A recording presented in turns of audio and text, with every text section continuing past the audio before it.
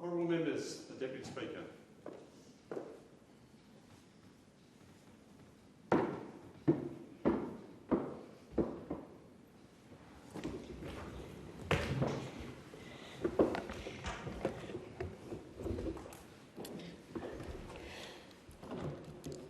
Are there any constituency statements by honourable members?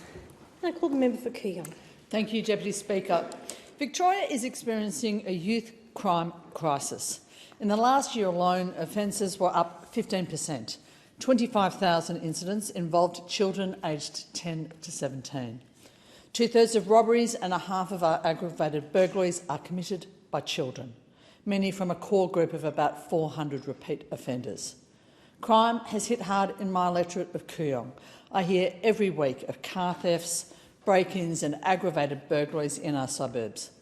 People are nervous, and those affected by these crimes are traumatised.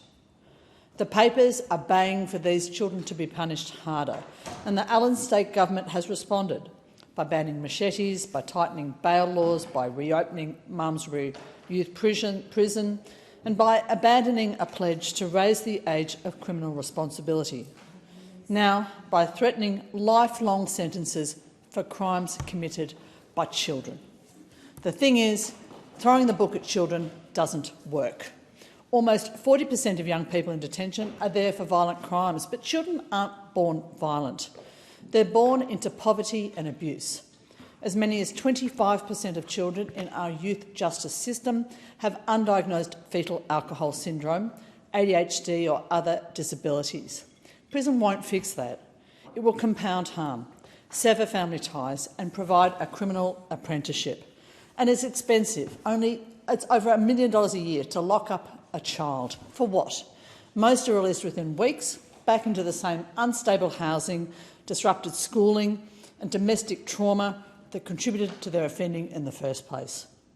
Local and international studies are clear. Harsher sentences do not reduce crime.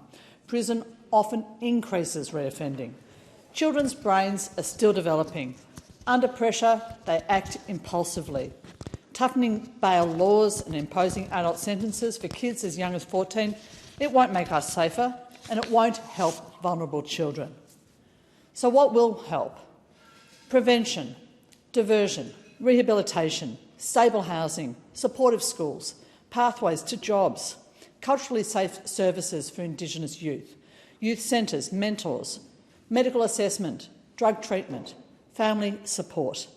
Scotland's Violent Reduction Unit cut violent crime by 60% using a public health approach.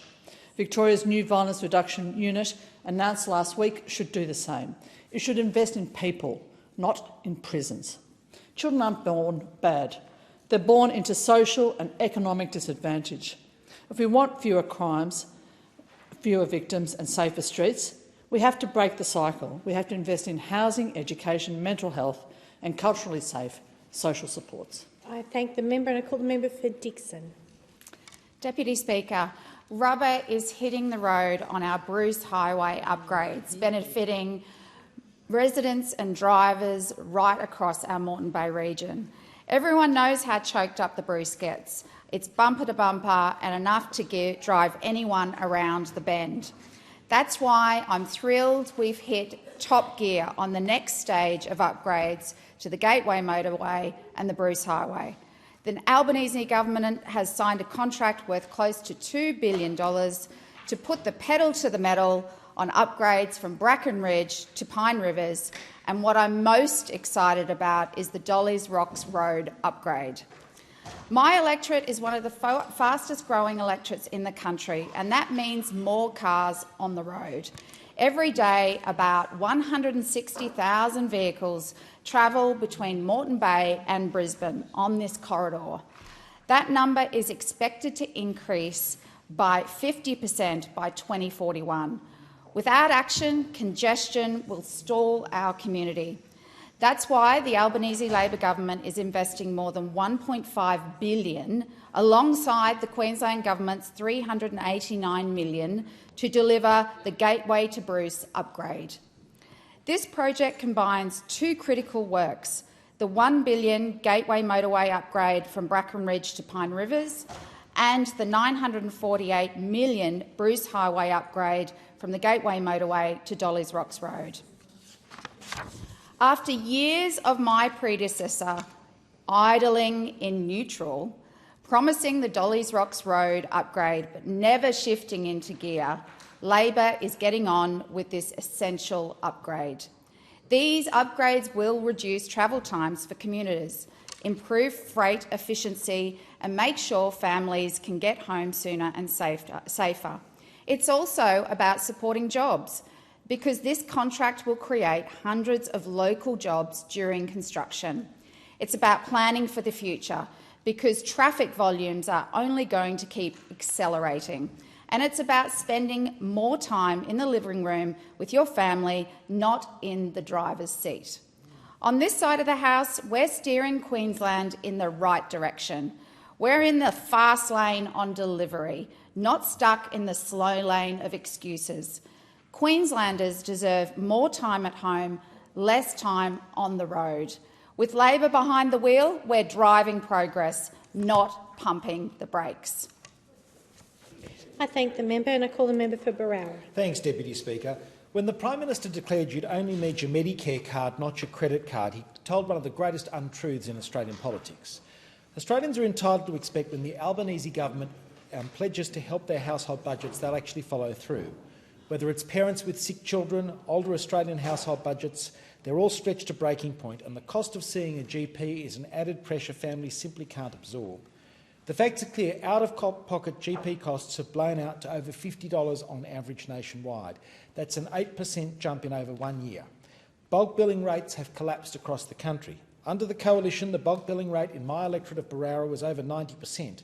Under Labor, this has fallen to just under 82%. That's almost 17,000 people in my community who are now having to pay a fee to see their doctor because of the Albanese government's failed policies. What's this led to? Australians are avoiding 10,000 GP visits every single day, with 930,956 fewer services given in the last quarter alone. That's more than a policy failure. It's a broken promise from this Prime Minister. On over 70 occasions, Mr Albanese said that under Labor all you will need is your Medicare card, not your credit card. But the reality on the ground tells a very different story. Let me tell you what Australians from my electorate are saying. They show up with their Medicare card and are hit with enormous gap fees. One pensioner was charged $211 for a single appointment. Another paid $44.66 for a telehealth call lasting barely 3 minutes. One person seeing a psychologist now faces a reduced rebate and must pay $275 per session. And others had to cancel their mental health sessions entirely because their clinician was forced to introduce a gap fee to keep their doors open. A concession card holder is paying $109 a visit. And even last Monday, when I attended a GP myself, I was charged $96 following my consultation. Bulk billing rates haven't just plunged in Berowra, it's happened in 32 electorates across the country, many in outer metropolitan communities like my own, where families are already under significant cost of living pressure. Many facing these rising fees are the ones that can least afford to pay. They're the communities Labor claimed they would help. Instead, Mr Albanese and his government have abandoned them. The government can't continue to blame whoever they want for these failures. The truth is it's their policies that have failed. They cannot continue to recklessly spend, impacting inflation, their failed energy policies, keeping energy prices high, and expect small businesses, including GP practices, to magically absorb those costs.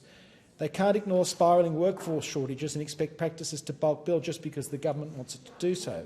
They can't tell Australians their Medicare card is all they need while delivering a system where the card is no longer getting them through the door. Labor needs to listen to patients, to doctors, to communities and to the reality that its policies are driving up costs and driving down access. It's become harder to see a doctor. It's become more expensive. Australians know that Labor has caused this. When Labor spends, you pay.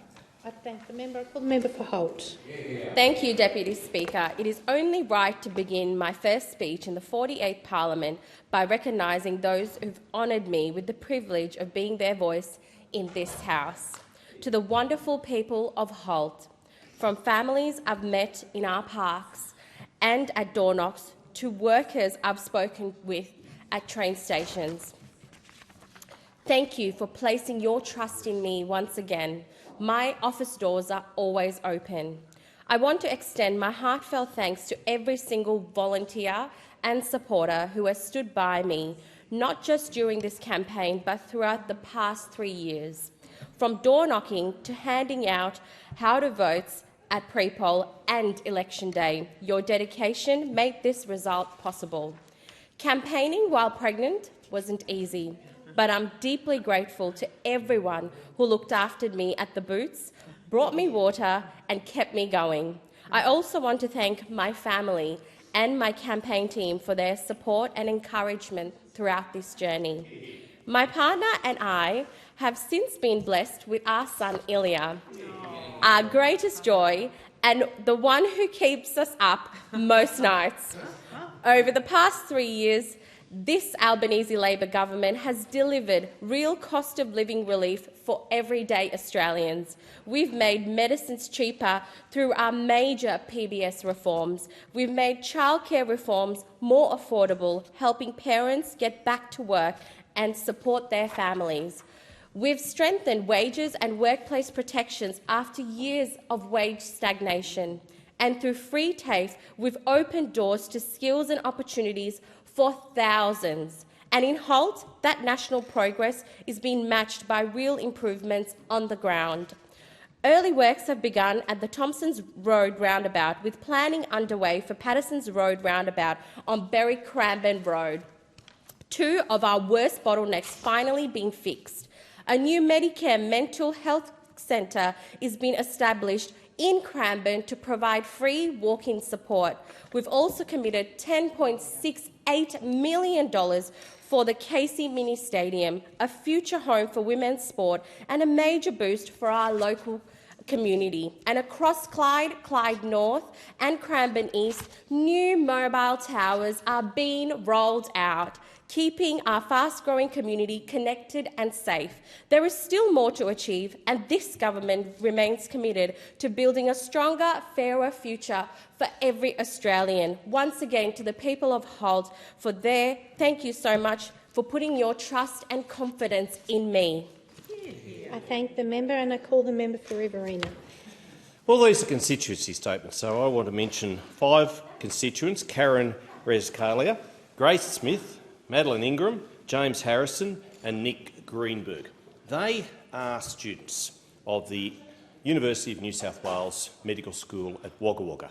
And last Thursday, the member for Macarthur and I opened this facility in excess of $20 million as part of the $95.4 million Murray-Darling Medical School network. And that is a network with facilities, medical schools in Victoria, in Bendigo and Mildura and Shepparton, in New South Wales at Wagga Wagga, Orange and Dubbo. And we know that when you train young medical students from end to end in a rural setting, that 75% of them are likely to stay in a rural setting. And I hear from the member for Richmond. She knows, as every regional member would, that rural medicine is unique. And here's the member for Macarthur. I'm just talking about the rural medical school that you and I opened, member for Macarthur, and I thanked you for your fine words at that opening. And your timeliness is, as always, perfect. But there's snake bites. There's car crashes that provide trauma for emergency departments that these students would not possibly see or potentially see, one could say thank goodness, in a metropolitan graduates setting. And by doing the end-to-end training, there's every likelihood they'll stay in a regional setting, there's every likelihood that they'll fall in love with somebody in that regional setting.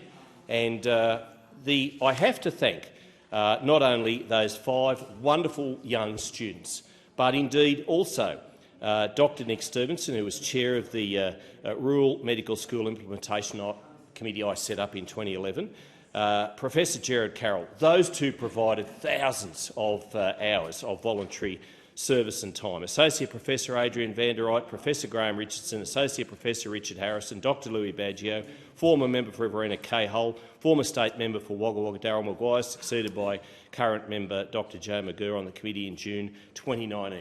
They worked tirelessly. They worked absolutely feverishly to make sure that this became a reality. and not only they, but so many others besides. And we have them to thank, and we have them to acknowledge that in the future this is going to make such a difference for rural medicine. We've got a doctor shortage in the bush, and this network is going to provide some, if not all, of the relief that crisis currently pervades our rural areas with. Thank the member, and I call the member for Richmond. Thank you, Deputy Speaker. Well, I rise to call on the Liberals, Nationals and Greens political party to support the Albanese Labor government's environmental protection bills. Now, of course, at the election, Australians endorsed our government's plan to keep building Australia's future, including our ambitious plans to protect our environment and act on climate change. We want to reform our national environmental laws to ensure we're protecting nature for generations to come. We know the current laws are not delivering for the environment or for business or for the community. Now, of course, these measures address the critical issues identified by Professor Graham Samuel in his 2020 independent review, which found that our national environmental laws are fundamentally broken. Now, this isn't about making a choice between protecting the environment and protecting the economy, jobs and business. We know we can have both. We can do both, and that's exactly what we're proposing. And the reforms in these bills will deliver stronger environmental protection and restoration, more efficient and robust project assessments, and greater accountability and transparency in decision-making. We want to see decisions made faster, with less duplication between state and federal processes. Too many projects, from housing developments to renewable energy projects, are just caught up in a tangled web of red tape. We want to modernise our environmental laws and establish Australia's first ever independent federal Environmental Protection Agency, or EPA. And a federal EPA will be a tough cop on the beat with real teeth. The creation of the federal EPA will bring together the regulatory and implementation functions of our national environmental laws under a single independent agency. And the federal EPA will also be empowered to issue environmental protection orders, stop work orders and utilise expanded audit powers. And these reforms also include the creation of a new ministerial power to make national environmental standards, which will improve environmental outcomes and also give proponents greater certainty and clarity by establishing clear, enforceable standards for regulated activities. It will make clear that projects with unacceptable impacts cannot be approved if they do not meet specific national interest tests. Greater clarity for proponents and decision-makers will be achieved through these reforms. And that's exactly what we're doing with all of these changes. So now the challenge turns to the Liberals, Nationals and Greens political party to support these bills, because Australians are sick of the Liberals and Nationals' climate change denialism. We've seen it over and over so many years. And they're sick of the Greens enabling this by consistently teaming up with them to block vital reforms. So I call on them to support these important measures.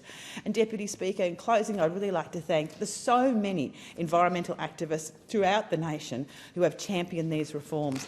And locally, I'd like to acknowledge the North Coast Labor Environment Action Group, LEAN, for their commitment and strong advocacy. We are delivering. Deputy Speaker, Australians voted for an Albanese Labor government committed to protecting our natural environment, and we are absolutely committed to delivering on this commitment in this parliament. I call the member for Lindsay. Thank you, Madam Deputy Speaker. It's a real privilege to represent the best constituents in the country, and a testament to this was my 2025 Lindsay Awards last Friday evening.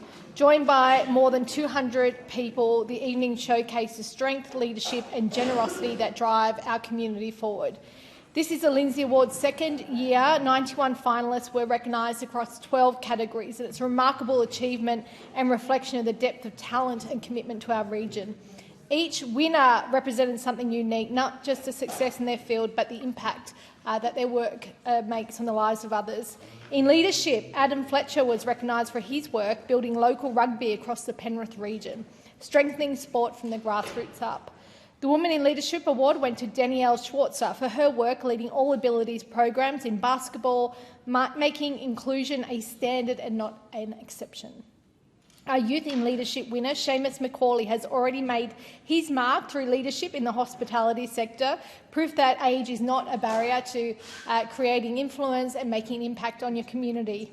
In our emergency services, Stephen Payne was acknowledged for his long-standing service with Fire and Rescue New South Wales, a steady presence when our community needs it most. Our Health Advocate of the Year award, presented jointly with Professor Sam Ord and Professor Ian Selpelt, recognised world-leading innovations in intensive care research that is saving lives well and beyond our electorate, and particular acknowledgement to all of our doctors and nurses at Nepean Hospital. Education remains a pillar of our community, and Sapinda Baines received Educator of the Year for intergenerational programs in early childhood learning, bringing generations together through teaching and care. In sport, Hayley Muir was awarded Sportsperson of the Year for her outstanding achievements in national and international football. Accessibility in sport was also recognised, with Alan Thorpe receiving Club Member of the Year.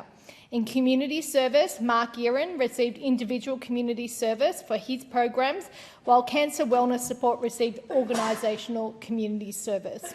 Our business sector was also celebrated. Western Sydney Publishing Group, Small Business of the Year. And finally, Cloverfields was awarded Aussie-Made Business of the Year, a family-owned company leading the way in sustainable Australian manufacturing. It's not just about a single night, it's about recognising people who make our community stronger every day. Lindsay is defined by action, leadership and heart, and this year's winners prove that again. It is my honour to serve and to celebrate the best community in the country. I thank the member, and I call the member for Macarthur. Thank you very much, Madam Deputy Speaker. If we cast our minds back to 1840, we were a continent of colonies with Queen Victoria as the ruling monarch. Queensland wasn't yet founded, and the first known photograph of Niagara Falls in the United States was taken. All historic moments, you will agree. However, another historic moment was occurring in Campbelltown in my electorate, with the foundational stone for St Patrick's College first being laid by the Benedictine monk Bishop John Polding after the school was founded by the Irish Catholic residents of the Campbelltown region. This makes St Patrick's College for Girls the oldest Catholic independent school in Australia, and it's a privilege to work with and support this wonderful school community as they celebrate their 185th anniversary. I might add that Senator Deborah O'Neill is an old girl of the school. I recently visited the school to meet with two of their fantastic teachers, Fran Musico-Rouleau and Joanne Cavillin, who are extremely active in researching and recording the rich history of both St Patrick's College and the wider region.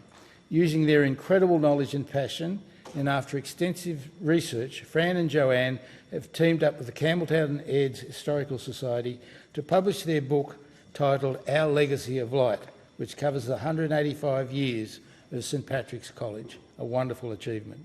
I'm extremely thankful to Fran and Joanne for their tireless efforts in producing this book, as well as Stephen Coppins and Julie Crowley from the Campbelltown and Aids Historical Society for helping publish this incredible work. I'd also like to thank Mary Leask, the college's principal, for her steadfast support for her community and for the wider community and the Historical Society. For me, I think it's incredibly important that we all know more about our history, as what we have now has been formed by those who came before us.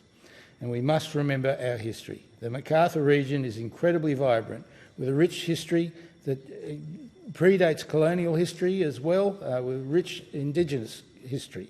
And I'd like more of our residents to be made aware of through the work of Fran and Joanne. This history is being told and delivered to those of today and will indeed help those of the future. I'd also like to thank the college for their history of the war nurses, of which my mother-in-law was one, and they did a wonderful vision of the history of nurses in war throughout Australia's history and world history. And that was a real celebration of these women who have done so much to improve the care of soldiers during all the wars that Australia's participated in since the beginning of white settlement. It is really a great school with a great legacy, and this was a great privilege to be part of their journey. Thank you. I thank the member, and I call the member for Flinders. Thank you, Madam Deputy Speaker. I rise today to thank the members of my community who joined me, together with the Special Envoy for Social Housing and Homelessness, the member for Macnamara, last week to discuss the critical need to assist those who find themselves without a home across the Mornington Peninsula. Over the last year, almost 1,000 people have sought help through our local service providers to find emergency accommodation and access to food rations, the highest need being in the southern Mornington Peninsula, where over 400 people, mostly men, are experiencing homelessness. Around half are rough sleeping on the foreshore and in bushlands alongside our major roads. Another 350 people have sought help in the Western Port region, and roughly half of that number in Mornington. All 3 community support centres were present for my roundtable, together with the Salvation Army, which meets the highest demand for homelessness services, mostly among women. They are supported by Bolton Clark, Peninsula Health, Fusion and the Lighthouse Foundation. In coming weeks, I'll be working with the CEO of the Southern Community Support Centre, Jeremy Maxwell, to seek to fill a funding hole of some $350,000 caused by recent changes in federal funding. I am so very grateful to Josh Burns for the time he gave Jeremy and all involved in a meaningful conversation to address homelessness on the peninsula. It was indeed a frank and focused conversation to see what can and must be done to help those most in need. These are issues beyond partisanship, a lesson lost on some who earlier this year had endeavoured to arrange such a discussion with failed candidates in the last federal election, bafflingly excluding the member for Flinders and the state seats of Nepean and Mornington, even though the member for Mornington at the time was the Shadow Assistant Minister for Housing and Rental Affordability. Shame on those trying to manipulate this issue for partisan passions, and my thanks to Josh for rising above petty motivations. As I said to him in the gym this morning, he is welcome on the peninsula any time. Deputy Speaker, it being the final sitting week of the year, I wish to thank my wonderful staff who make this job both possible and inspiring. Julia Doyle, Connor Barnes, John Hook, Katie Wilkie, Marshall Grundy, Rocco Labriola, Ben Eccleston, and earlier this year the magnificent Unity Patterson and Dana Horton. I thank also the wonderful leaders of my Federal Electorate Convention, Chair Richard Hurley and Treasurer Georgie Silverwood, Vice Presidents Ed O'Donoghue and earlier this year Phil Wise, and Di Kleinert, who always comes in a duo with her beautiful husband Gordon, Marg Hawker and Marshall Grundy. I thank those who lead Nepean, Mornington and Hastings divisions, especially Jackie Hamill and Greg Dixon, Virginia Carey, Andrew and Megan Murphy, as well as David Burgess, Peter and Kay Gray, for all they do for the broader Liberal family. And I thank all of our hundreds of volunteers, some of them Liberal, some of them not, but who are an army of intellect, joy and passion throughout 2025, keeping Flinders blue. I hope I do you proud. Thank the member, and I call the member for Moore. Thank you, Deputy Speaker. I rise today to recognise 2 extraordinary local legends from my electorate of Moore, people whose service shows in very real terms what community leadership looks like. First, I want to pay tribute to Joy Coleman and a remarkable legacy that lives through the Spears Centre in Heathridge. Back in 1980, when Heathridge was still new, still isolated and still finding its identity, Joy opened the doors of her own home to around 40 local women. What began around her lounge room grew very quickly into the Heathridge Belden Women's Community Group, a place to gather, support each other and build the foundations of a stronger community. Over the years, the group moved into what became known as the Granny Spears Community House, honouring Frances Granny Spears, whose generosity and community spirit in the early 1900s set the tone for service in our region. The house grew, the programs expanded, and in 2009 it became what we now know as the Spears Centre, a vital community hub offering support groups, financial assistance, family and parenting programs, a creche, food bank services and mental wellbeing support. In the words of Mullaloo resident and Spears Centre volunteer Marilyn Kruger, it's not just about food, clothing or financial help. It's a welcoming place that encourages you to join in, meet people and become a contributor in making other people's lives brighter. Joy passed away in August at the age of 85. Her daughter Michelle continues to serve the community through the centre. More is better because of Joy's kindness, her persistence and her belief that no one should face hardship alone. Second, I want to acknowledge Kim Pring of Hillary's Yacht Club, an organisation I am proud to serve as vice patron.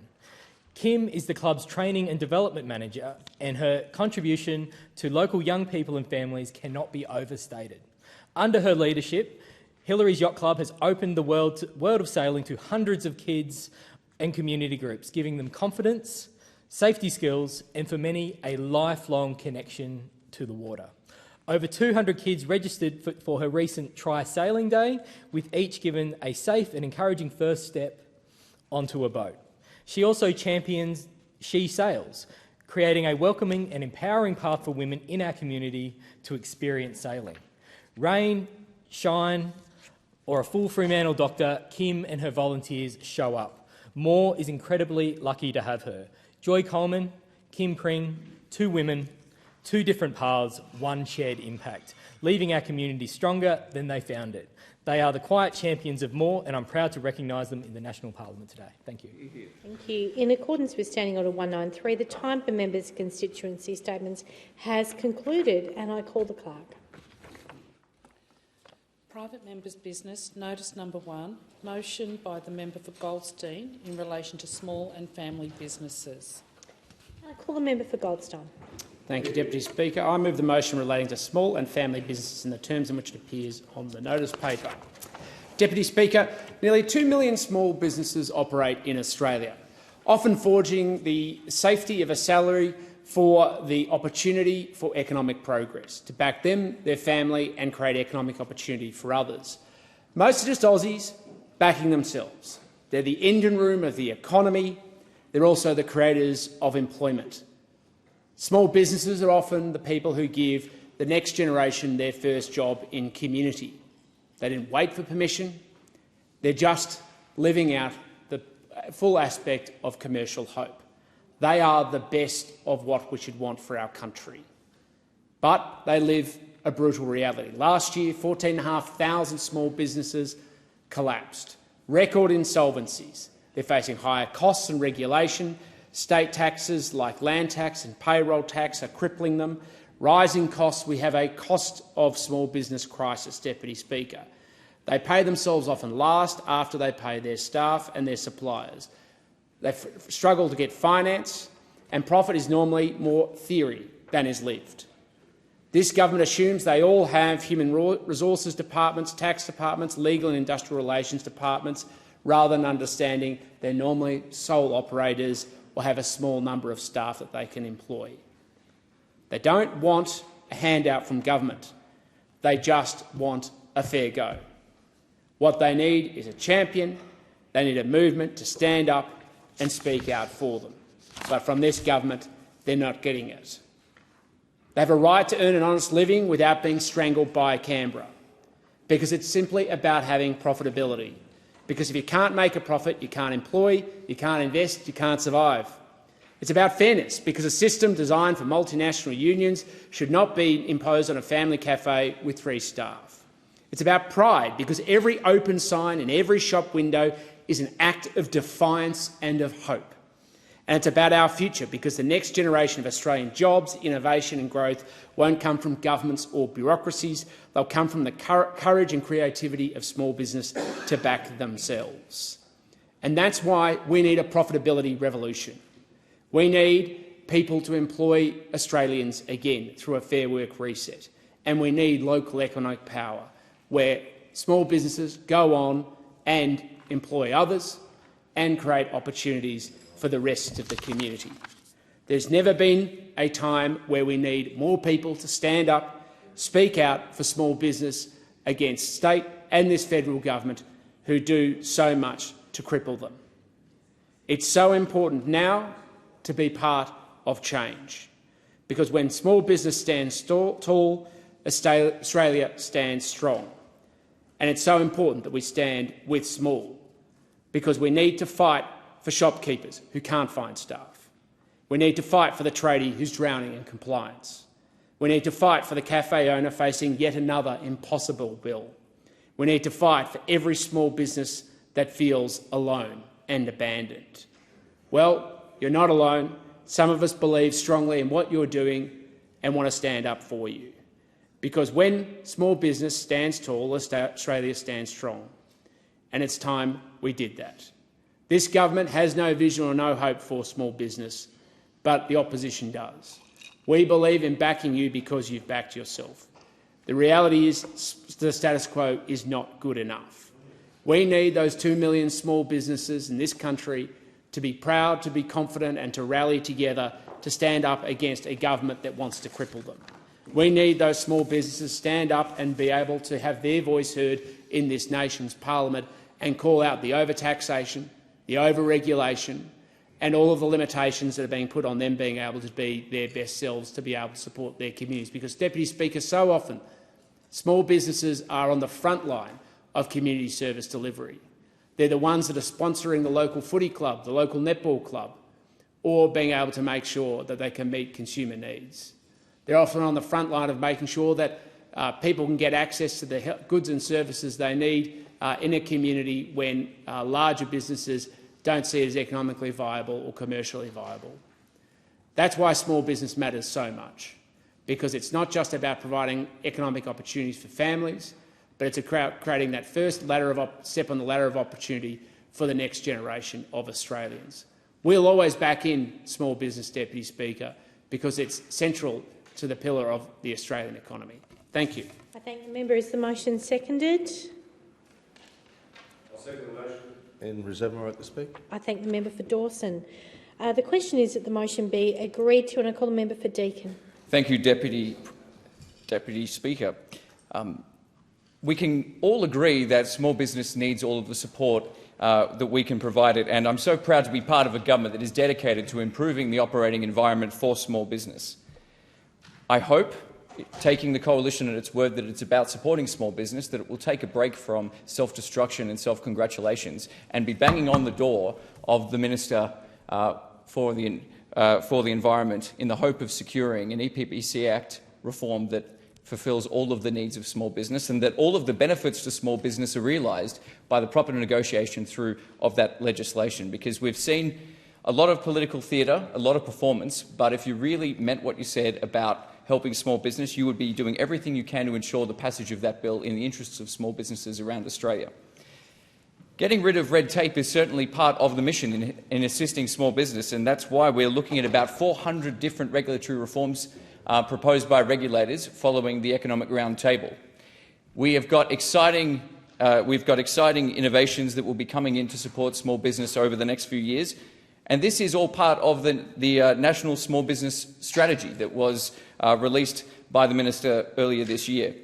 We have got the momentum within government, our agencies, and working with other levels of government as well, to ensure that compliance is no more complicated than it has to be, that regulations are simplified, that we're not having duplication in processes, and that we are being as fair, effective and efficient as possible when it comes to the regulation of businesses, because we know that regulation and red tape are holding business back, small and large. And so the focus of this government in ensuring that we're dealing with regulatory reform in a way that makes things easier, that it is facilitative, that is making sure that we are able to untap the potential of our economy, is going to be a defining feature of the next 3 years of work by this government.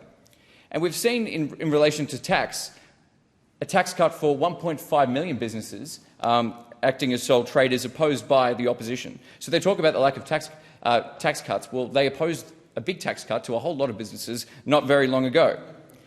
We've also got small, discrete initiatives as well, so extending the instant asset write-off for the future to ensure that tradies who need to update their tools, a cafe that needs to get a new barista machine, that they are able to write them off straight away to incentivise those investments within business. It's going to be incredibly important for those small businesses to be able to invest in their future with confidence, to have that program continue on.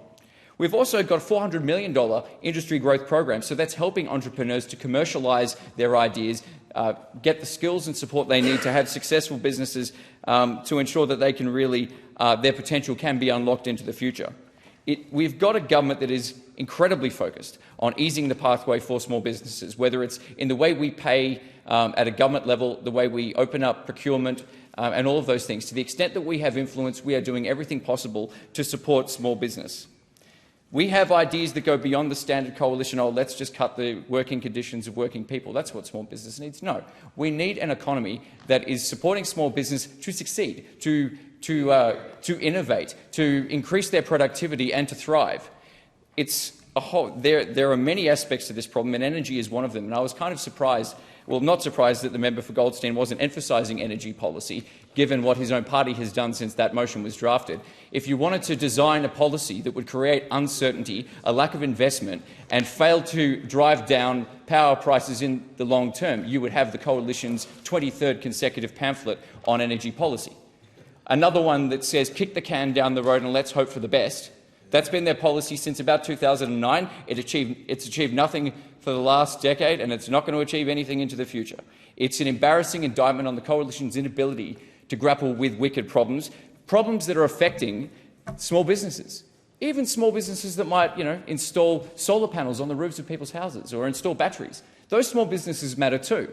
Small businesses working to be part of the energy transition. I've got a business in my own area that is using hydrogen generators, fantastic opportunity for lower emissions power generation on islands and small communities. There's a lot of good work being done by small business, and that is going to be undermined by the policy uncertainty.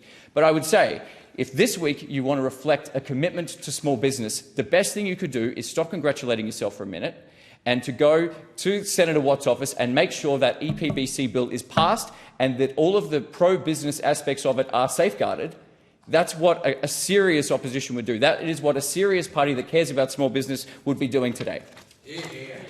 I thank the member and I call the member for Dawson. Thank you, Deputy Speaker, and I thank the member for Goldstein for raising this important topic. Small businesses aren't just part of our economy, they are the backbone of our economy. They are the beating heart of every main street, every regional town, where someone with a dream decides to have a go. They are the baker opening before dawn, the mechanic working late, the cane farmer handing down the family legacy from one generation to the next. They are the families who back themselves, often risking everything. And today, that spirit is under threat like never before, because small and family businesses right across Australia are being hit by a tidal wave of pressures that government either can't understand or simply refuses to acknowledge. This motion asks the House to confront an uncomfortable truth, and it's this. Small and family businesses are being crushed, not by market forces, but by government choices. Costs are spiralling, power bills are skyrocketing, leases are rising, insurance is blowing out, and interest rates are being pushed many to the brink. Every week I hear the same thing. I'm working harder for less, and I don't know how long I can keep it going. That is not economic management, that is economic neglect. And to everyone, the reasons are clear. The government's industrial relations changes have replaced flexibility with confusion, replaced fairness with compliance, replaced opportunity with fear. Business owners are scared of making paperwork mistakes, worried about hiring, terrified of growing, because every change seems designed for big unions and big corporates, not for the people who actually create the jobs. Labor needs to stop looking after their election cash cows and start looking after real Australians. Deputy Speaker, power bills for shops, cafes, small manufacturers and workshops have surged because of this government's reckless energy experiment. Small businesses operate to customers and production timetables, not electricity markets. And in regional Australia, where distance adds cost, these increases aren't inconvenient, they are lethal. Record immigration has made the situation even worse. Labor is bringing in more people than ever, yet small business can't hire the skilled workers they desperately need. Businesses in Dawson are constantly telling me workshops can't find mechanics. Plumbers and sparkies can't secure skilled trades. Medical practices can't hire GPs. Meanwhile, the people we do want, surgeons, dentists, builders, are trapped in visa queues for up to 2 years. What's worse is a small family business can't find unskilled workers to pick fruit, to serve drinks, deliver pamphlets, because the government rolls out the red carpet to refugees, places them on welfare and hoards them in Sydney and Melbourne to build their voter base, while mum and dad business owners work around the clock to pay the tax that support these new arrivals. This isn't leadership, it's bureaucratic chaos, and it's leaving Australians behind. Every new rule, every new layer of red tape, every shift of industrial requirement lands hardest on the smallest operator. A large corporation can hide behind compliance department. A family business only has itself, its time and its courage. And this is why insolvencies are exploding, the highest level in years. in a country that's growing faster than ever. That should terrify everyone who cares about Australia, because small business is not optional. If small businesses collapse, Australia collapses. Deputy Speaker, small and family business employ nearly half of our workforce, train the majority of apprentices, invest their profits locally, keep regional communities alive, build generational wealth that strengthens families. When a family business closes, we don't just lose a shop front, we lose the legacy of hard work, sacrifice and Australian ingenuity. What small family businesses need is simple: lower power bills, a cheaper, better, fairer energy policy, a simple regulation, a visa system that delivers skilled workers they need, a tax system that rewards effort, and above all, a government that actually backs them. On this side of the House, we stand with small and family business because we understand one simple truth: when a small business wins, Australia wins. I thank the member and I call the member for Bennelong. Deputy Speaker, anyone who has spent time in or around a small business knows the truth. The pressures are real, the hours are long, and the loads on families is heavy. Small business stress doesn't stay in the shop. It follows owners home, it affects sleep, relationships, and too often mental health. I know this because before coming into this place, I ran a small business for 25 years, working in the family business before making the move to federal parliament, and I know the stress exists. This reality deserves honesty and respect, and yet here we are debating a motion that takes those real pressures and tries to turn them into a political punchline. And we heard some of those political punchlines from the member for Dawson.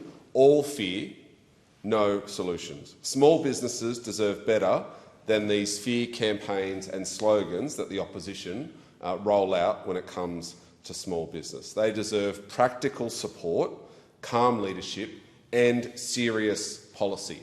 And that is exactly what this government is delivering for small business. In Bennelong, I speak to small business owners every week, from cafes in Gladesville navigating high merchant service costs for accepting digital payments, to family restaurants in Eastwood juggling staffing, to big and small tech companies in Macquarie Park struggling to find trained and skilled workers. None of these businesses I speak to are asking for political theatre that we're seeing from those opposite. They're asking for certainty, for practical support, and for government to have their back through what is a tough economic cycle. And that's what we're doing. Nearly 1 million small businesses have now accessed targeted energy bill relief, up to $800 in support since the last budget. Small businesses around the country have accessed our small business energy efficiency grants, upgrading technology in their business, just like IGA Supermarket in Epping, who upgraded their equipment to save 30% on their energy costs, or Oswim at Top Ryde, who got new pool covers to trap in heat from their swimming pools to save on their energy costs too.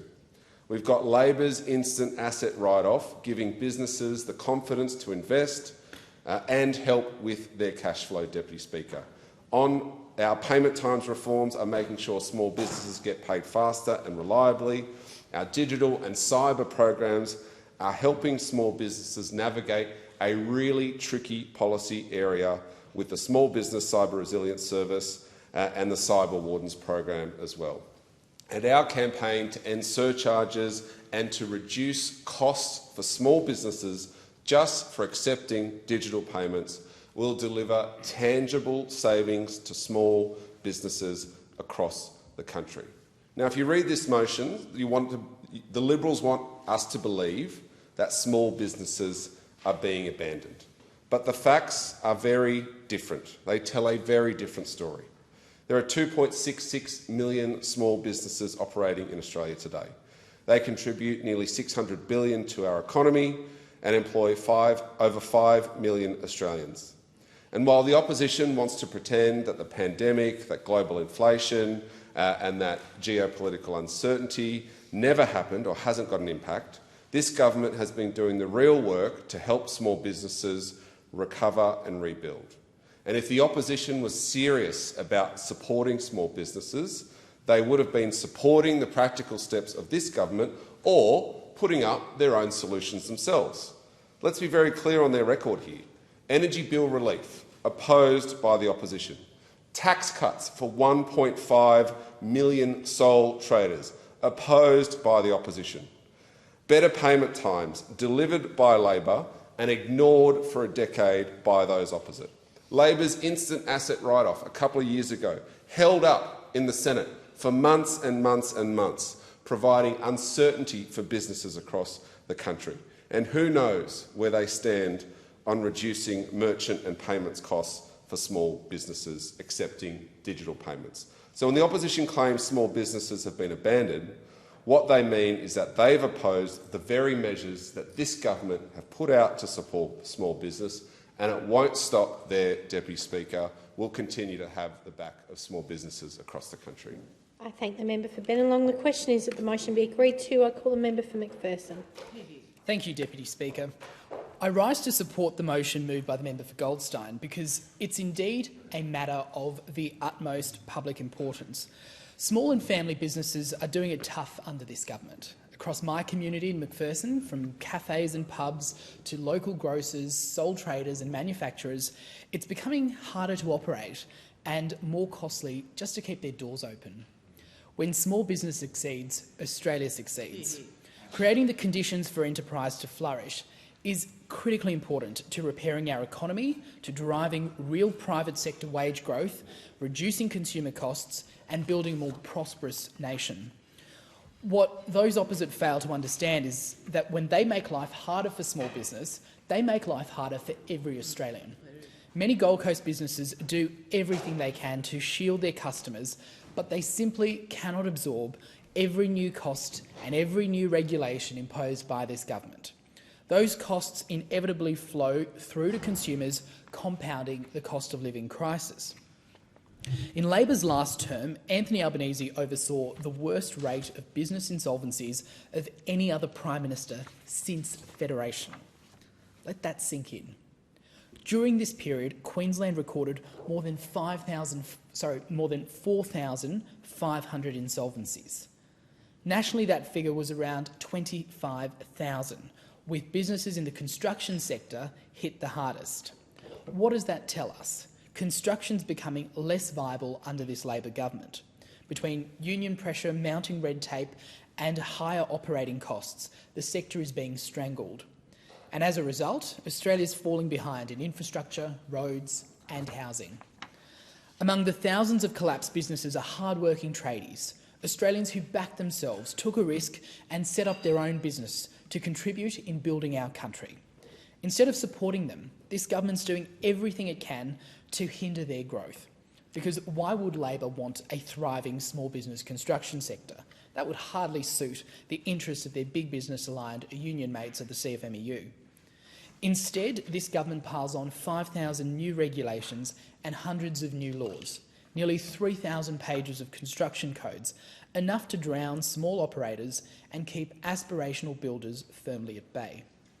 In doing so, Labor's directly tilting the balance away from ambition and enterprise and towards big business, monopolisation and union power.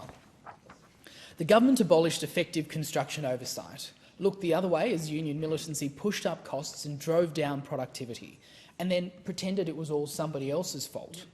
These decisions are not victimless. When projects are delayed or costs blow out, Australians pay the price. When the CFMEU's grip on residential construction inflates costs by 30%, it's not just the developers who feel it, it's every family trying to build a home or every small business that's trying to fit out a shopfront. These decisions drive up rents, price out first home buyers and deepen the housing crisis. Productivity is down 5%. Our competitiveness has slipped. Government should clear the path, not block it. Yet under Labor, small and family businesses aren't treated as partners in prosperity. They're treated like an ATM for taxes, a test case for regulation, and punished for creating jobs and supporting local communities. Energy policies know better. On the southern Gold Coast, businesses are doing it tough and they're staring down higher power prices, while ministers chase ideology over outcomes. The greatest cost increase for business under this government has been energy. Labor failed to grasp the basic economic understanding that when business costs rise, so too do the costs for consumers.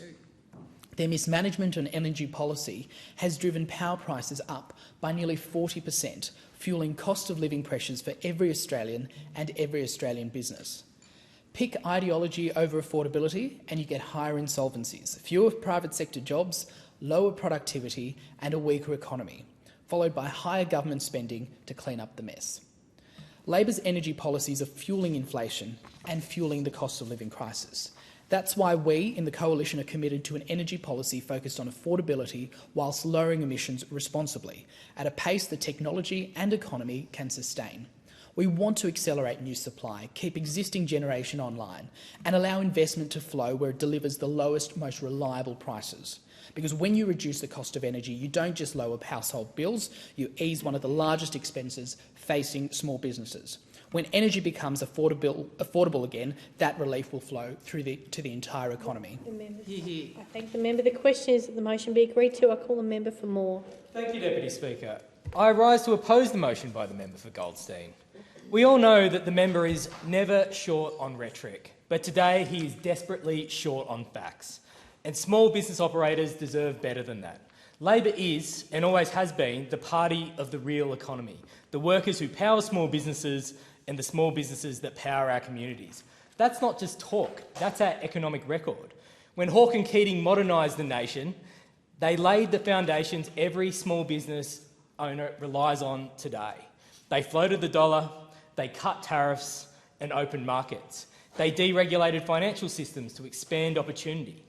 They introduced compulsory superannuation, creating the multi-trillion-dollar national capital pool that underpins Australian investment, including the lending capacity small businesses rely on. And let's be honest, the Coalition fought Hawke and Keating on every major economic reform: the float, the tariffs, superannuation, deregulation, and they were wrong every single time. Those reforms created competitive, stable, modern economy that allowed millions of small businesses to thrive. The Albanese Labor government continues in that tradition. We back the 2.66 million small businesses that contribute $596 billion to our economy and employ 5.16 million Australians. Small businesses keep our suburbs vibrant. The cafes, the gyms, the clinics, the tradies, the retailers make my northern corridor a great place to live. And when small businesses thrive, Australia thrives. And this government actually acts on that belief, not just talks about it. This government has delivered energy bill relief to around 1 million small businesses. We back that with the $56.7 million in energy efficiency grants that help small businesses permanently lower their power bills. The member for Goldstein talks about being pro-small business, but his party record tells another story. The Coalition opposed Labor's tax cuts that benefit 1.5 million sole traders. They opposed the last round of tax cuts for small business. That's the Coalition record. This is ours. We're delivering the National Small Business Strategy, co-designed with states and territories to cut red tape and reduce duplication. We invested $33.4 million to strengthen the payment times reporting scheme so big corporates can't sit on invoices and choke small businesses' cash flow. We extended the $20,000 instant asset write-off so small businesses can invest in tools, technology, equipment and machinery. That means tradies in Heathridge upgrading tools, cafes in Hillary's buying a new coffee machine that doubles output, and Joondalup office businesses upgrading their CRM systems, all with immediate deductibility supporting cash flow. We also delivered more than $80 million in digital support programs, digital solutions, cyber wardens and the Small Business Cyber Resilience Service, because modernisation is not optional for small business. It is essential. We strengthened the franchising code and invested in the ACCC to protect small franchisees from unfair contract terms and power imbalances. We expanded unfair trading protections so small operators are no longer steamrolled by large corporations. On workplace relations, we worked directly with COSBOA and employer groups to stage reforms and introduce exemptions for small business. We established a voluntary wage compliance code so genuine small businesses aren't criminalised for administrative errors. And we funded the Fair Work Ombudsman and Commission to give small businesses practical, accessible guidance, something the Coalition never bothered with. The member for Goldstein neglects to mention all of this because none of it fits the narrative he wants to sell. But small business owners see through it. They know the difference between government that shows up for them and the opposition that simply shows up to talk about them. Small businesses don't want culture wars. They want practical support. Labor delivers on that. The Coalition does not. So yes, the Labor Party is the party of small business because we back the people who start them, run them, employ locals and keep communities strong. We invest in their tools, their training, their energy bills, their digital capability and their long-term success. The member for Goldstein wants small businesses to believe that this government has walked away from them. But small business operators are not fools. They know who actually delivers for them. I oppose this motion. I stand with the Labor government that is carrying forward the proud Labor tradition of supporting small businesses. And I stand with the small businesses of Moore and across Australia who deserve a government that backs them every single day. Thank you. Member for Monash. Much, Madam Deputy Speaker, and I rise to support the member for Goldstein with this motion because, like me, the member for Goldstein grew up in a family-run small business. He knows what it's like to see his parents answer phone calls at all times of the night to put their customers and their staff first before they look after themselves. And my parents and his parents had small businesses like 2.6 million other small businesses right across Australia, which represent 44% of our workforce. And that's a really important workforce because for a lot of young people in our community, particularly regions like mine, small business employers represent their first shot at a job. It represents their first opportunity to learn processes and teamwork and feedback and resilience and all of the things that you get to learn in a small business that helps set you up for life. But right now, it's never been harder to be a small business person in Australia, and the facts really back this up. MYOB, the accounting business, put out a survey in October, and it showed that energy was the #1 challenge that lots of small business owners, the majority of small business owners, are grappling with, where they've got high costs, unreliability, and this federal government's not doing anything to address that. The next biggest challenge was inflation, because inflation is a big challenge for consumers and families right now, coupled with, of course, interest rates remaining high. And that's affecting consumer confidence. It's affecting small businesses in retail and retailers in communities like mine, where this should be a bumper season right now heading into Christmas. And unfortunately, because we've got the economic conditions visited upon us by this federal Labor government, that is impacting small businesses right across Australia. ACCI, the Australian Chamber of Commerce and Industry, put out a survey just a couple of weeks ago, and that shows that half of small businesses are suffering from high levels of stress because it's so hard to be a small business owner under Anthony Albanese's Labor Australia that it's actually impacting a lot of people's mental health who run a small business and causing them significant amounts of stress. Now, as well as energy and inflation and the economic environment that we're in, red tape is also significant, with 30% of people in this survey worried also that their business might be forced to close over the next 12 months. Now, this government has never met a piece of red tape that it didn't like, and there are many examples that I could cite from to support this, but just to pick one, the recent franchising code of conduct reforms have lumped on a huge amount of unnecessary red tape for small business owners in these latest reforms. Disclosure documents will now have to be printed out. So you're talking about 100 pages worth of red tape just to be printed out and given to prospective franchisees when they're looking at entering into a new business. Now, you don't print out an entire copy of the Corporations Act when delivering a share prospectus, to provide another analogy, but this is just one example of the onerous amount of red tape and regulation that is suffocating many small businesses across Australia. Now, I want to give a shout out to a few fantastic small businesses in my electorate. We've got the Waterboy Cafe in Cowes. Their coffee is gold medal worthy. We've got Froyo in Cowes, which is a new start-up. They've just opened in Leongatha a few years ago and now expanded to open a second site in Cowes. We've got Bass Coast Bulk Foods in Wonthaggi. It's an incredible business. We've got the Fig and Bay in Coronella. I love grabbing a coffee there. South Drop in Wonthaggi, Greener Life in Inverloch. It's got an amazing nursery, and I am a huge fan of their work, but when times are tough in small business, you cannot underestimate the importance of businesses like Greener Life and Monique, who runs that amazing business. We've got Mooka in Inverloch and Warrigal.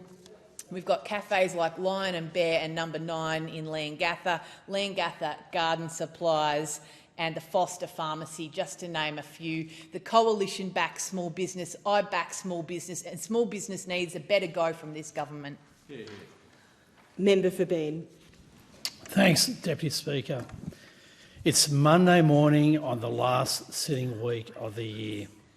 The government is getting on with its delivering its promises to the Australian people, and here we are, Deputy Speaker, once again responding to a private member's motion by the member for Goldstein, with all of its accompanying characteristics of ardour and illusion. Talk about ending the parliamentary year in a blaze of glory. Deputy Speaker, I want to acknowledge my colleagues who spoke before me today in this debate and pay credit to their efforts in setting the record straight on this government's record on support for small and family businesses. Let me be very clear, Deputy Speaker. This government has a strong record of support for small and family businesses right across Australia. And this is a record in immediate practical terms every day as I travel around my electorate of Bean, talking to small business owners and their employees. Deputy Speaker, this is what we are delivering for small and family businesses. The National Small Business Strategy, first of its kind to bring governments across Australia together in support of our small businesses. Through this, we are supporting the creation of efficiencies and the reduction of the duplication of effort. We are providing actionable policies and programs to support local businesses right across Australia, elevating small businesses in the government decision-making process at each level of government. Deputy Speaker, an area of challenge and opportunity for all businesses, but particularly small and family businesses, is in the cyber domain. The risks and dangers caused by exposure to ongoing and evolving threats is a real and present danger for small and family businesses. But we cannot allow these risks to get in the way of opportunity. Digital technology is key to a stronger, productive and resilient economy. Small and family businesses need the protection and support to take advantage of this technology. Our government recognises this, and we have taken action. We have introduced digital supports, more than $80 million in the Digital Solutions Program, so the Cyber Wardens Program, the Small Business Cyber Resilience Service and the Cyber Health Check.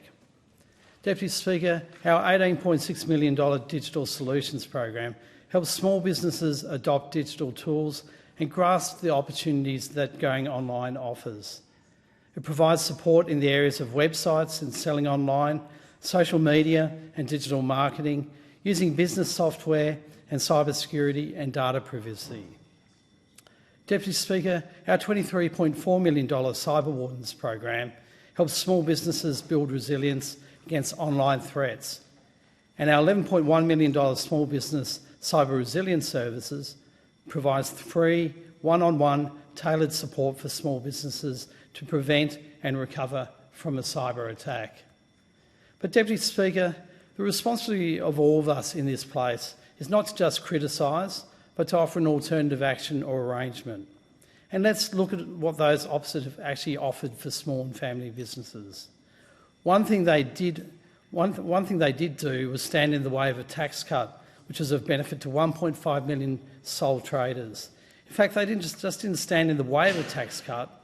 They, through the then Shadow Treasurer, the member for Hume, called our plan a cruel hoax without proposing an alternative view. In fact, the only plan they announced to support small and family businesses is to offer some personal income tax cuts.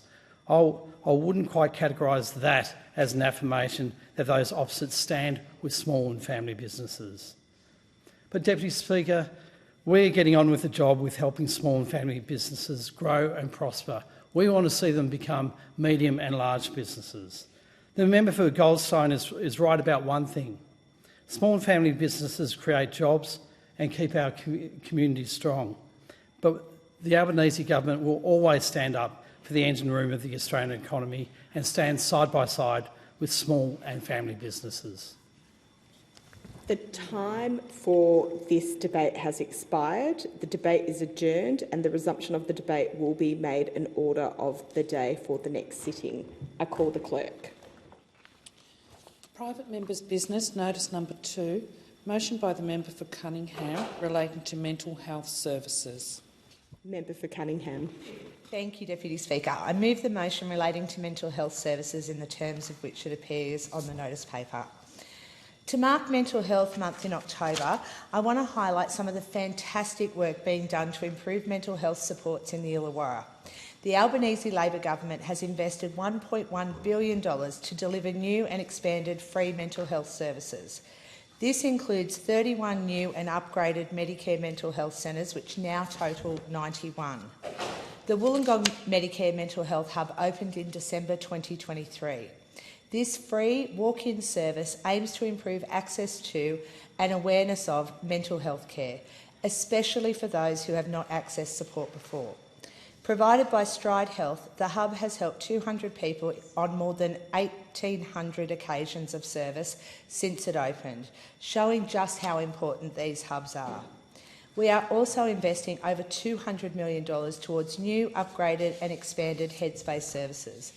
In another win for Wollongong, we're getting a Headspace Plus, a new enhanced model of care providing additional staff and capability to support young people who are experiencing more complex and serious mental health issues. Operated by Grand Pacific Health, Wollongong Headspace does an incredible job supporting local young people in our community, and I am so pleased that we are enhancing this vital local service. We're also creating the new Medicare Mental Health Check-In from January next year, which is expected to support around 150,000 people each year with free digital mental health self-help tools and low-intensity cognitive behavioural therapy delivered by trained professionals via phone or video. And we are boosting the mental health workforce with more than 4,000 psychology scholarships, internships and training places.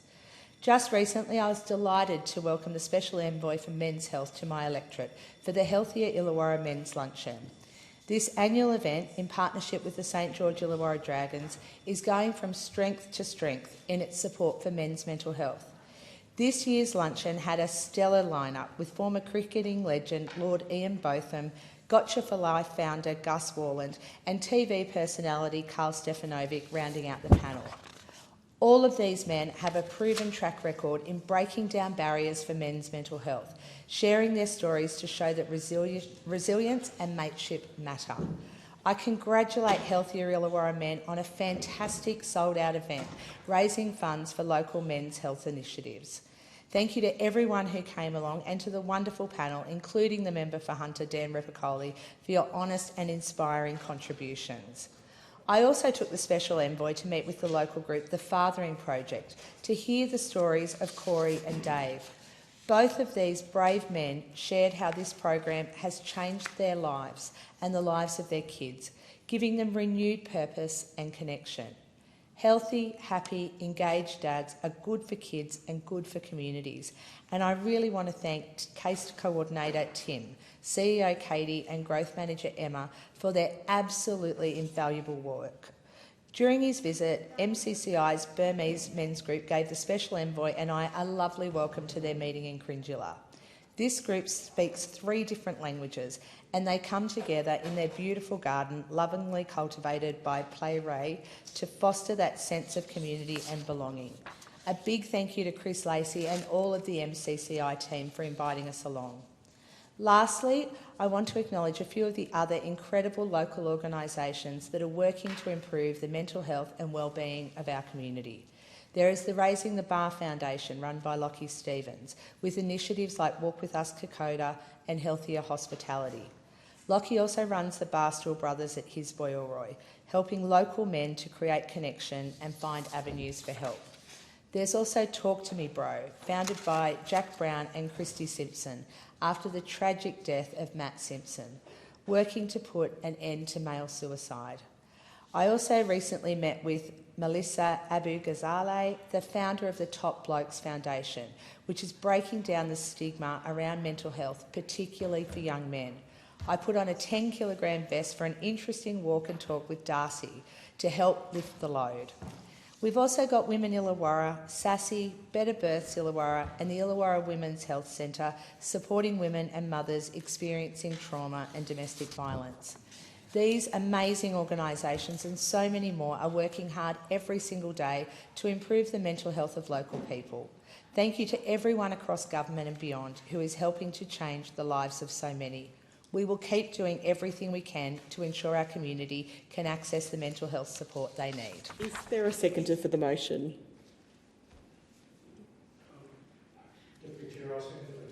Chair, I second the motion and reserve my right to speak. I call the member for Fadden. Thank you, Deputy Speaker.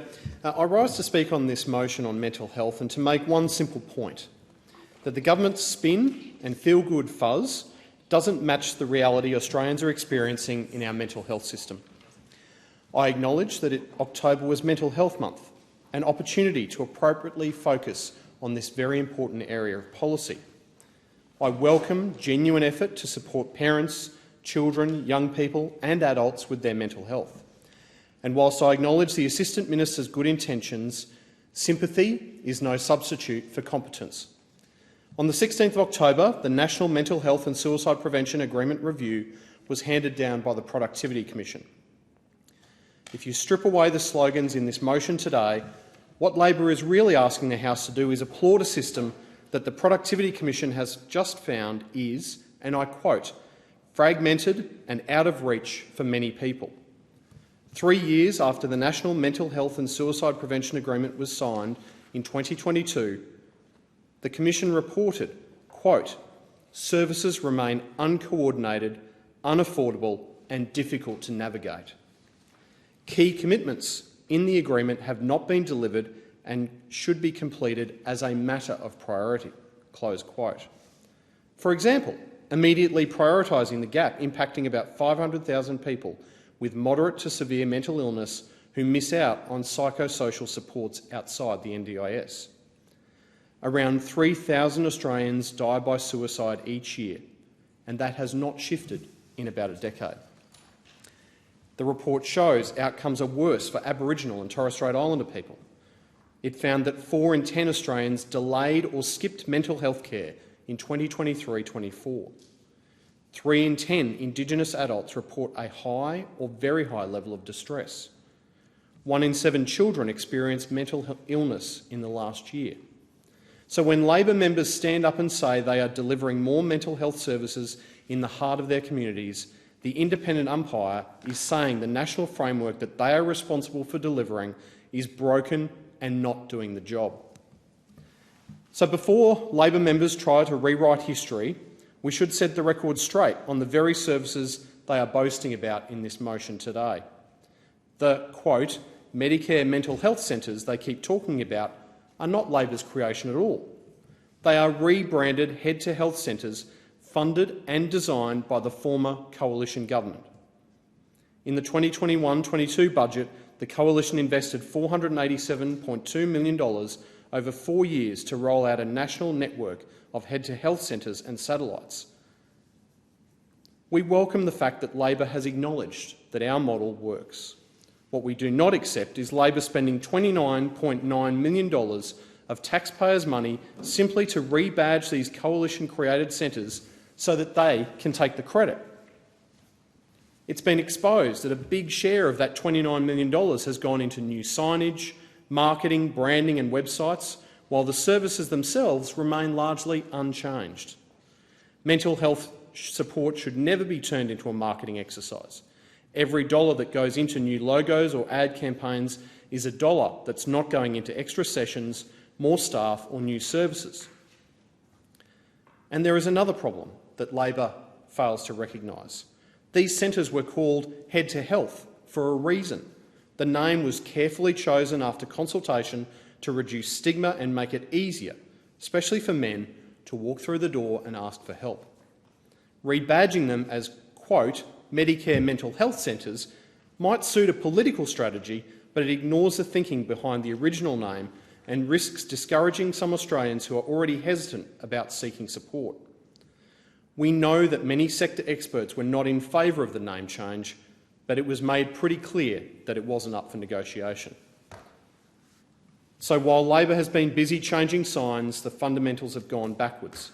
They cut Medicare subsidised psychology sessions from 20 back to 10 against the advice of their own experts.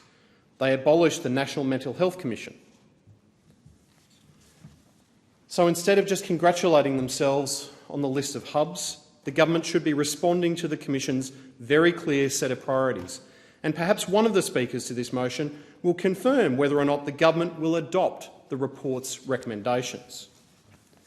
The Coalition is proud of the foundations we laid in government: Head to Health, Headspace, universal aftercare and suicide prevention.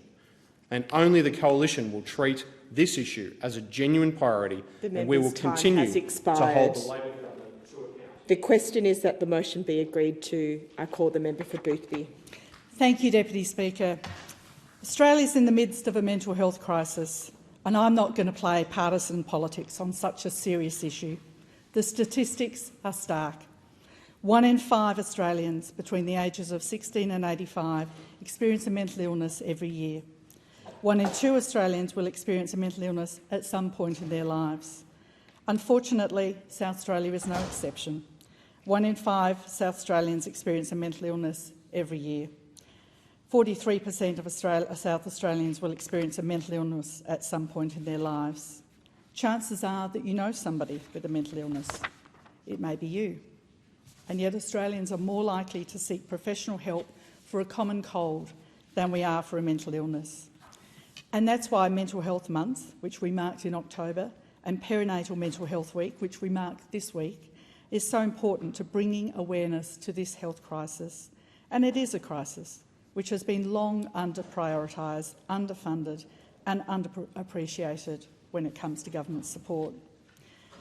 But the Albanese Labor government is changing all that with an unprecedented $1.1 billion in investment in expanding and enhancing Medicare mental health services across the community, across the country, providing tailored and targeted support for all Australians and their mental health needs that are crucially accessible and affordable, because the Albanese Labor government understands that mental health care is a right, not a privilege.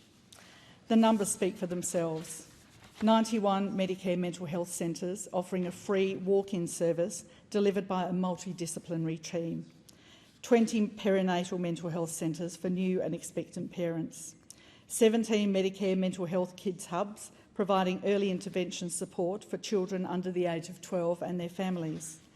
203 Headspace services for young Australians between the age of 12 and 25. 20 youth specialist centres for young Australians with complex needs, and support for an expected 150,000 people with mild to moderate mental illness each year with a Medicare mental health check-in, a free non-referral over-the-phone and online service led by trained mental health professionals. Funding for more than 4,000 psychology scholarships, internships and training places. In Marion, in my electorate of Boothby, we have an excellent Headspace service which is much used. Next month, we will welcome a Medicare Mental Health Kids Hub in the Marion GP Plus Healthcare Centre. A Medicare Mental Health Centre will also be established in this area. Work on a perinatal mental health centre is currently underway in Elizabeth in Northern Adelaide, and we can expect at least one more perinatal mental health centre in Adelaide as part of Labor's 2025 election commitment. A new statewide eating disorder service will be built at the Repat Health Precinct in Door Park in the very heart of Boothby, providing inpatient and outpatient treatment for people living with an eating disorder. And we're rebuilding and expanding the inpatient mental health service at the Margaret Tobin Mental Health Centre at Flinders, which when completed will be able to accommodate 48 mental health beds, including 12 brand new beds in the psychiatric intensive care unit. Deputy Speaker, the metaphor of the black dog is often used to describe the experience of depression, and for while many of us, a dog is our loyal companion, the black dog of depression refers to a dark shadow that accompanies you morning and night. It interrupts your sleep, it craves your attention during the quieter hours of the day, and barks even more loudly when your attention has strayed. It's the shadow on your joy, the shadow on every activity. It undermines your focus, saps your energy. Chances are that we all know somebody who is being stalked by their own black dog. Chances are there are people in this chamber, in our offices, in our families and in our homes that know the black dog or other forms of mental illness. The black dog can be kept at bay, mental illness can be treated, and as with all illness, often early intervention leads to a better outcome. And that's why the Albanese Labor government's historic investment in the national infrastructure of mental health care is so vital. It will ensure that all Australians, no matter their age, the severity of their condition or their financial circumstances, can get the mental health support they need, wherever they need it and whenever they need it. I commend the motion to the House. Member for Monash. Thank you, Madam Deputy Speaker. And I rise to speak on this motion because it's something I deeply care about, and I think every member in this place deeply cares about the mental health and well-being of their community and across our nation. From my time as a board member on Latrobe Regional Hospital, looking at how stretched and strapped our public health facilities are in dealing with mental health crises in our community, right through to my time as a board member on Lifeline Gippsland, where across Gippsland we would take calls on that 13, 11, 14 number from right around Australia. And since my time on that board, certainly the need for Lifeline and their services has not diminished. Last year they had about 1.4 million contacts, from phone calls to text messages, and over 1 million phone calls to that phone line. They do a tremendous job, and in speaking on this motion, I want to acknowledge the tireless efforts of many of those volunteer telephone counsellors who take very difficult and challenging phone calls from all over Australia every day. We've got a youth mental health crisis in my community, Madam Deputy Speaker, and it's something that we need all hands on deck for, all resources available. I want to commend a forum that I attended in Warragul recently at the Village Mental Health Clinic. There was some really good coverage in the Warragul Gazette by a journalist, Bonnie Collins, who has taken this issue very seriously. I want to commend the Village Health practitioners, and I want to commend the parents and caregivers who turned up and talked really candidly and honestly about some of the things that they're grappling with. Certainly wait lists, availability, but also visibility. When a parent is dealing with a child in crisis, knowing where to go for help in an emergency is a big challenge. I listen to stories of parents sleeping on the floor of their children's bedroom because such was their concern about their child making it safely through the night. It was a very sobering discussion that I attended with my state Liberal colleague, the member for Narrowcan, Wayne Farnham. and I know both of us will continue to do everything that we can to support what is coming out of those discussions at a local level. For me, that's calling for a new Headspace facility in West Gippsland. There are many young people that live in more remote parts of my electorate and cannot get to the Headspace facilities, fantastic as they are across Bass Coast and in the Latrobe Valley. We desperately need those additional resources. I was absolutely dismayed to see the Albanese Labor government cut from 20 to 10 the Medicare subsidised mental health sessions, which have really impacted people in my community across the board who desperately need those facilities. The Coalition at the last election committed to bringing those back up to the full 20 psychology sessions and to have them subsidised on a permanent basis, because that has been a very, very important part of supporting people experiencing mental health challenges in our community. But it's not the only part, and that means making sure that we've got the proper resources and resourcing for people in my area. 1 in 4 young Australians experience a mental health condition in any given year, and that is particularly so for people in regional Australia. And I note the comments from the Rural Mental Health Alliance that said in August mental health is at a crisis level in regional areas. On a per capita basis, they have spoken of that being twice as high as what it is in city areas, and chronic underfunding is a big part of that.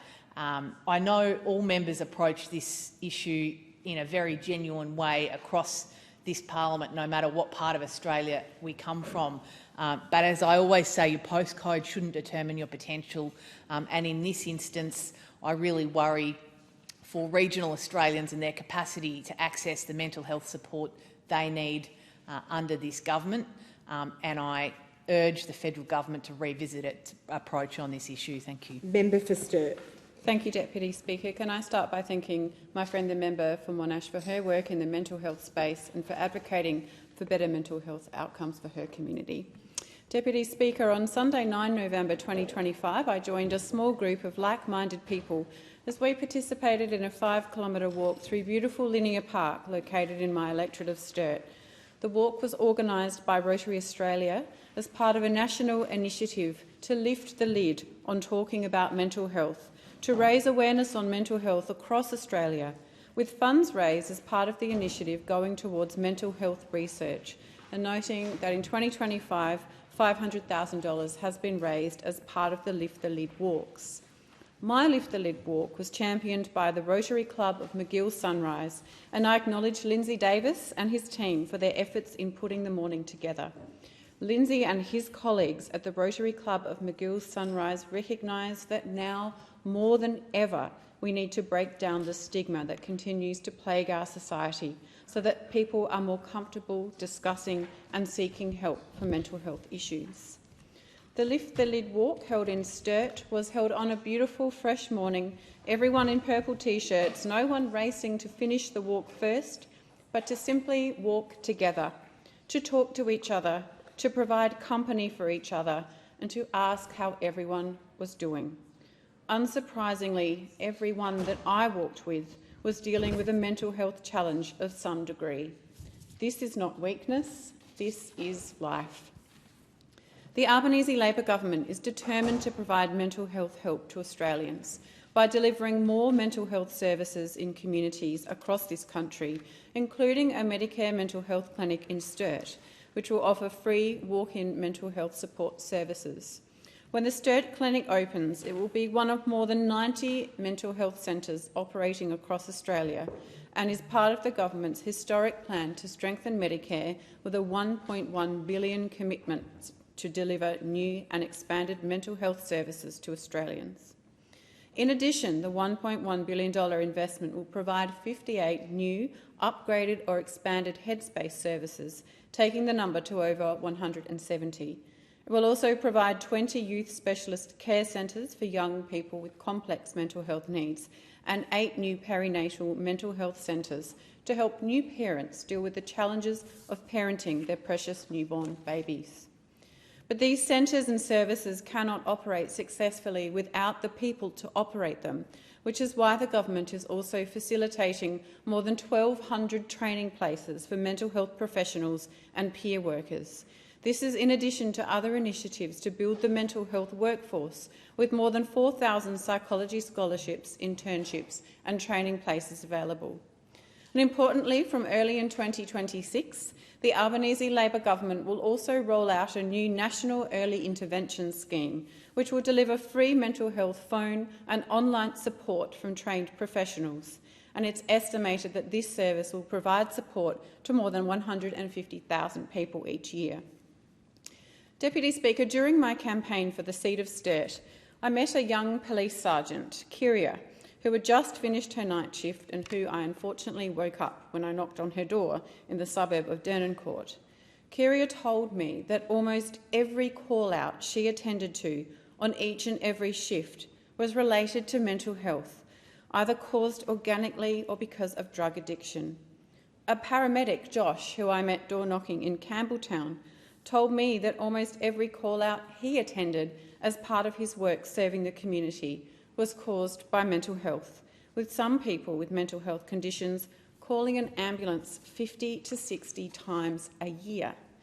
So the impact of mental health on individuals, on families and on communities is enormous and is growing. And that is why, since coming to government, we have worked tirelessly to make mental health care more accessible for everyone. Because mental health is health. Without mental health, we don't have health. And without health, we cannot contribute, we don't grow productivity, we don't grow our economic prosperity, and we don't move forward. Economically successful and prosperous communities are underpinned by physically and mentally healthy populations. Compassionate, dignified and effective care and services that are accessible and affordable are essential to the success of our economy, of our country, and this government will continue to invest to provide that framework to Australians. Member for Wannon. Thanks, Deputy Speaker. And it is incredibly important that the government continues to support mental health and mental health services right across Australia. And that means out into regional and rural Australia as well, and into my communities in Western Victoria.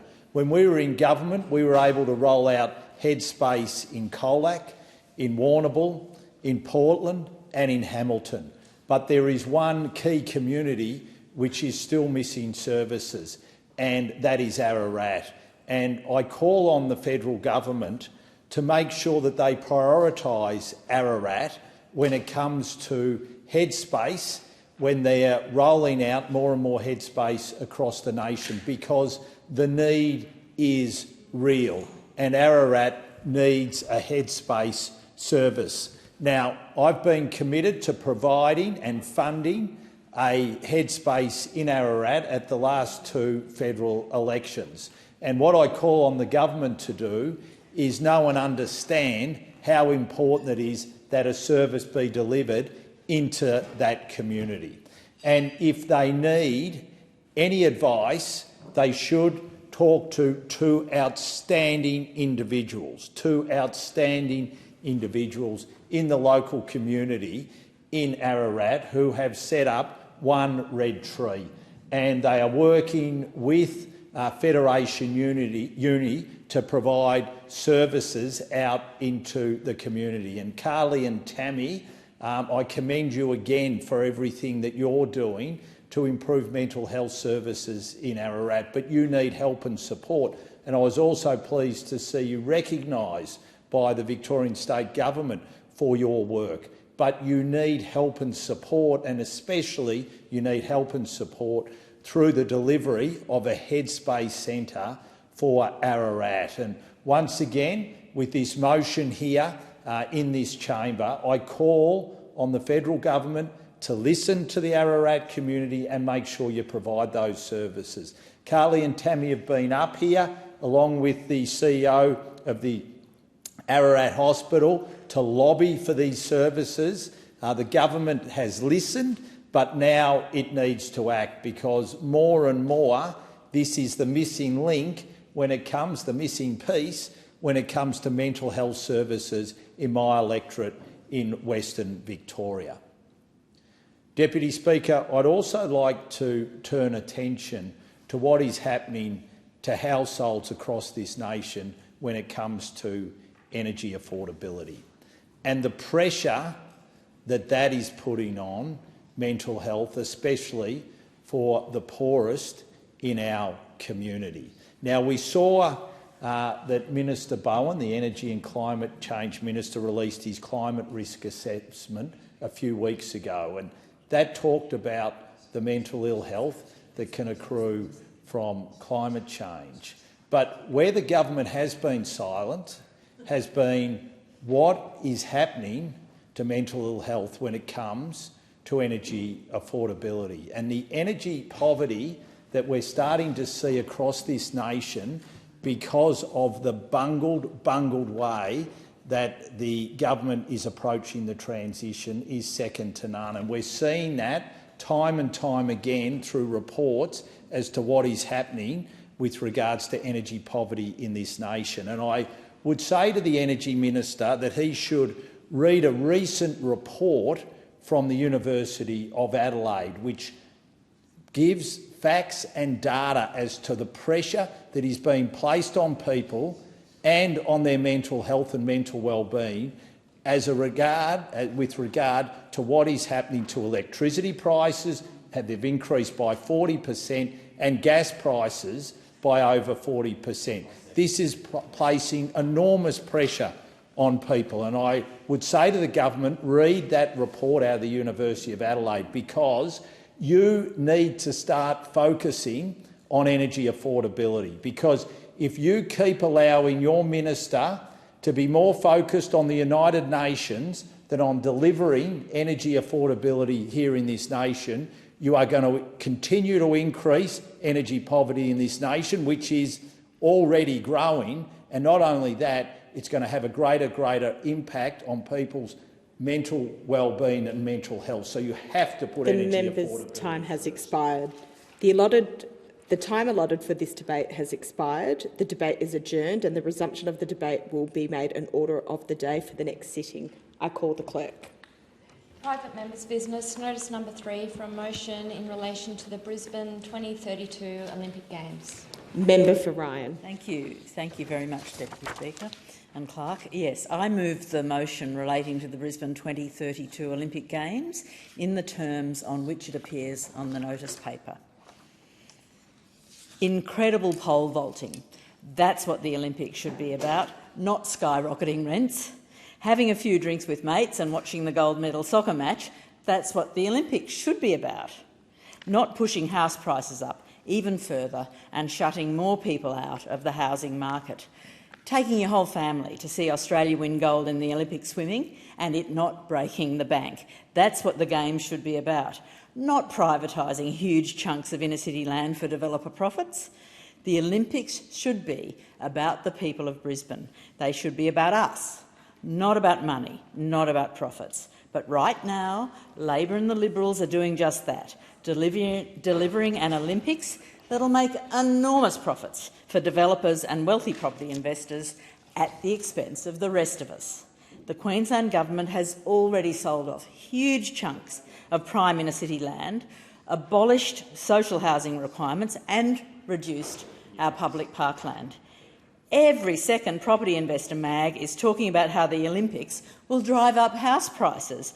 What I'm calling for is an Olympics for the people, a Games that you can afford, that Brisbane can afford, not a bonanza for the mega wealthy. Brisbane, we deserve an opportunity to dream big. The Brisbane Olympic Games should be our opportunity to imagine a better city for all of us. We have a once-in-a-generation opportunity to reshape our city, a once-in-a-generation opportunity to deliver a world-class public transport system, to build public and affordable housing for our growing city, to provide more public parkland and better sporting facilities, to shape the next generation of Olympians.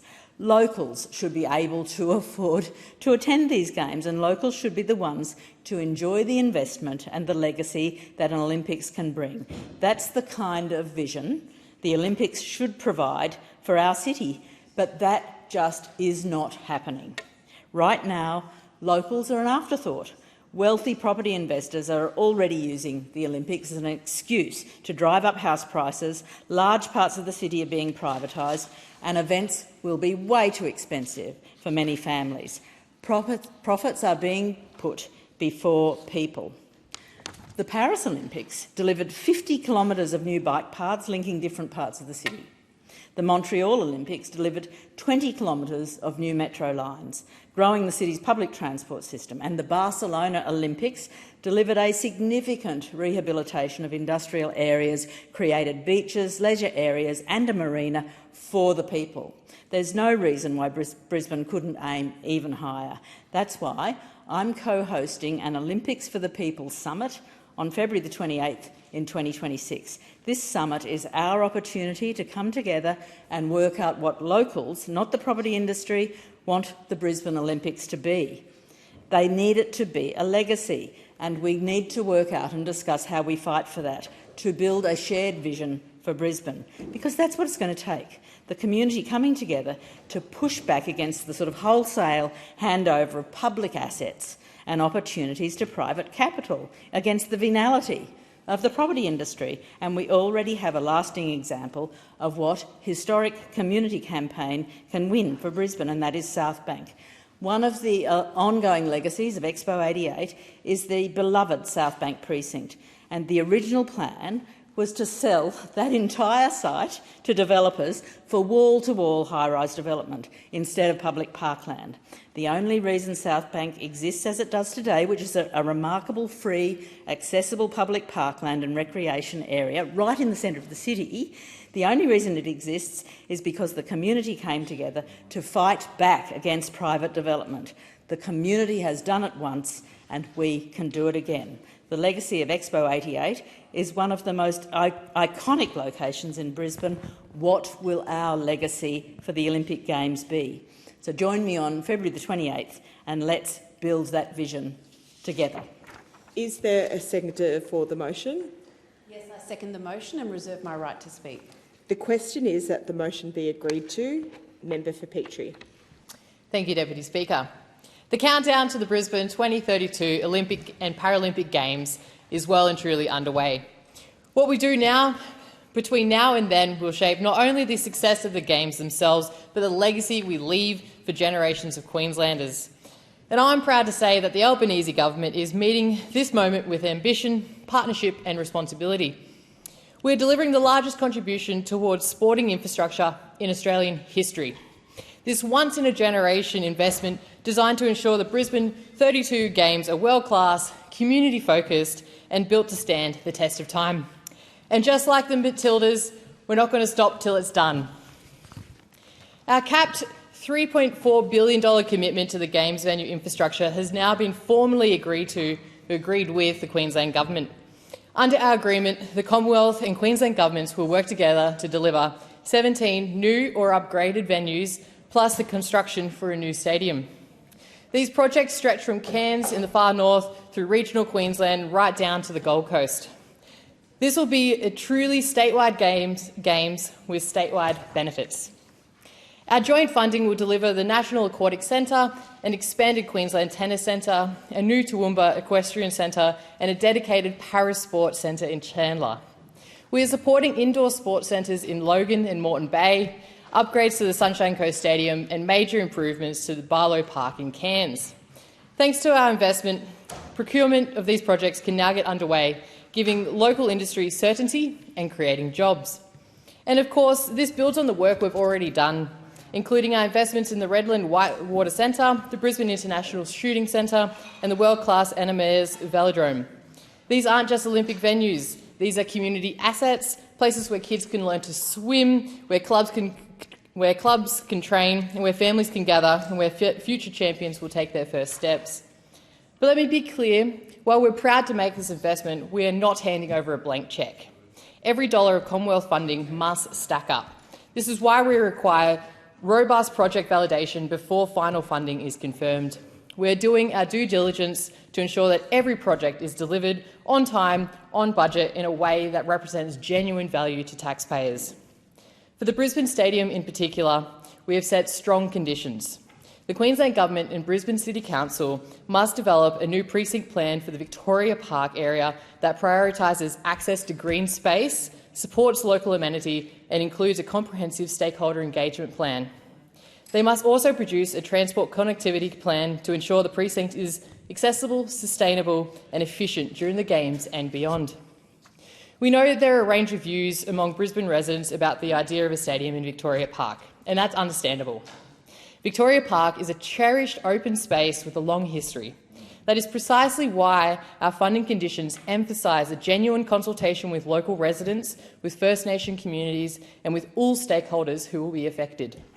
The community must be heard and respected as these decisions are made.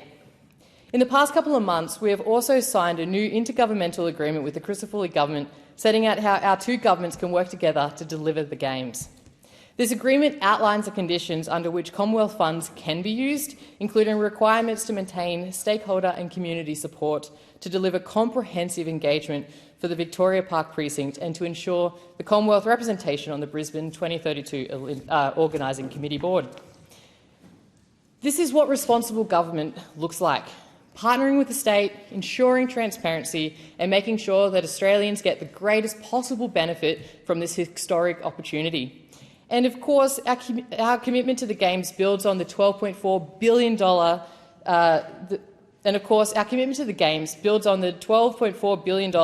the Albanese government is already investing in Queensland transport projects that will keep people moving during the Games and for decades after.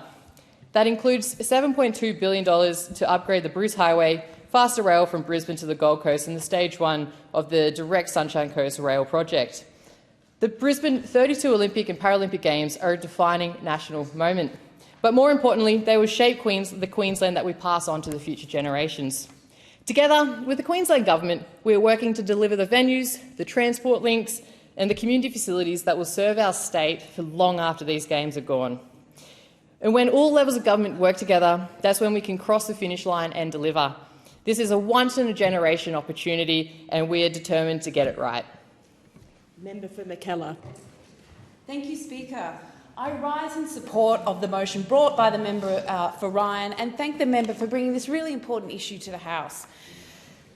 Brisbane and Australia has a huge opportunity ahead with the 2032 Olympic and Paralympic Games. But with that opportunity comes a responsibility to plan well, to plan transparency and to plan with the people who live with the outcomes and the infrastructure long after the closing ceremony.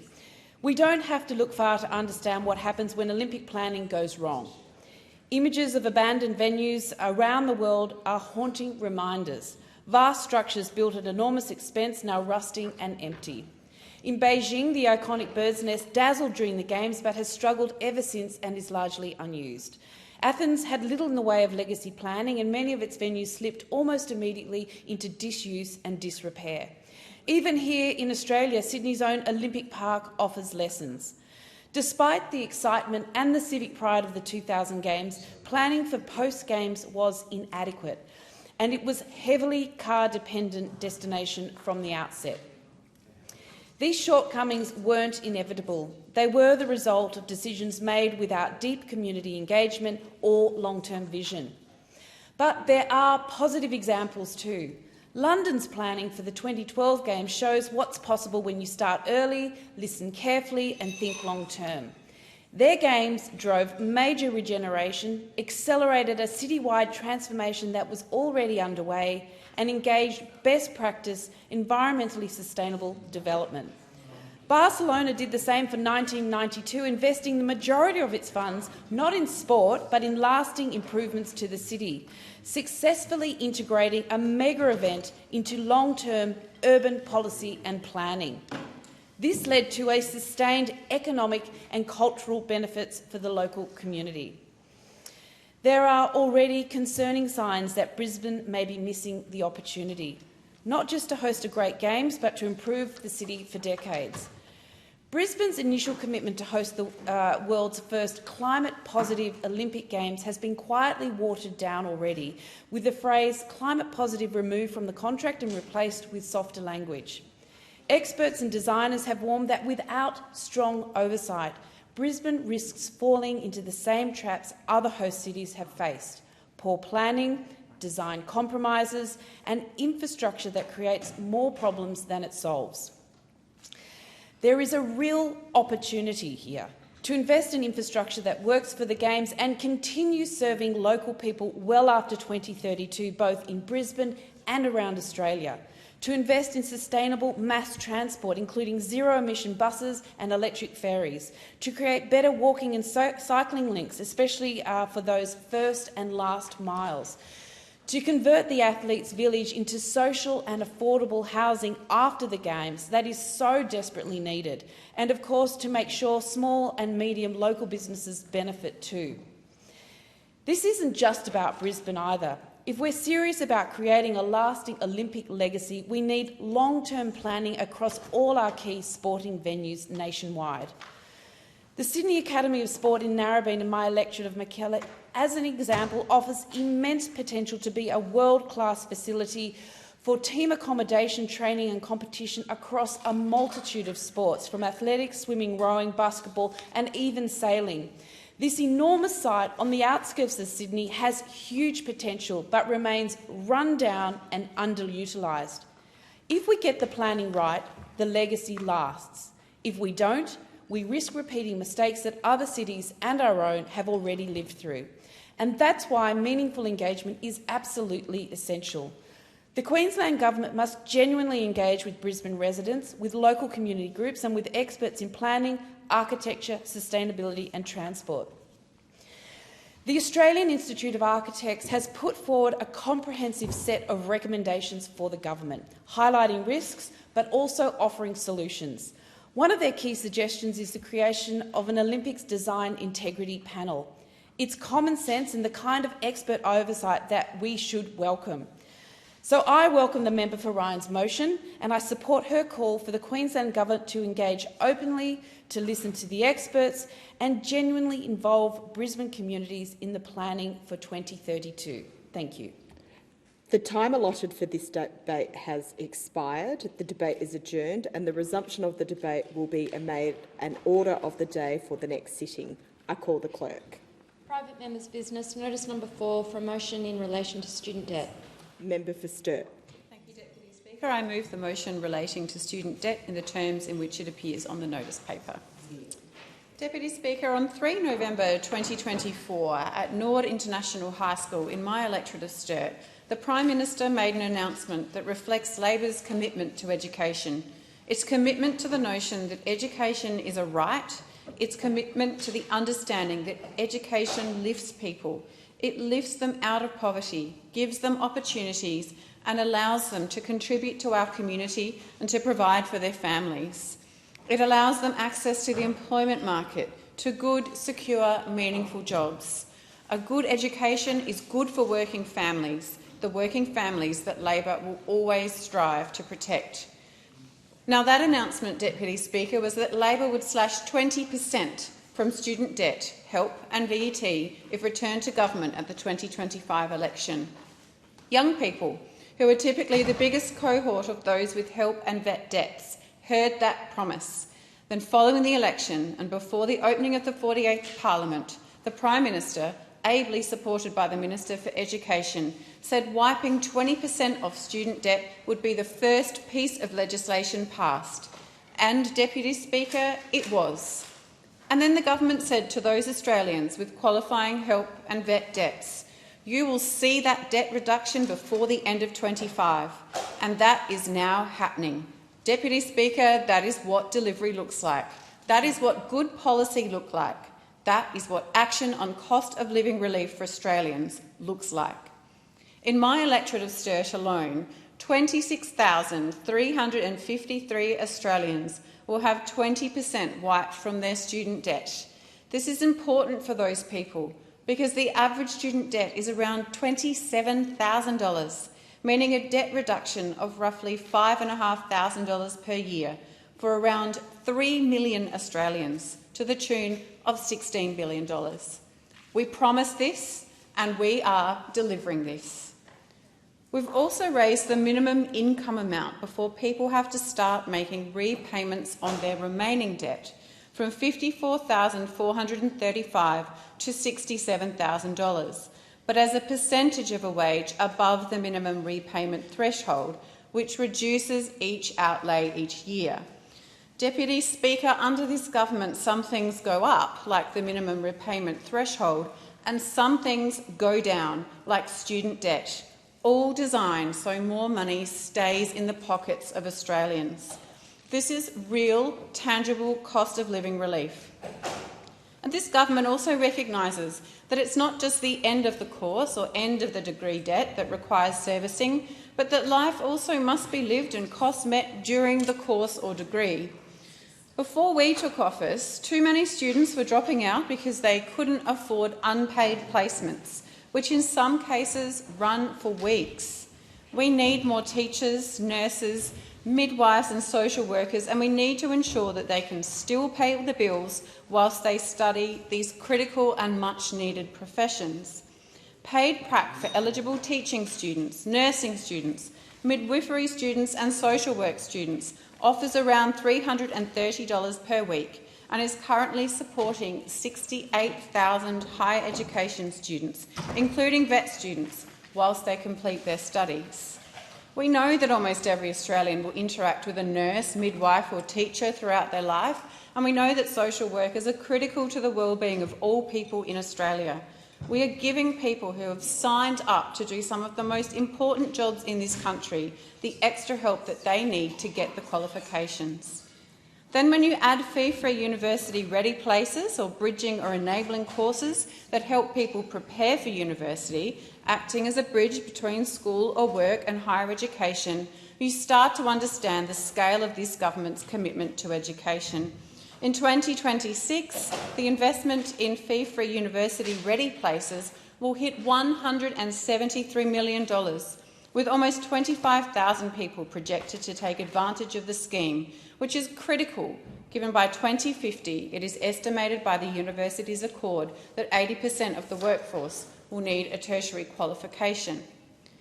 Deputy Speaker, phones are pinging around the country as I speak, notifying students that their help or vet debts have shrunk by 20%. That is the sound of a government that values education, wants all Australians to have access to a quality education, and that has cost of living relief at the centre of its policy agenda. And I thank the member for Sturt. Is the motion seconded? Thank you. The question before the House. Are you reserving a right to speak? But you're,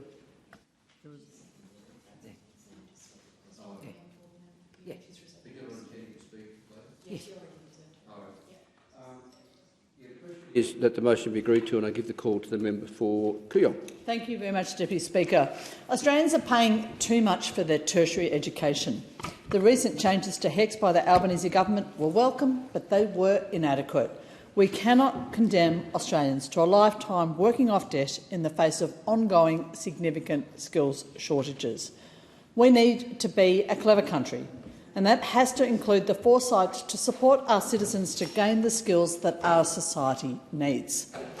In the 47th Parliament, I pushed hard on the cost of tertiary education. My petition, signed by 290,000 Australians, demonstrated the significance of this issue to so many students, graduates and concerned parents. We achieved a response from the government in the form of a change to the way that help indexation is calculated and a reduction in existing student debt of 20%, backdated to the 1st of June 2025. Now, many constituents have told me that it was the first time that they have felt heard by the government in a way that had a meaningful and positive effect on their lives. But how we index HECS is still unfair. The cost of degrees is still far too high. We are not supporting enough young people in their practical placements, the most important time in their studies, when they get the hands-on experience which is vital for the competence and quality in the care specialties in particular. We have to put a stop to back-to-front priorities where we tax education but we subsidise pollution. For the last 3 years, Australia has collected 3 times more revenue from student loan repayments than it has from the petroleum rent tax. At the same time, we've subsidised polluting industries to the tune of over $30 billion. At the same time, cost of living pressures are leaving many students in poverty. 1 in 7 full-time students has to work full-time to support themselves. That is too much of a burden for many, and it's no surprise that non-completion rates are rising. At the same time, arts students are still being forced to pay $55,000 for their degrees. Many of them will never earn enough to pay this off because of their low salaries and the ongoing indexation of their debt. They are effectively incurring a debt for life. This is not the policy of a clever country. A clever country is not one where 40% of Year 12 students say that the cost of HECS is putting them off university.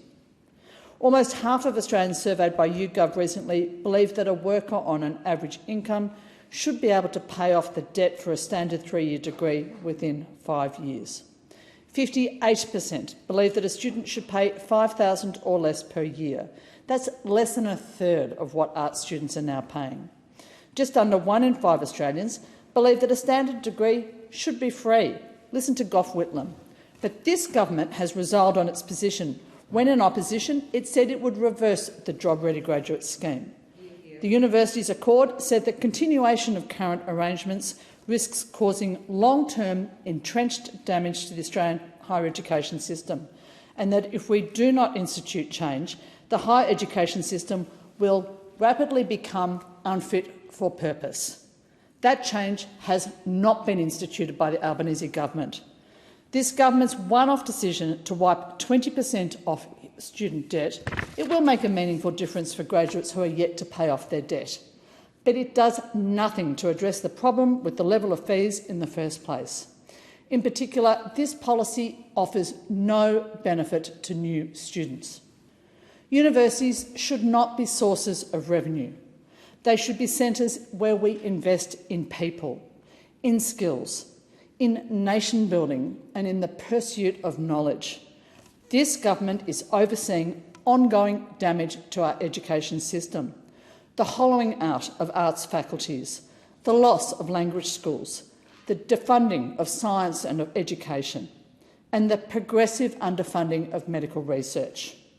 I call on the Albanese government to act with purpose, with courage and with generosity to fix our broken tertiary education system and to fix it now.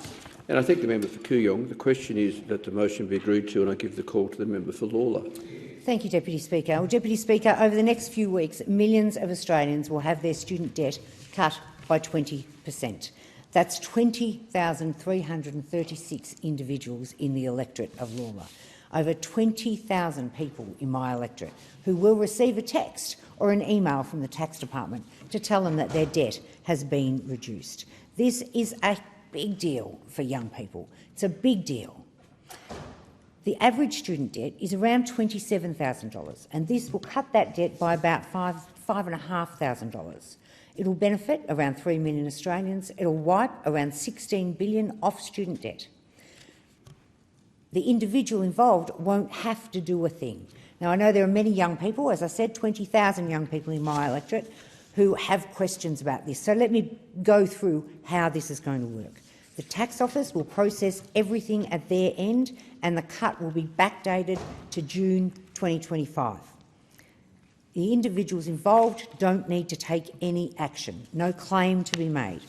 You'll get a text message or an email from the ATO letting you know that the cut of 20% has gone from your student debt, because this government promised it and this government is delivering it. And don't forget that at the 2025 federal election, the Coalition attacked this policy. They called it profoundly unfair. They said Australians would see no benefit from the policy, while there's 20,000 people in my electorate who are about to see a benefit. And the Australian people, and particularly young Australians, disagreed with the coalition's sentiment and backed it in. We've also made student repayments fairer by raising the minimum amount before people have to start making repayments.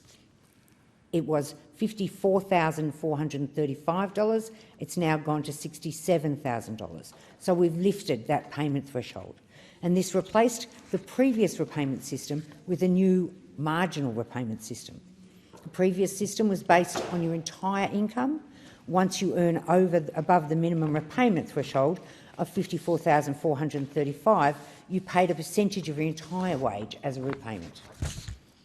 You only pay a percentage of your wage above the minimum repayment threshold now. For example, right now, if you earn $70,000, you'll pay $1,750 a year, and under these changes, you'll only pay around $450 a year.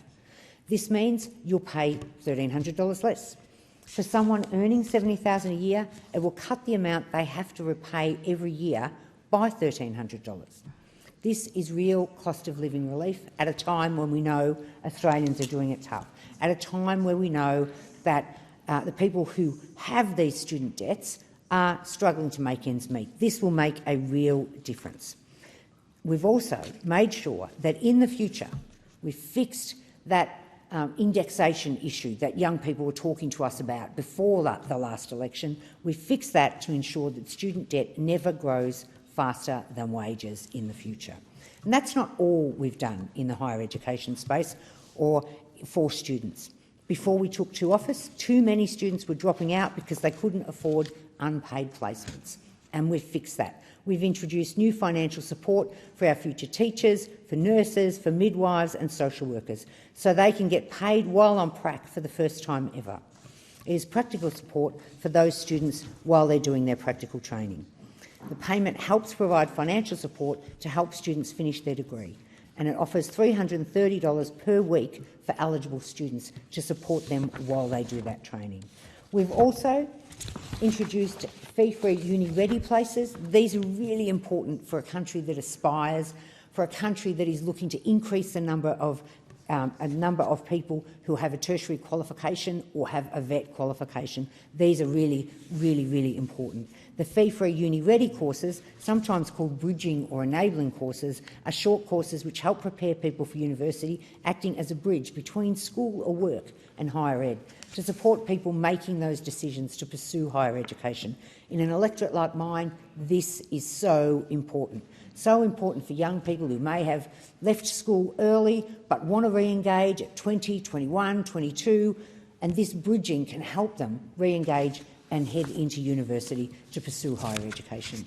I commend the member for putting forward this motion today, and I commend our government for supporting students and cost of living of young people in my electorate.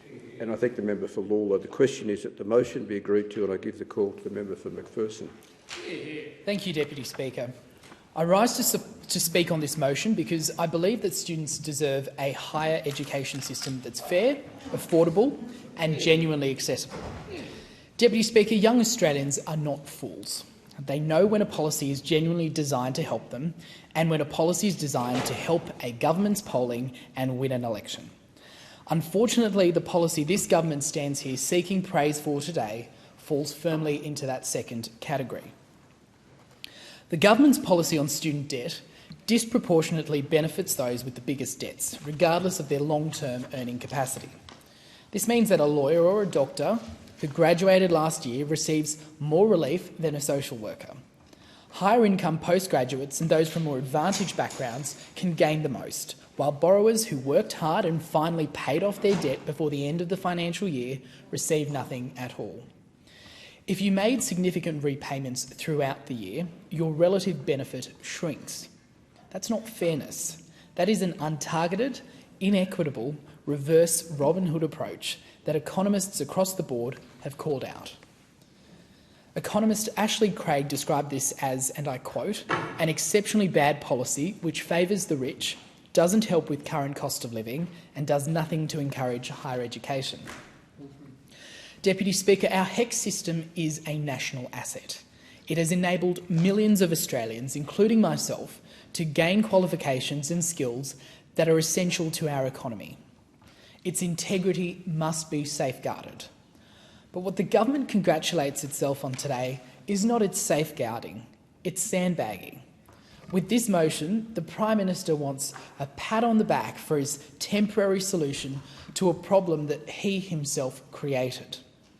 And let's be honest about why this measure was even needed.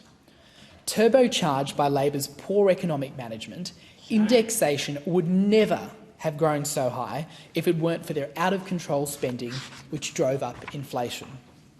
This $20 billion debt write-off isn't just money that just disappears. It becomes a cost carried by every Australian to benefit just a fraction. It becomes another line on the national credit card charged to future generations who had no say. Mr. Speaker, I spoke up when I was elected to this place first, and I said that as a representative of my generation, I feel obliged to speak about where we're at in terms of our national finances and the problems that this government has contributed to in terms of the generational debt that they are leaving. This is exactly an example of that. Subsidising all degrees with no consideration of our skill shortages. That's not smart economics. That's desperate politics, and that's exactly what this measure was about, so let's call it out. Deputy Speaker, in this motion, the government claims to be taking action on intergenerational fairness. Can those opposite explain how government spending that's growing 4 times faster than the economy itself, all while national debt grows by $50,000 every 60 seconds just on interest, how is that intergenerational fairness? How can this government even speak of intergenerational fairness while passing this exorbitant bill onto Australians who are not even old enough to vote yet? And meanwhile, the deeper structural issues remain untouched. Our universities have suffered a 70% fall in global rankings. Graduate employability is declining. PISA results show a long-term deterioration in mathematics, reading and science since the 2000s. The gap between advantaged and disadvantaged students grows even wider, even as per-student funding rises. Whilst the government subsidises higher education, supporting those most likely to move into higher-earning careers, where is their action to strengthen the broader education system and ensure success opportunities for every Australian? Deputy Speaker, this package is not reform. Let's call it out for what it is. It's a temporary fix for the problems that this government has created and then failed to address. A band-aid on a wound that requires surgery. Young Australians should not be punished for Labor's bad management. Labor's policy shaped by what looks good on a press release. Cut here, rebate there. The problem is not solved. It's merely shifted. You don't fix a leak by turning on another tap. Young Australians deserve better than gestures. They deserve genuine reform. Reform grounded in fairness, discipline, productivity and responsibility.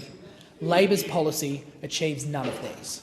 And I thank the member for McPherson. The question is that the motion be agreed to, and I give the call to the member for Melbourne. Thank you, Speaker.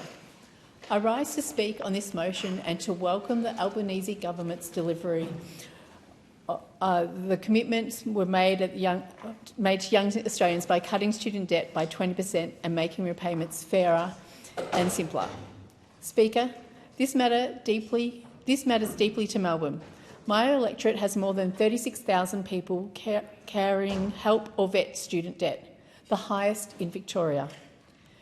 You see them every morning walking into RMIT and Melbourne Uni, weaving through Carlton, Fitzroy, Parkville and the CBD. You see them behind the espresso machines in Collingwood, doing night shifts at the hospitals, running tutor sessions in Abbotsford or bouncing between share houses in Paran.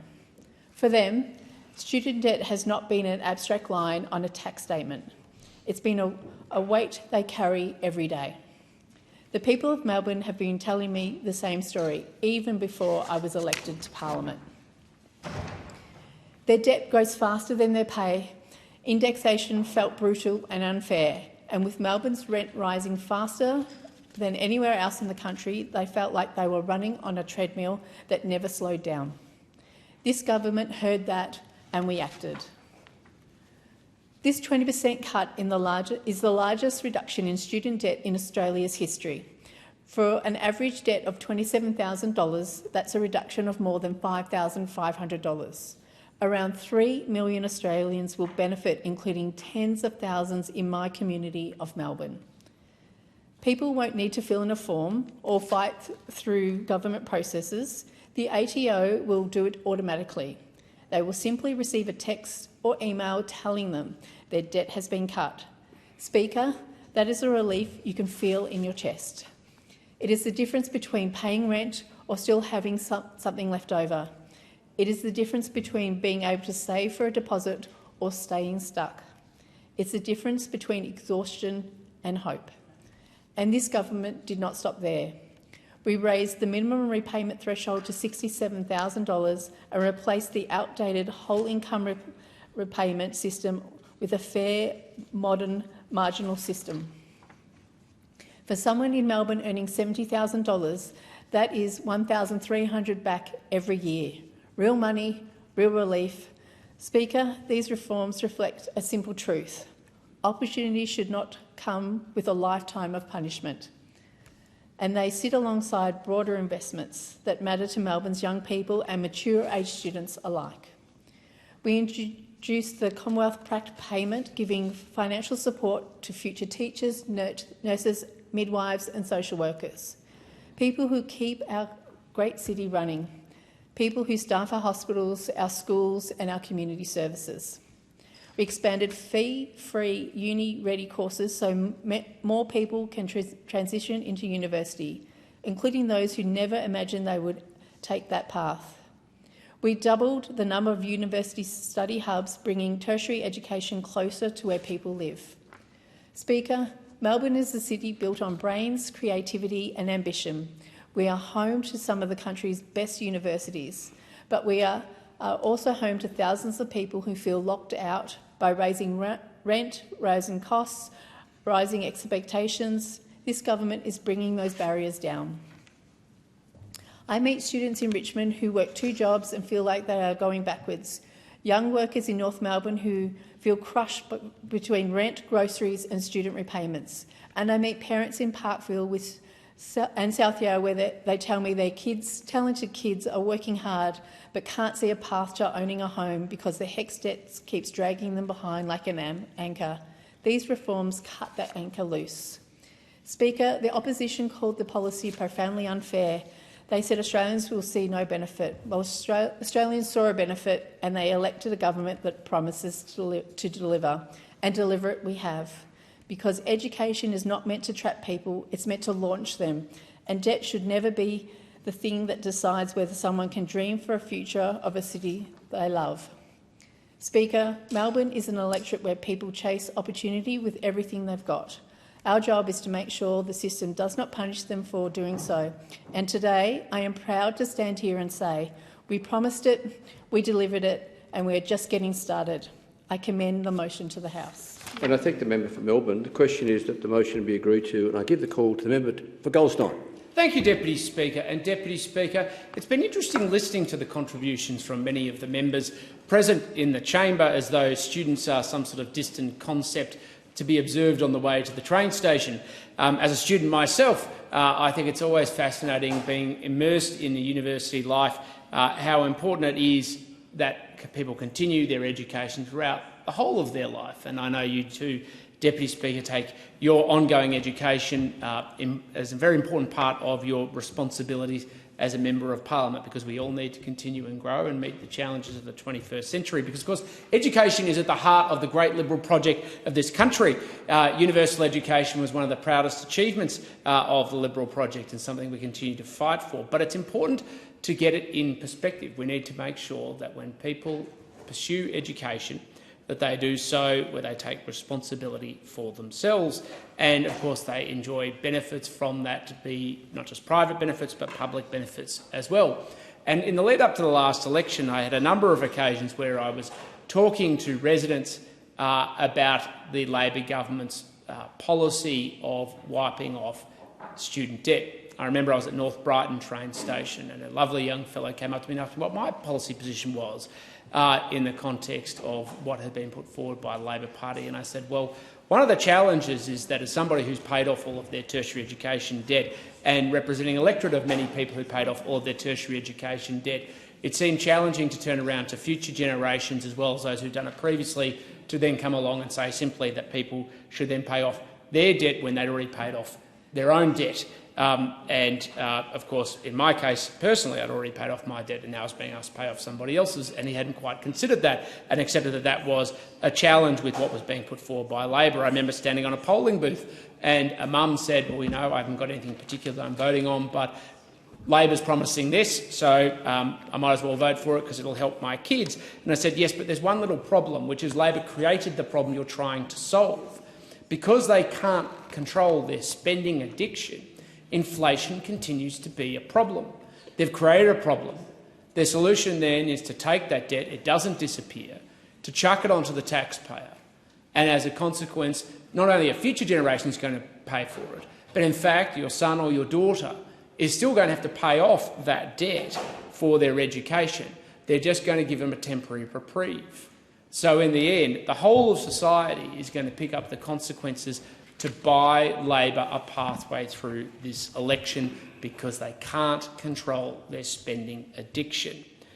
This is the problem, Deputy Speaker. While Labor members come into this chamber and boast about their incredible achievement because they somehow managed to take private debt and put it onto the taxpayer, what they're actually not doing is addressing the root cause of the problem that they created in the first place. The problem of spiralling increases in HECS debts was caused by inflation. Inflation was being driven by the federal and state governments borrowing from the future to spend today, which meant there was too much money chasing too few goods and services. That stoked inflation. That debt spending means inflation was higher, which means interest rates were higher, which means the Australian people, were paying more for their HECS debts, more for their interest rates, and, of course, it meant that they were having to go and pay higher repayments on their HECS debts. Labor created the problem. They haven't actually solved it. They've just pushed it further into the future. So I can't celebrate this incredible achievement, Deputy Speaker, of the Labor Party, because they have it is the boast of a thief to claim that they have solved any problem. In fact, the reverse. It is the greatest example of spin over substance, the perpetuation of debt and an unresolved issue of inflation which continues to persist. We hear this regularly from the Treasurer, where he talks about how he thinks he's slayed the inflationary dragon, yet it persists. Inflation is not going down, interest rates are not going down, and they're stoking it further so that the next election they can promise that they're somehow going to be able to cut further HECS debts because they are continuing to drive them up. We need to be honest, Deputy Speaker, that when a Labor government actively stokes increases in HECS debts as they're doing right now and as they did before the last election, and then comes along and moves that private debt onto the taxpayer, they're not just hurting young Australians today, they're hurting them into the future. And the idea that we should celebrate that is one of the most despicable things that I have ever seen a Labor government seek to do. And I thank the member for Goldstein. The question is that the motion be agreed to, and I give the call to the member for Bass. Thank you, Deputy Speaker. You've heard from us a few times about why Labor believes reducing student debt is important. But today I want to step back and I want to let the voices of the people in Bass tell you what it really means to them, because nobody explains this better than those who are living it. In our community, more than 10,000 people will benefit from this change, not just uni graduates, but those who have studied through VET courses and TAFE too. Some of these people have been generous enough to share their thoughts with me, and I want to thank them for allowing me to share their words with you here. Madison, a doctor, has put it simply: it's wild to end up with such a huge debt when I'm dedicating my career to help others. I have to pay a $1,000 registration fee each year on top of my HECS repayments. I won't own a house anytime soon, so a 20% reduction will be grand. I look forward to telling Madison about our 5% home deposit scheme. Tiffany Rose has spoken to me about the emotional weight. It won't wipe my balance completely, but it motivates me to keep working towards paying it off. The reduced repayments will ease some financial stress and make it easier to stay on top of cost of living costs without feeling like my debt is controlling my budget. Montana told me that this relief is real. A 20% reduction isn't just a number, it's a real acknowledgement of the financial challenges that university students and graduates face every day. It shows that the government truly cares about education and is taking meaningful action to make it more sustainable for the future. Many students work incredibly hard to balance university studies and part-time jobs, often under too much pressure. Between bills, rent and loan repayments, it can be overwhelming, and this reduction recognises just how tough that balance can be for many people. Lucy reflected on the long-term burden. This incentive shows the great burden student debts can be, not only immediately, but also those long-term effects. When you're spending years paying off student debt, it can delay the ability to buy a home and other life decisions. And Laura, an incredible teacher that I had the privilege of working with previously. This reduction gives me more breathing room to cover my mortgage and costs. It's hard to make ends meet during study, let alone after. This reduction will help with cash flow and stability. And that's what this change is really about. It's about giving people that breathing space, some hope, and also recognising the pressures that they're carrying every day. We know it won't fix everything. And Deirdre told me, raising the repayment threshold means more to me on a practical level than actually wiping the 20% off. That's money that I have to then go towards essentials and bills. And I guess it's just one less thing that is constantly squeezing in at me. Elias put it very bluntly. It makes me want to look at the debt with something other than dread. This is just one of our steps, and it's certainly not the last. We're backing it up with real and practical support, like the Commonwealth Pratt placements, so future teachers, nurses, social workers and midwives can finally get paid while on placement. We've also expanded the fee-free uni-ready courses, opening the door to people who never actually would have thought that university was for them. And we're doubling the number of university study hubs, bringing higher education closer to home, especially in the regions. Because this isn't just about helping people pay off debt. It's about helping more people start study, finish it, and thrive beyond that. And most importantly, it's about listening. Because the people who know what's needed are the ones who are living it. As Michael from Bass said, it makes me feel like I'm one step closer to avoiding a lifetime of debt. We will keep taking steps, practical, meaningful steps, guided by those who will be impacted by the decisions that we make here. Thank you. And I thank the member for Bass. The question is that the motion be agreed to, and I give the call to the member for Fowler. Thank you, Deputy Speaker, and I'd like to thank the member for Sturt for bringing this motion forward. But can I say that this motion once again shines the spotlight on the government's remarkable ability to generate headlines rather than deliver real structural change for the Australians who need it most. This motion praises the 20% HECS help debt reduction, a measure I fully supported. Any immediate relief for students is welcome. In my first term, I call for the reduction of the HECS indexation from 7.1% to 3.2%, and I'm glad the government did it. And as we heard, the member for Kooyong led a petition on this issue as well. However, we must ask, what is the government's long-term plan? Because what we have before us today is not a solution. It is a sugar hit, a political pat on the back that masks a fundamentally broken system.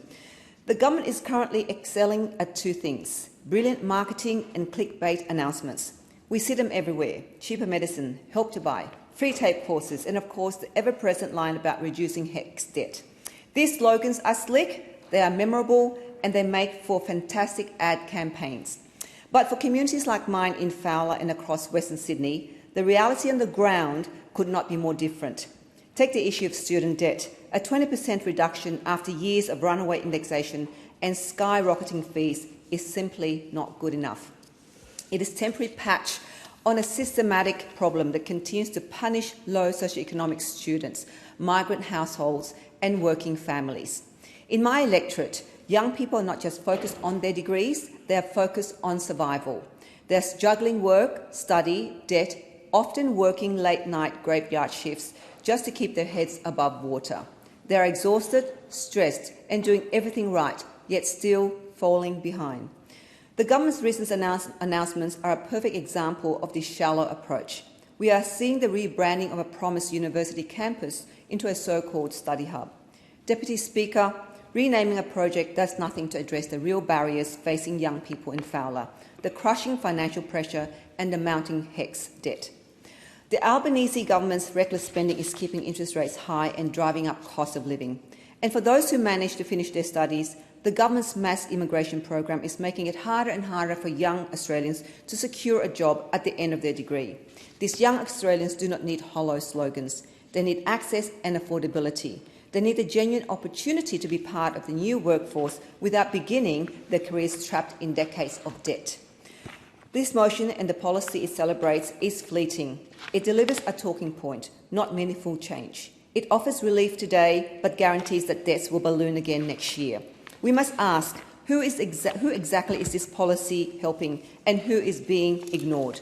What did this policy do for those students who worked multiple jobs and scrimped and saved to pay off their student debt? Absolutely nothing. What did this policy do for those young people that didn't go to university? Absolutely nothing. The policy is narrow, political exercise. It fails to address educational inequality at its roots. There is no structural reform to stop debts from ballooning again next year. There is no guarantee of meaningful, ongoing financial support for those already at the bottom. What communities in South West and Western Sydney need is not another round of cheap marketing slogans dressed up as policy. We need a government willing to put forward transformative long-term reform. We need real commitment to expanding fully funded scholarships for low-income students so that a disadvantaged postcode is never a barrier to aspiration. We need to break the cycle of perpetual debt that traps young people for decades. We need policies that genuinely make an impact on the lives and livelihoods of those who need it most. That's why I called on the government to support my bill to reverse the unfair Job Ready Graduates program, or at least reform it.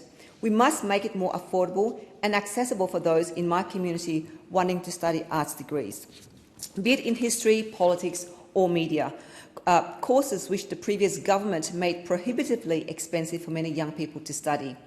I genuinely look forward to seeing a government that is brave enough to make a real difference to the lives of Australians instead of just making a slick announcement. And we know HECS debt will continue to grow. That's the reality. The government must offer credible, genuine, honest solutions, not just more marketing slogans. Thank you, Deputy Speaker. And I thank the member for Fowler. The time allotted for this debate has expired. The debate is adjourned and the resumption of the debate will be made in order of the day for the next sitting, and I call the clerk. Private members' business, notice number 5 for a motion in relation to regional airlines. And I give the call to the member for Mallee. Thank you, Deputy Speaker. I move the motion relating to regional airlines in the terms in which it appears on the notice paper. Deputy Speaker, air travel is part and parcel of life in regional Australia.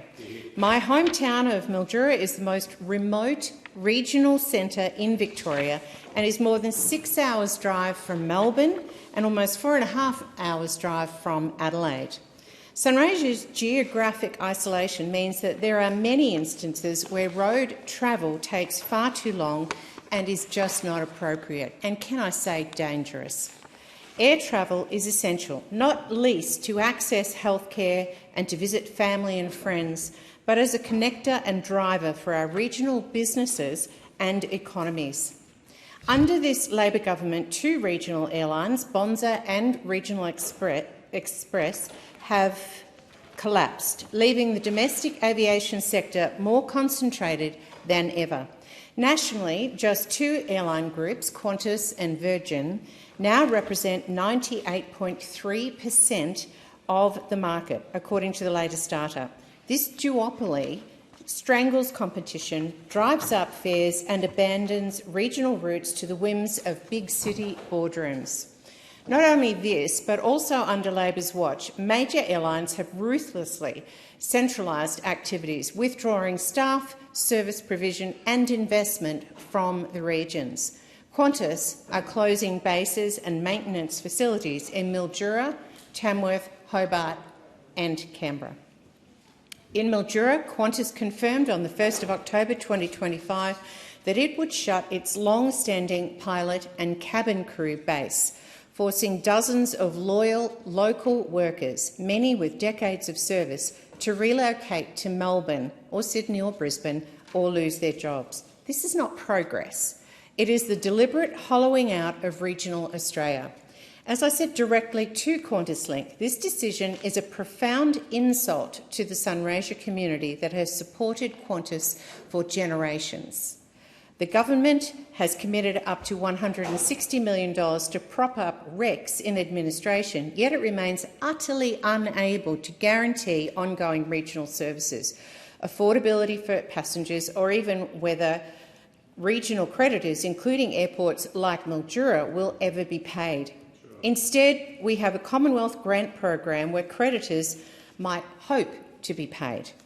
Under Labor, programs designed to support regional airlines with capital upgrades and security screening have been withdrawn without any explanation. And let us not forget how this Labor government has botched the transition of air services for Australia's island territories, including the handover from Virgin Australia to Qantas for Christmas and Cocos Islands, which commenced only on 3rd of November 2025 after Virgin's services ended on the 31st of October. This chaotic switchover risked stranding remote communities, disrupted essential freight and passenger links, and has had financial implications for small island businesses who have contacted me. As one stakeholder told me recently about events on Monday the 17th of November, and I quote, "Weather stopped Qantas departing, but then all the passengers were effectively left without accommodation. They used to get sent to the ABF accommodation on the island, but this time, nothing. Sadly, large groups of people who just experienced a world event of crab spawning, nature's greatest migration, will only talk about Christmas Island and being delayed. No food at the airport, as Commonwealth won't sign a lease with a supplier, with no accommodation, transport and pouring rain." One of the tour operators ferried people to a restaurant and another purchased food for 30 people, and the next morning provided a tea and coffee urn. Labor's mismanagement of the flight arrangements to these remote islands yet again highlights this government's inability to manage critical aviation lifelines for our most isolated Australians. The ACCC has repeatedly warned of the dangers of our concentrated airline market: sky-high fares on regional routes, frequent cancellations and reduced reliability.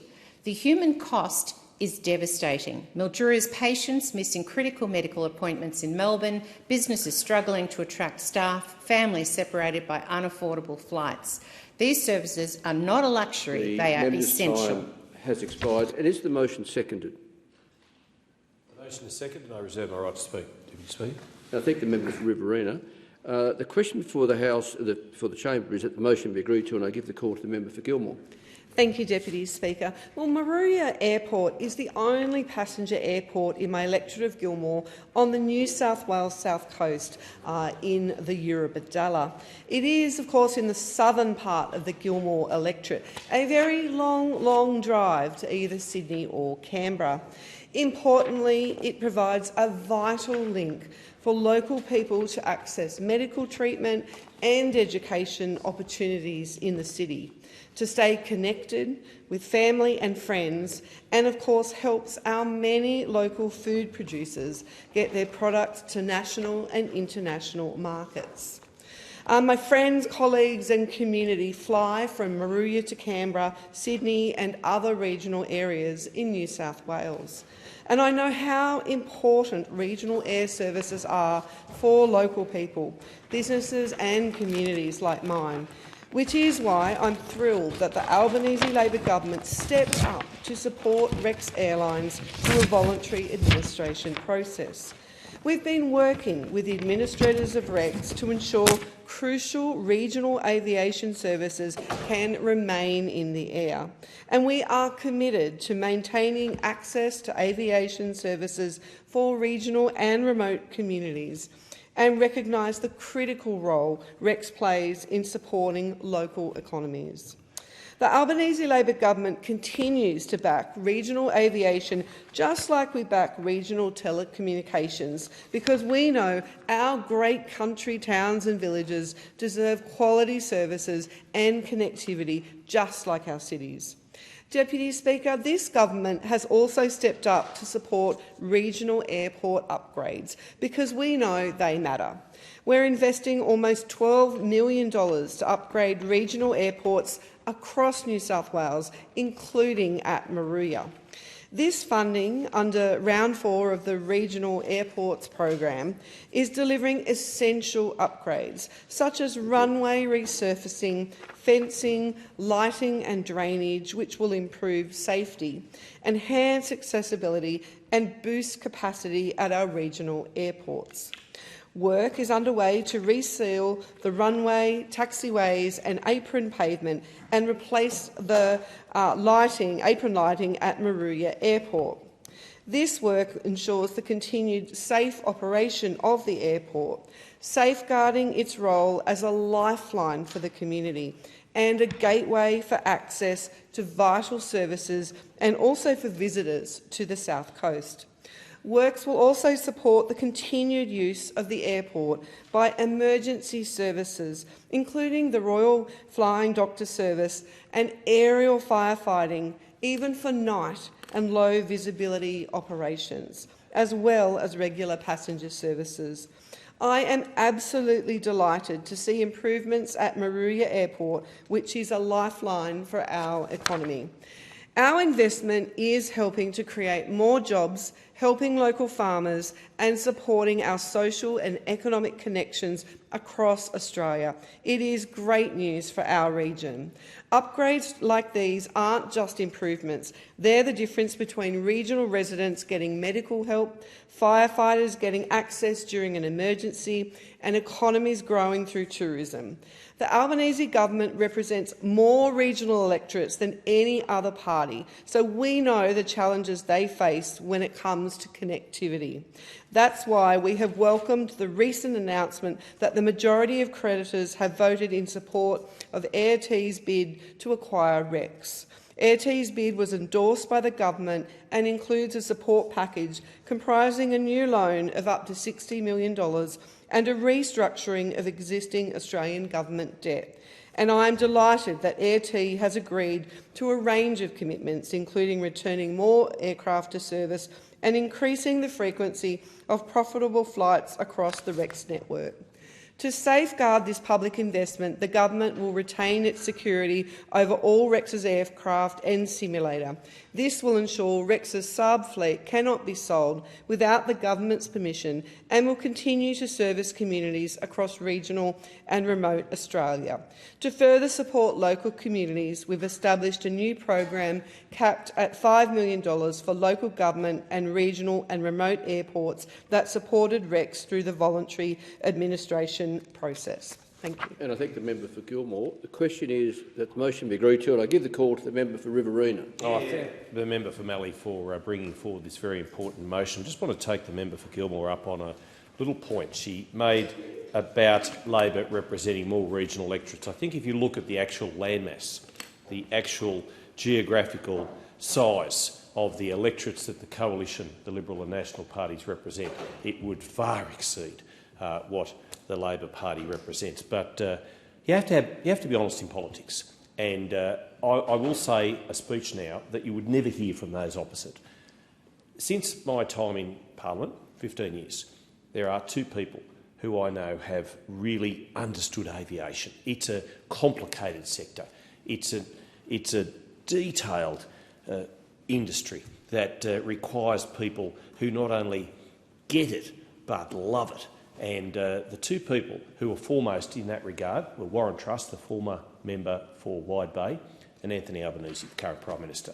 They actually fully understand aviation and the complexities of making sure that aviation is well supported in this place. And I worked closely with the Prime Minister when I was the Transport Minister, and I thank him for the role he played with me to ensure that we had an aviation sector that was viable, because that industry operates on very thin margins. And we saw what happens when those thin margins turn into disaster, and it happened with Rex. They tried to take on the capital city to capital city routes, and it was never going to work for a regional airline that was internationally acclaimed for servicing country people. They say, the logo, our heart's in the country, and it should have remained thus. But they tried to take on the big boys on particularly the Melbourne to Sydney route, and it was never going to work. Never, ever going to work.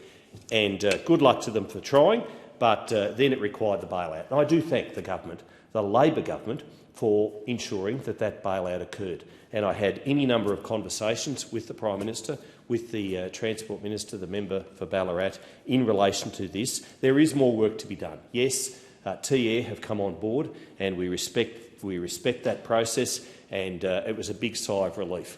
I am very concerned that the Australian Airline Pilot Academy in Don Kendall Drive, as you drive into the Wagga Wagga Airport, has gone to Ballarat, and that is training pilots for the future. But they should be trained at Wagga Wagga, where they've got the simulator, where they've got the accommodation, where they've got the facility, and where they've also, just across the way, have the hangar that is maintaining the Saab aircraft 4X, the Saab 340s.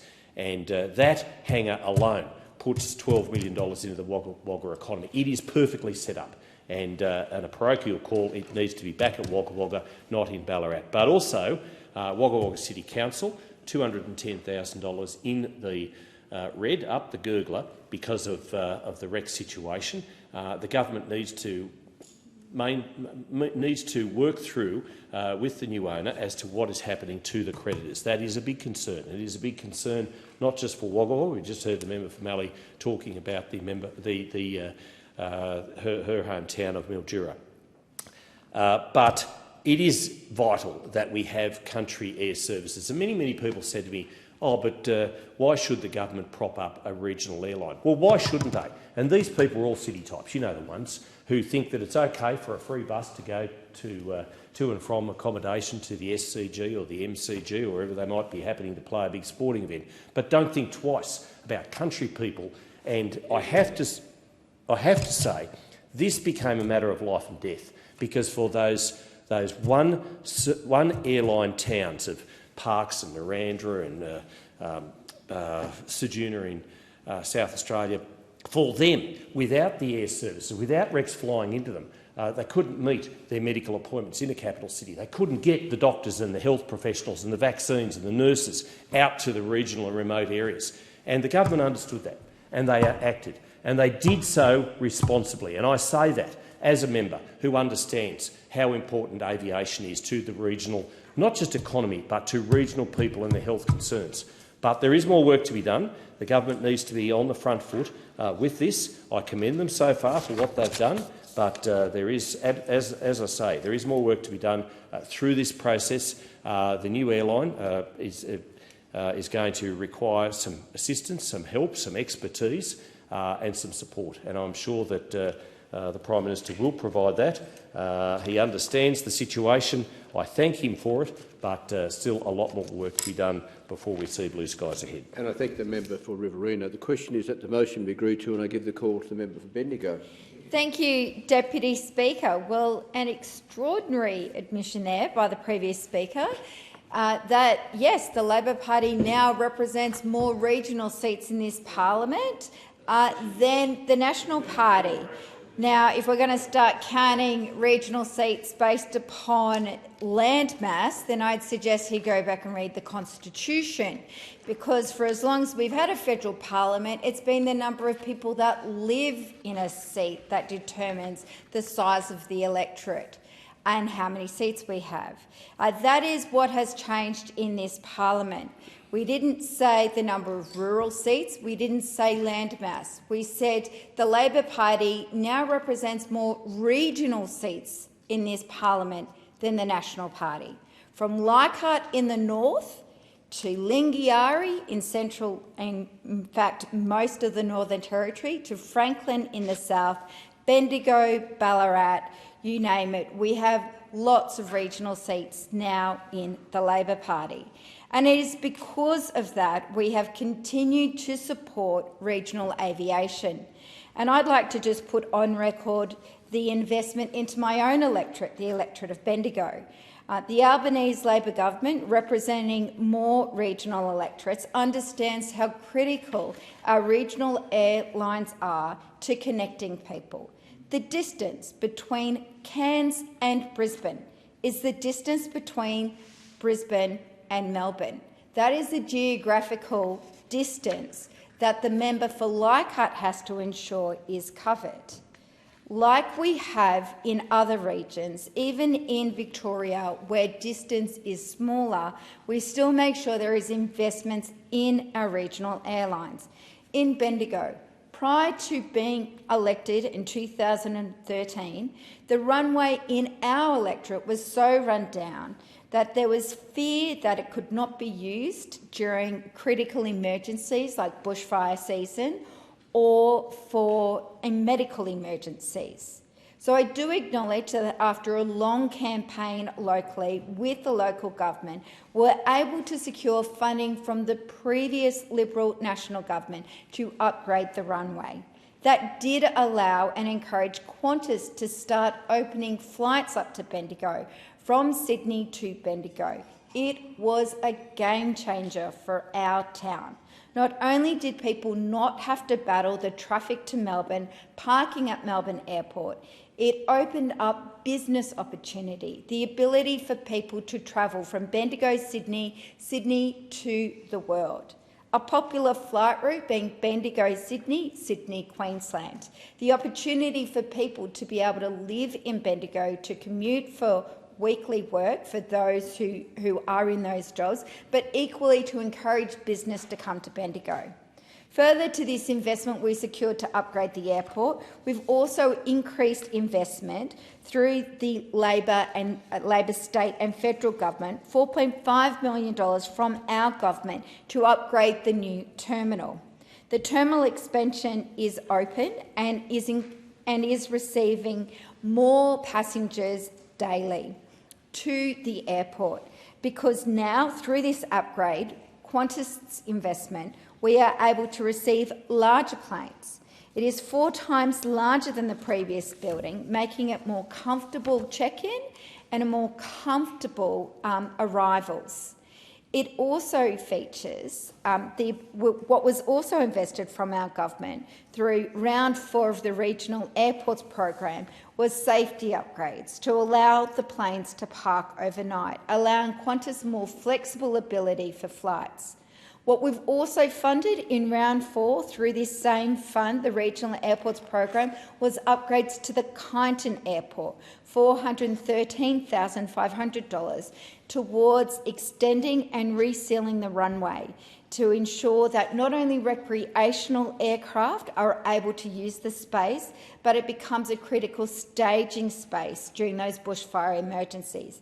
And I have to acknowledge the work of the Club Secretary, Sophie, and her dedication towards this fund.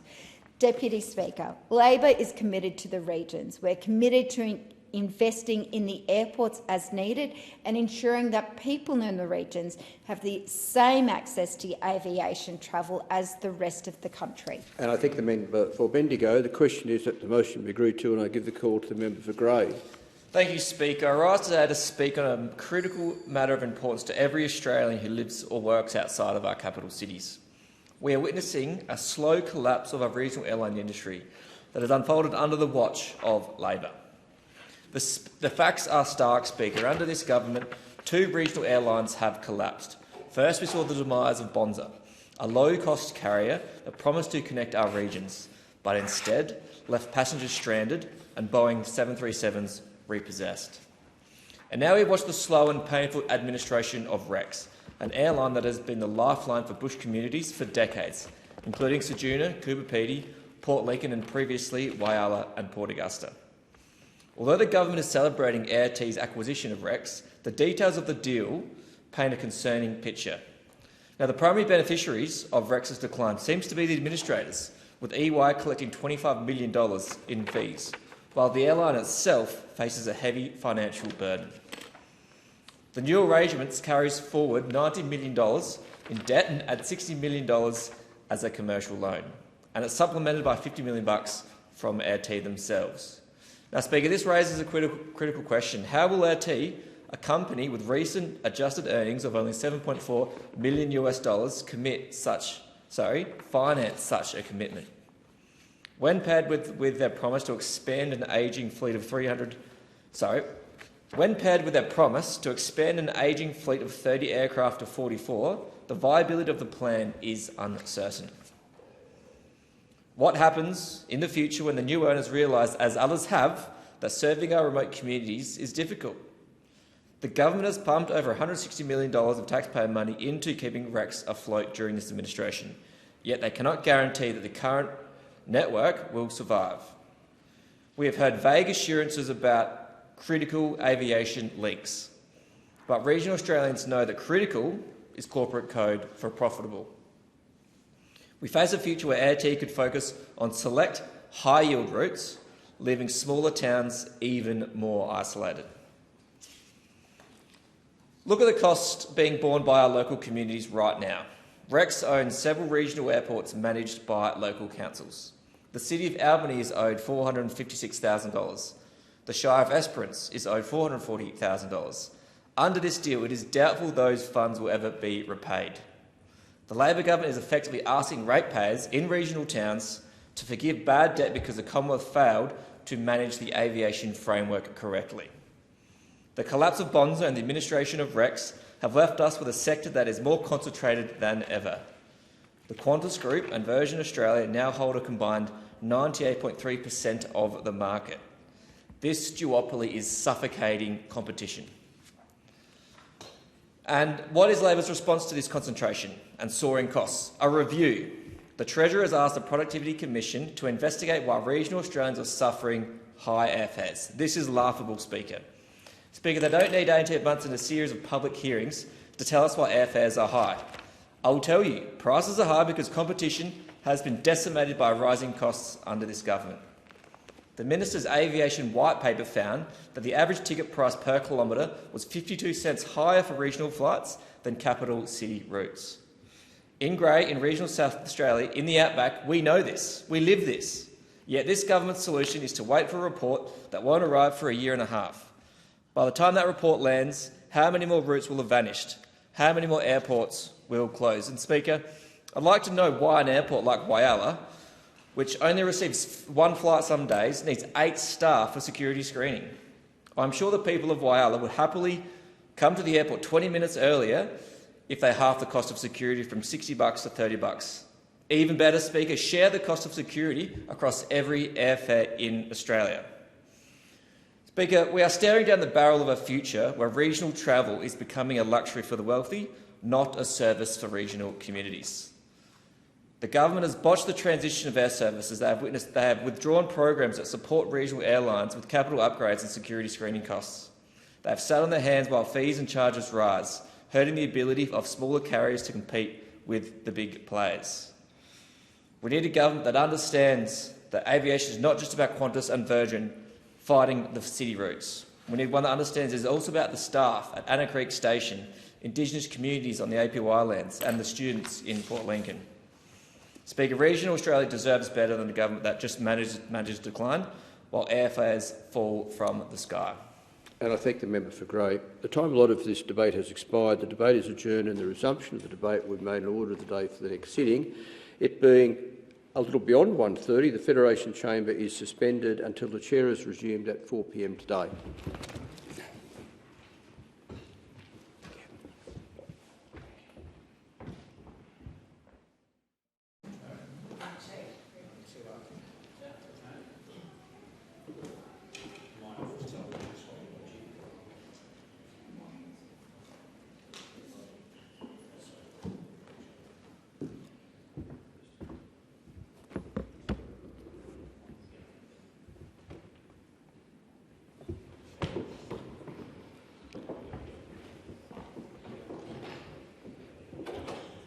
Are there any statements by honourable members? I call the member for Calare. Deputy Speaker, I rise today to recognise an outstanding initiative by Regional Development Australia Central West, the 10 for 10 Leadership Dialogue.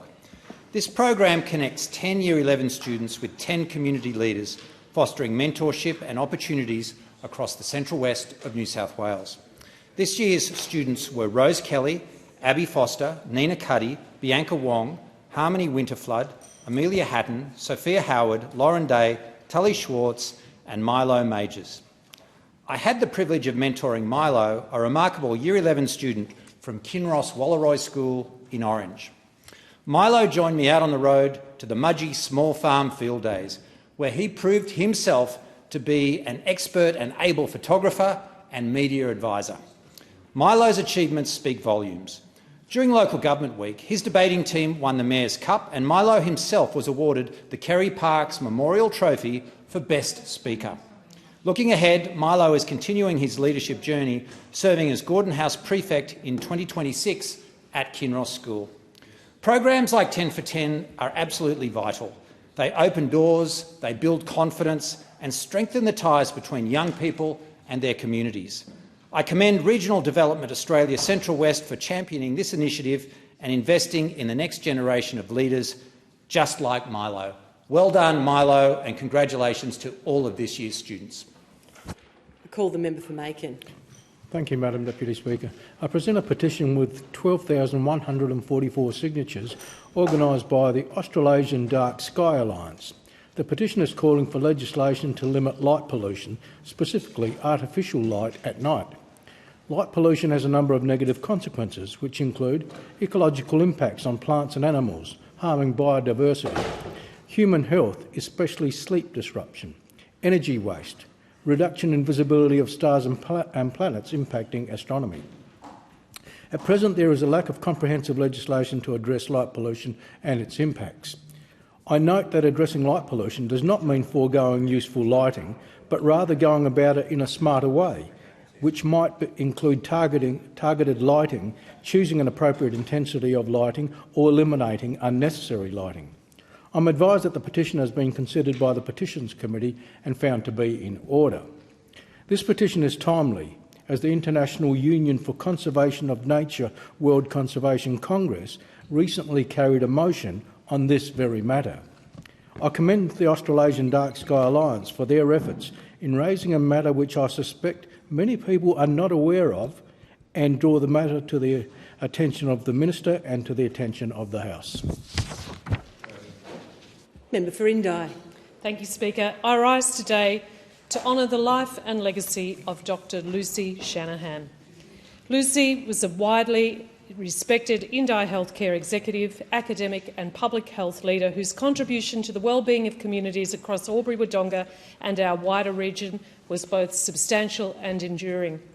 Across her distinguished career at Albury-Wodonga Health, Dr Shanahan held several senior positions, including Executive Director of Mental Health, of Public Health and Wellbeing and Chief Allied Health Officer. In every role she brought integrity, clarity of purpose and a deep commitment to equitable access to high-quality care. I had the great privilege of working with Dr Shanahan around the huge challenges we face locally to address eating disorders. I saw firsthand her leadership during the COVID-19 pandemic, where at a time of profound uncertainty, she provided measured judgment, strategic foresight and genuine compassion. Dr Shanahan wrote her doctoral thesis on adolescence and brain injury, reflecting her lifelong concern for vulnerable adolescents and their families. Her legacy endures in the public health strategies she shaped, the mental health services she strengthened and the allied health leadership she championed. To her partner Mark, her mother Anne and her brothers Matt and Tim, and to all who mourn her passing, I offer my sincere and heartfelt condolences. Vale, Dr Lucy Shanahan. Member for Maribyrnong. Thank you, Deputy Speaker. For too long, residents in Kensington Banks and along the lower Maribyrnong River have lived with the stress and uncertainty caused by increasingly severe flooding and the absence of a clear, long-term plan for mitigation. Since entering this parliament, I've made it my priority to bring my community's voice into this chamber, because locals in Kensington and Ascot Vale deserve action, not excuses, on flood preparedness and public safety. That uncertainty has also affected the value and insurability of homes, leaving Kensington Banks residents carrying the burden of not knowing whether their properties would remain protected or financially secure into the future ahead. That's why I'm pleased to report that following a strong and sustained advocacy from myself and my community, the Albanese Labor government has committed more than $700,000 to progress the Lower Maribyrnong flood mitigation study, with matched contributions from the Victorian Government and local councils. This is more than a technical exercise, it's the foundation of a transparent, evidence-based plan to protect lives, homes and neighbourhoods.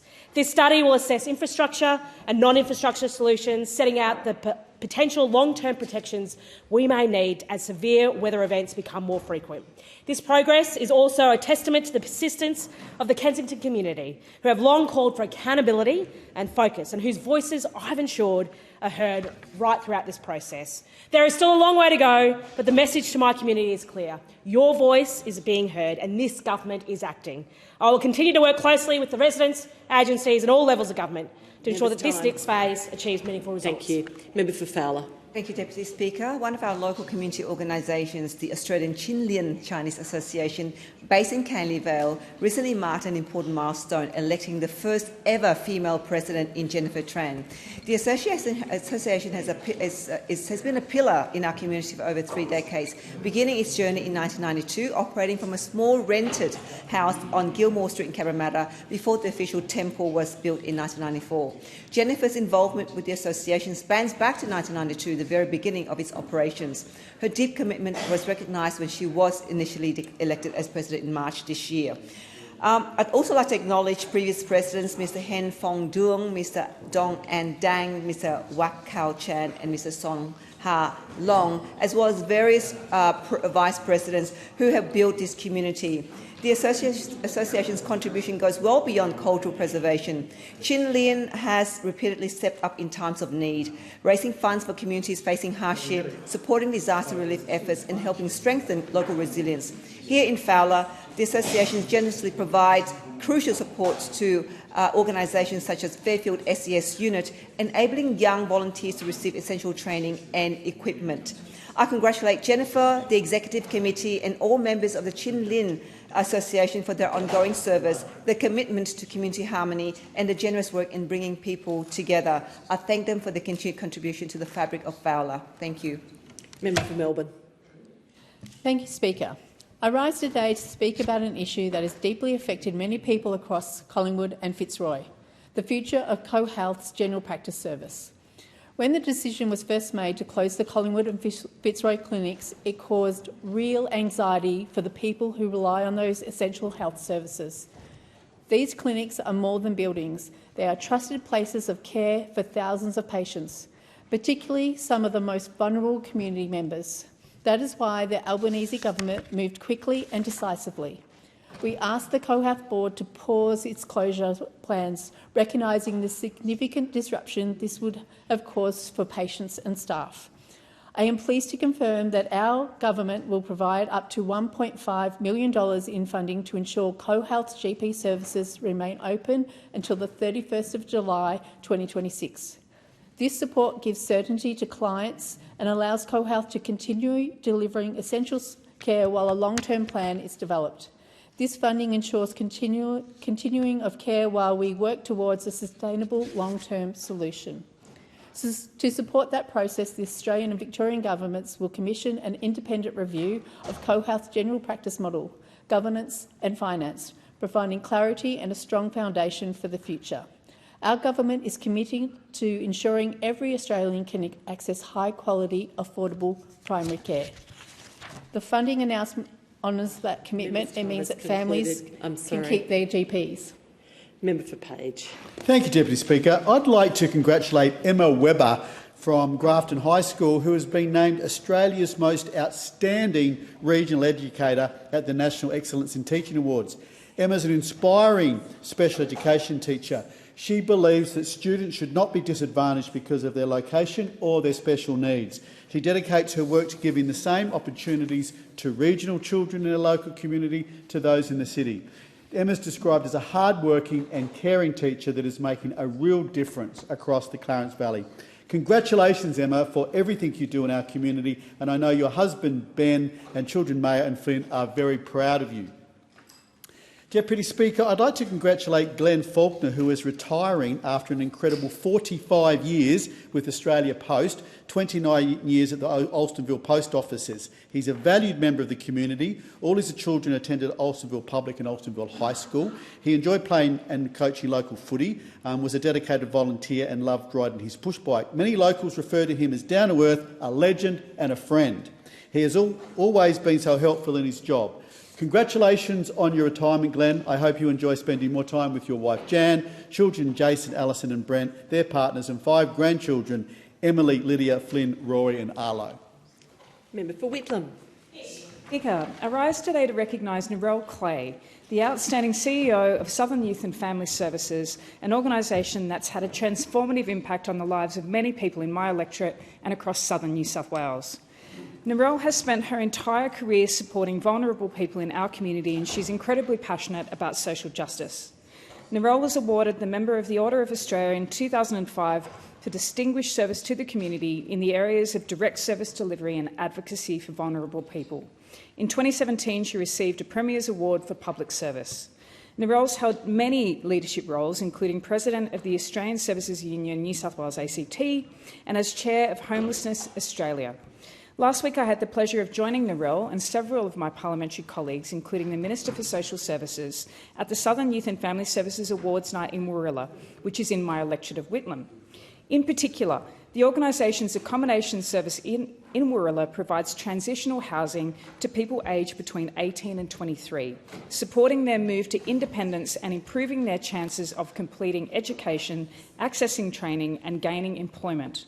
And we heard wonderful accounts of how this service, one of many offered by Southern Youth and Family Services, has changed lives.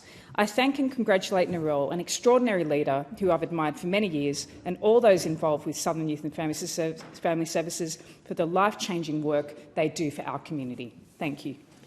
Member for McPherson. Thank you. Thank you, Deputy Speaker. Planning for the next era of public transport on the Gold Coast must start with a simple principle: seamless connection and interconnectivity. We need stronger links to the rest of southeast Queensland. A practical high-impact step is extending the heavy rail from Varsity Lakes through West Burleigh, Elanora and Tugun right down to Coolangatta.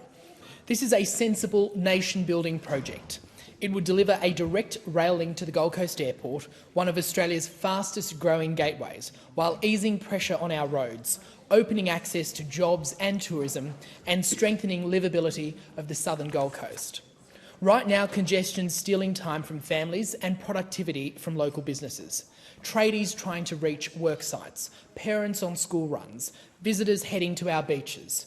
All are caught in the same daily gridlock. Another priority I've been advocating for, along with the local councillor Dan Doran, is a fix for exit 82 in Robina on the M1, the source of the bottleneck that ripples across Robina town centre with its notorious double roundabouts. This single choke point costs thousands of hours every year and grinds commerce to a halt. I've already communicated these priorities to the Minister for Infrastructure and hope that this Labor government will come to the table on funding the initial steps, such as business cases, for these projects. The southern Gold Coast deserves investment. Let's get on with it and get it built. Member for Macquarie. Thank you, Deputy Speaker. If you wondered about the power of music and music therapy to heal, you would have had no doubts after hearing veterans playing at Guitars for Vets end-of-year performance at Windsor RSL. Guitars for Vets is delivered by Norro, who received federal funding through the Veterans Affairs Department to run workshops, and some of the groups are now being funded through their local RSLs. Participants and their families tell me that the program has saved their life.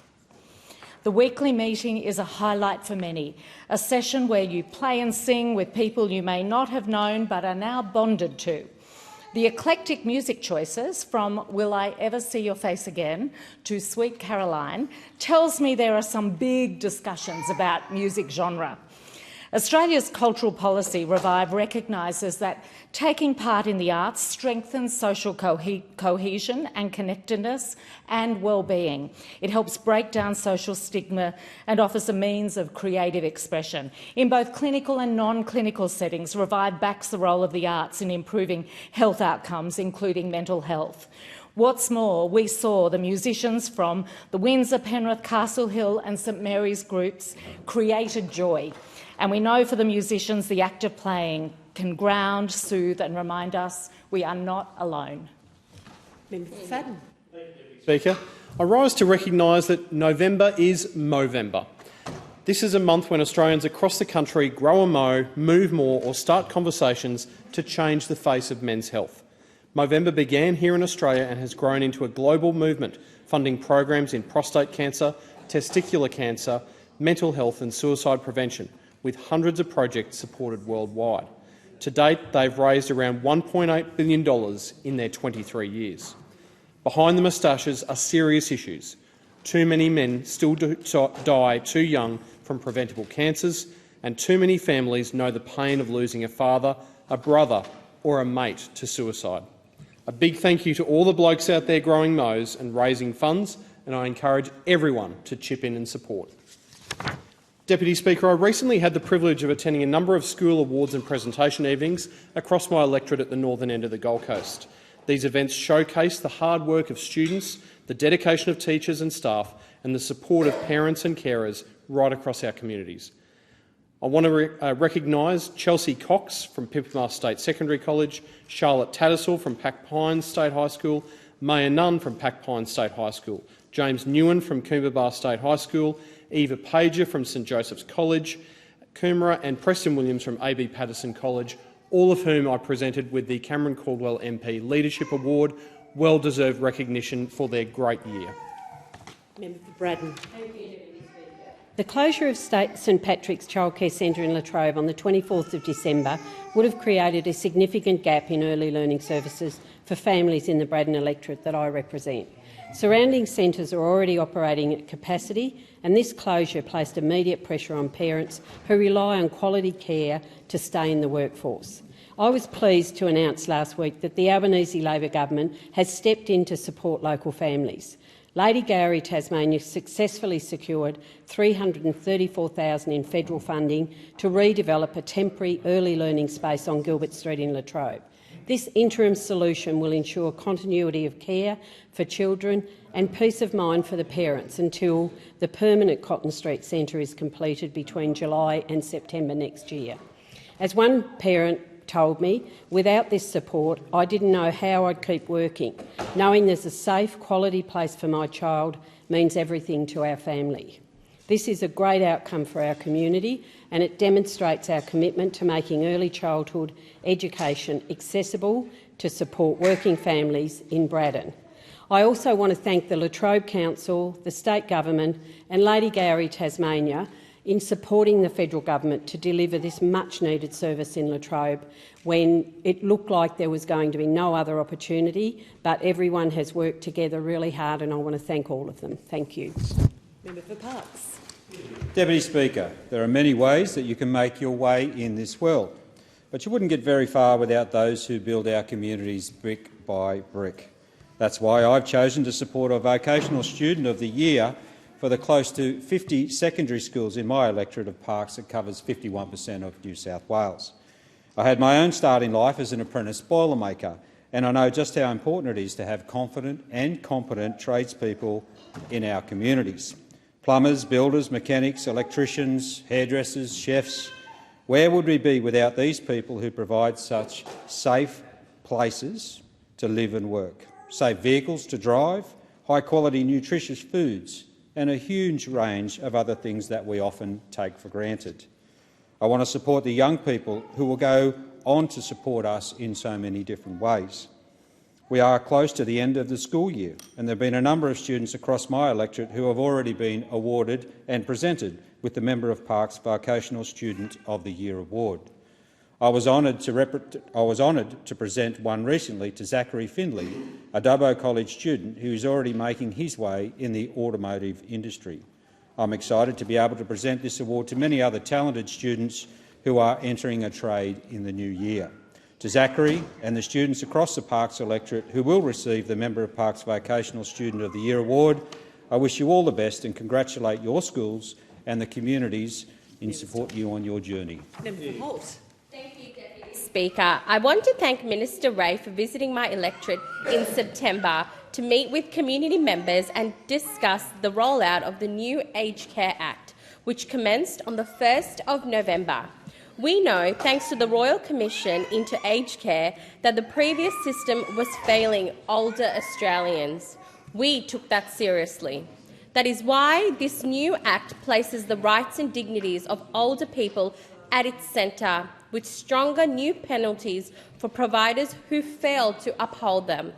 And we are backing that up with a $4.3 billion for support at-home program, supporting 300,000 additional participants over the next decade. As Australians age, we know that we will need the workforce to support it. That is why Labor is delivering 4 pay rises for 400,000 aged care workers, with some now up to $28,000 a year better off. I want to close by acknowledging 2 passionate advocates from my electorate, Elizabeth Barton from the Aged Care Justice and Hannah Spanswick from ANMF. Every time I meet them, I learn more about the system and its challenges. Thank you, Elizabeth, and thank you, Hannah. Member for Gippsland. Well, thank you, Deputy Speaker. Now, this is a section of the Mallacoota-Genoa Road. I picked it up on the weekend, and I brought it with me here to Parliament this week, Deputy Speaker, because I wanted to prove a point. Our roads are falling apart in Victoria, and the State Labor Party is doing nothing about it. Now, notice, Deputy Speaker, the white line on this bit of road. It's important to acknowledge that, Deputy Speaker, because that means that the side of the road has fallen off. You now have a small cliff, people towing boats, towing caravans, drop a wheel over the side. They are in peril of losing their lives. Now, this crumbling road, Deputy Speaker, has no shoulders, it's dangerous, and it's putting the lives of locals and visitors at risk. And worse than that, Deputy Speaker, is that 4 years ago, more than 4 years ago, in May 2021, I secured $10 million from the previous federal government as part of the Black Summer program to upgrade this road, the only access road between Mallacoota and Genoa. We are still waiting, more than 4 years later, for the Victorian government to spend a single dollar on the actual road. How can it be possible, Deputy Speaker, that it takes more than 4 years to spend the $10 million provided by the Commonwealth to upgrade the highest priority project in the Mallacoota-Genoa area? It's incompetence of a grand scale. Lives are being put at risk. The road is falling apart. And I plead with the Victorian government, just fix the bloody road. Member for Moreton. Thank you very much, Deputy Speaker. Deputy Speaker, today I want to talk about 2 very important community groups in my local electorate, both from the multicultural community. They're absolutely stellar and they have one thing in common. They are both celebrating anniversaries this year. The first is FC Oldbridge, a great football club, and on the 26th of October we celebrated their 30th anniversary. Their president, Amir Sadakovic, is a wonderful bastion of our community, a pillar of our community, and he, along with the Balkan community, put on a big show every time we go out there. The club was founded in July of 1995 by a group of athletes and football enthusiasts, and they've got about 150 senior players and a strong junior program. But fundamentally, the club is a focal point of our local community. And the second organisation I want to talk about today, Deputy Speaker, is the Chinese Ethnic Broadcasting Association. And just this Saturday gone, we celebrated their 45th anniversary at a dinner. Their president is Elsa Shui, and this is an organisation that started up in 1980. It began broadcasting in Chinese on 4EB the very same year, and 4EB is the only full-time local ethnic broadcaster based in Brisbane. It brings language to so many parts of our community, and it's important to social inclusion and the way in which we communicate. Thank you. Member for Cowper. Deputy Speaker, well, this government is obsessed with the ideology over results and self-promotion over the needs of Australian people. And nowhere is this more apparent than in Labor's failing energy policy. Net zero at any cost is hurting families, hurting industry and hurting our nation's sovereignty. And for what? So that our illustrious Energy Minister can cling to relevance by securing the COP31 President of Negotiations title. And while that might provide him with a personal ego boost, it doesn't provide a boost to our economy or the average Aussie's household budget. Household electricity bills are up a whopping 39%, making power prices the biggest single contributor to inflation, because if your bill's up 39%, then you know that the businesses who manufacture, distribute and sell every product on our supermarket shelves are also forced to pay their increase in energy costs to consumers. Now, Deputy Speaker, Australia has already been cutting its emissions at roughly twice the pace of the OECD, while producing just 1% of the globe's total emissions. Why are everyday Australians expected to carry more of the global burden than they create? We have to focus on what is right for our country, our economy and our people, and that's affordable, reliable energy. There is a cheaper, better, fairer way forward, and the Coalition are committed to delivering it. Member for Werriwa. Thanks, Deputy Speaker. South West Sydney is growing rapidly. Every day new houses are going up and farmland, once so prevalent, is disappearing. The rapid population growth brings real opportunities but also raises challenges. Foremost among those is the demand for infrastructure, not at least as it relates to road and transport. In the lead-up to the election this year, I was delighted to announce a $1 billion upgrade of 15th Avenue, one of the worst bottlenecks in my electorate. The commitment of $1 billion is a joint initiative by both the New South Wales and federal Labor governments. The project will upgrade 15th Avenue but requires careful planning and staging, including extensive community consultation. I've met with the project team and the plans are well advanced, and I'm delighted to say they are currently open for community feedback and remain so for the 14th of December, until the 14th of December. This is a great opportunity for those members of my electorate to look at what's proposed and give feedback. I have some leaflets in my office. If you would like to come to my office, we can give you something, or you can go on the website. But please make sure you have your say. The upgrade of 15th Avenue can't come soon enough. And for so many in Austral and surrounding suburbs, this will be a game changer for them. Please make sure that you give your feedback. Member for Groom. Speaker, I want to speak to a couple of issues that are of importance to my region. Firstly, Kim Sutton is a wonderful advocate for aged care in our community. And what drives her is she doesn't want anyone to go through what her father went through in his last days, where he passed in excruciating pain at a local aged care facility. John, I've spoken about him many times. He was a firefighter. He was 86 years old. And I want him to remember for the great life he lived, and Kim is fighting for his legacy. It's a promise I made to Kim that I would never politicise this issue, and I'm so pleased to say I'm grateful to the Minister Sam Ray for agreeing to meet with Kim. I think it's excellent to see a minister just reaching out and trying to do the right thing regardless of where someone comes from, and congratulate him on that. Momentum Mental Health is a wonderful provider of mental health services in our community. They've been doing so for decades now. They're the absolute leaders in mental health in the Toowoomba region. Recently we saw a change in funding mechanisms provided by the local PHN, which means that Momentum are facing that really difficult decision of who they can keep on and what services they can continue to provide to our community.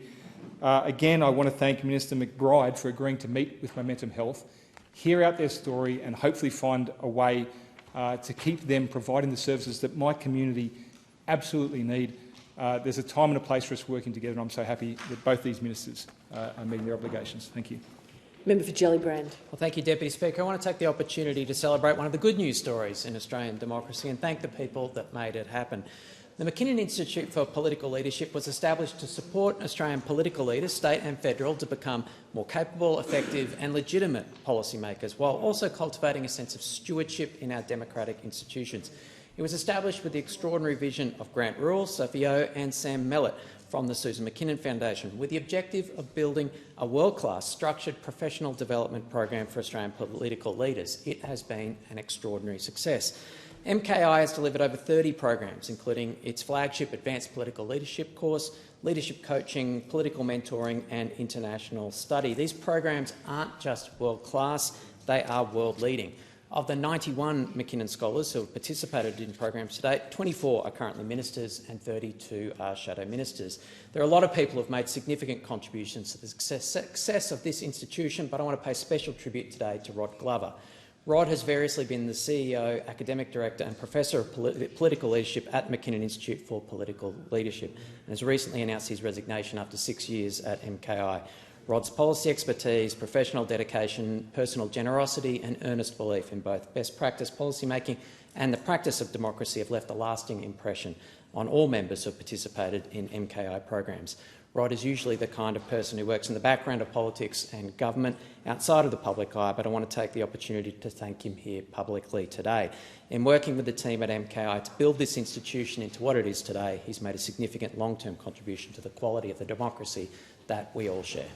Thank you. Member for Forrest. Thanks, Deputy Speaker. And I rise today to celebrate a genuine local hero in Dean Mullins, who a few months ago marked an extraordinary milestone, some 20 years of service on the road as a volunteer ambo with St John Ambulance.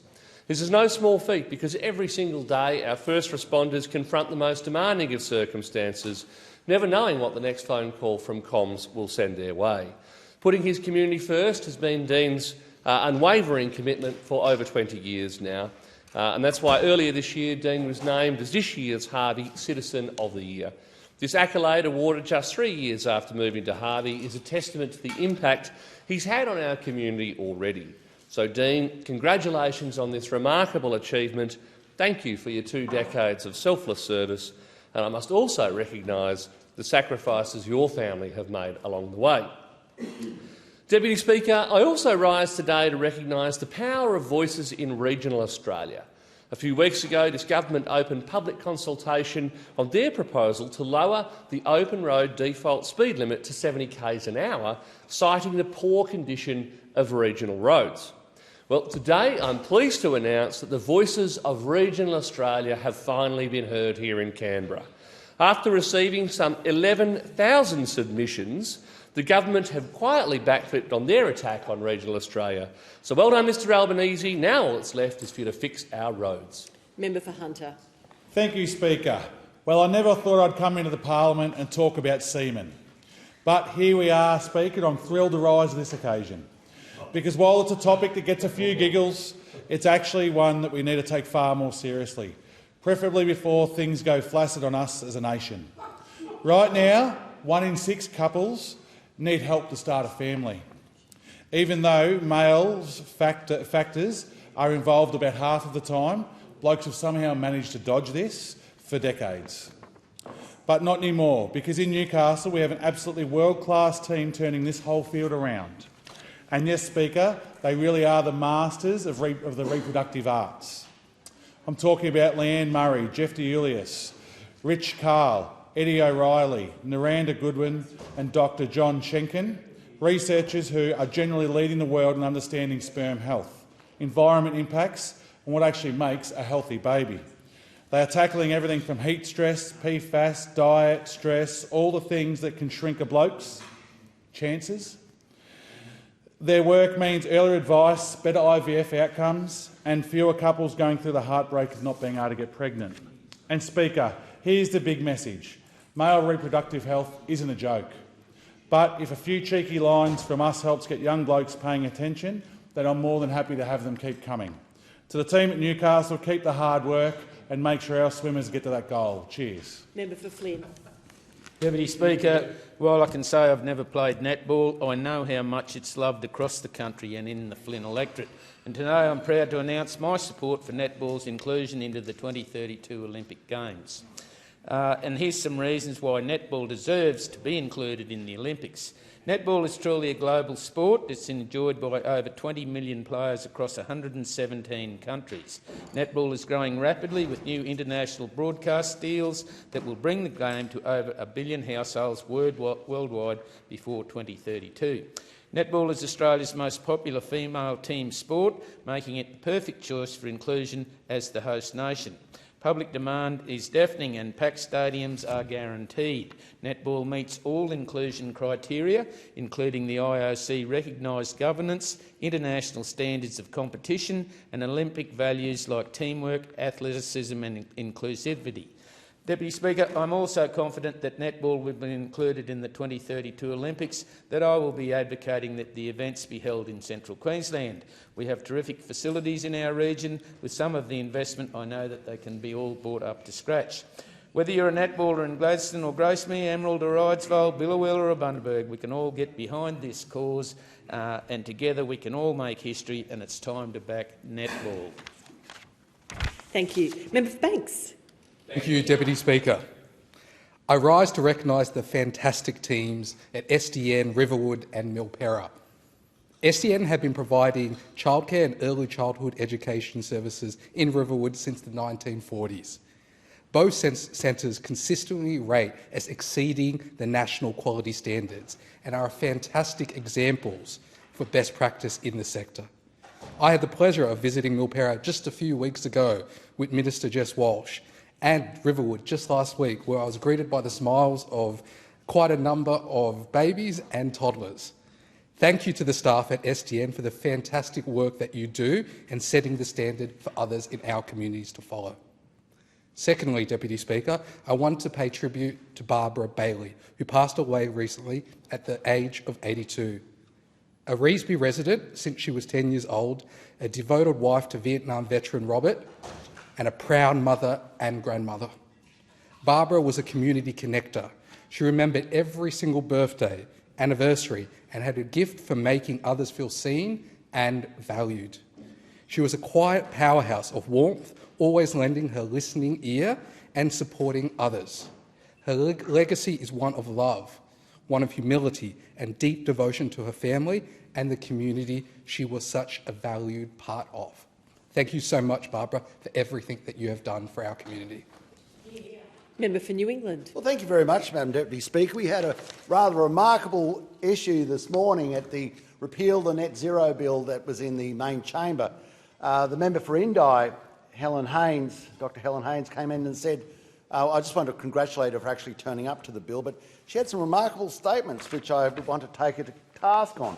She said if we repeal the Net Zero bill, it'll threaten thousands of jobs. Yep. Where are these thousands of jobs? Whereabouts? What town? Well, we should. And I know that we know that if you can just nominate where these jobs are, I'd like to hear it. It says the opportunity to make Australia's path to net zero deliver substantial, tangible, lasting benefits to regional and rural communities. What, like dividing them up the middle, like putting in transition lines, like putting in swindle factories, solar panels, wind towers? And I thought about it. I thought, isn't VNI West in Victoria? Does Dr Helen Haines, member for Indi, support VNI West? I wonder if Andrew Wiedemann and all these people know this. They've got such a great supporter, and it's up to the people of Victoria to understand they actually have a champion for VNI West, a champion for the swindle factories, a champion for the Chinese state-owned enterprises that are involved in the capacity investment scheme, the domestic billionaires, the foreign multinationals, the division of the communities. Their champion, ladies and gentlemen, is the member for Indi, Dr Helen Haines. So you go out, give her a bell and say, thank you, Doctor. Thank you very much. Member for Hasluck. Deputy Speaker, I rise to pay tribute to two remarkable musicians. James Baker was a true pioneer of the Aussie rock and punk scene. To quote the Rock Pit, James Baker had a CV that reads like a who's who of Australian rock and roll greatness. In addition to the Victims, Hoodoo Gurus and Be Suburban, James co-founded The Scientists, the Dubrovniks, the Painkillers and more. He was a genuine tastemaker and style influencer. James Baker was a local Bassendean legend and a long-time supporter of his good friend and state member Dave Kelly. His passing has been felt heavily by the Bassendean Labor. My condolences to Kath Rogers, his wife and his daughters Lorna and Vale James Baker. I also acknowledge the passing of Guy Gauss AM. Guy was a musician, a teacher, a mentor, a leader and a beloved figure within our school community and the broader music community.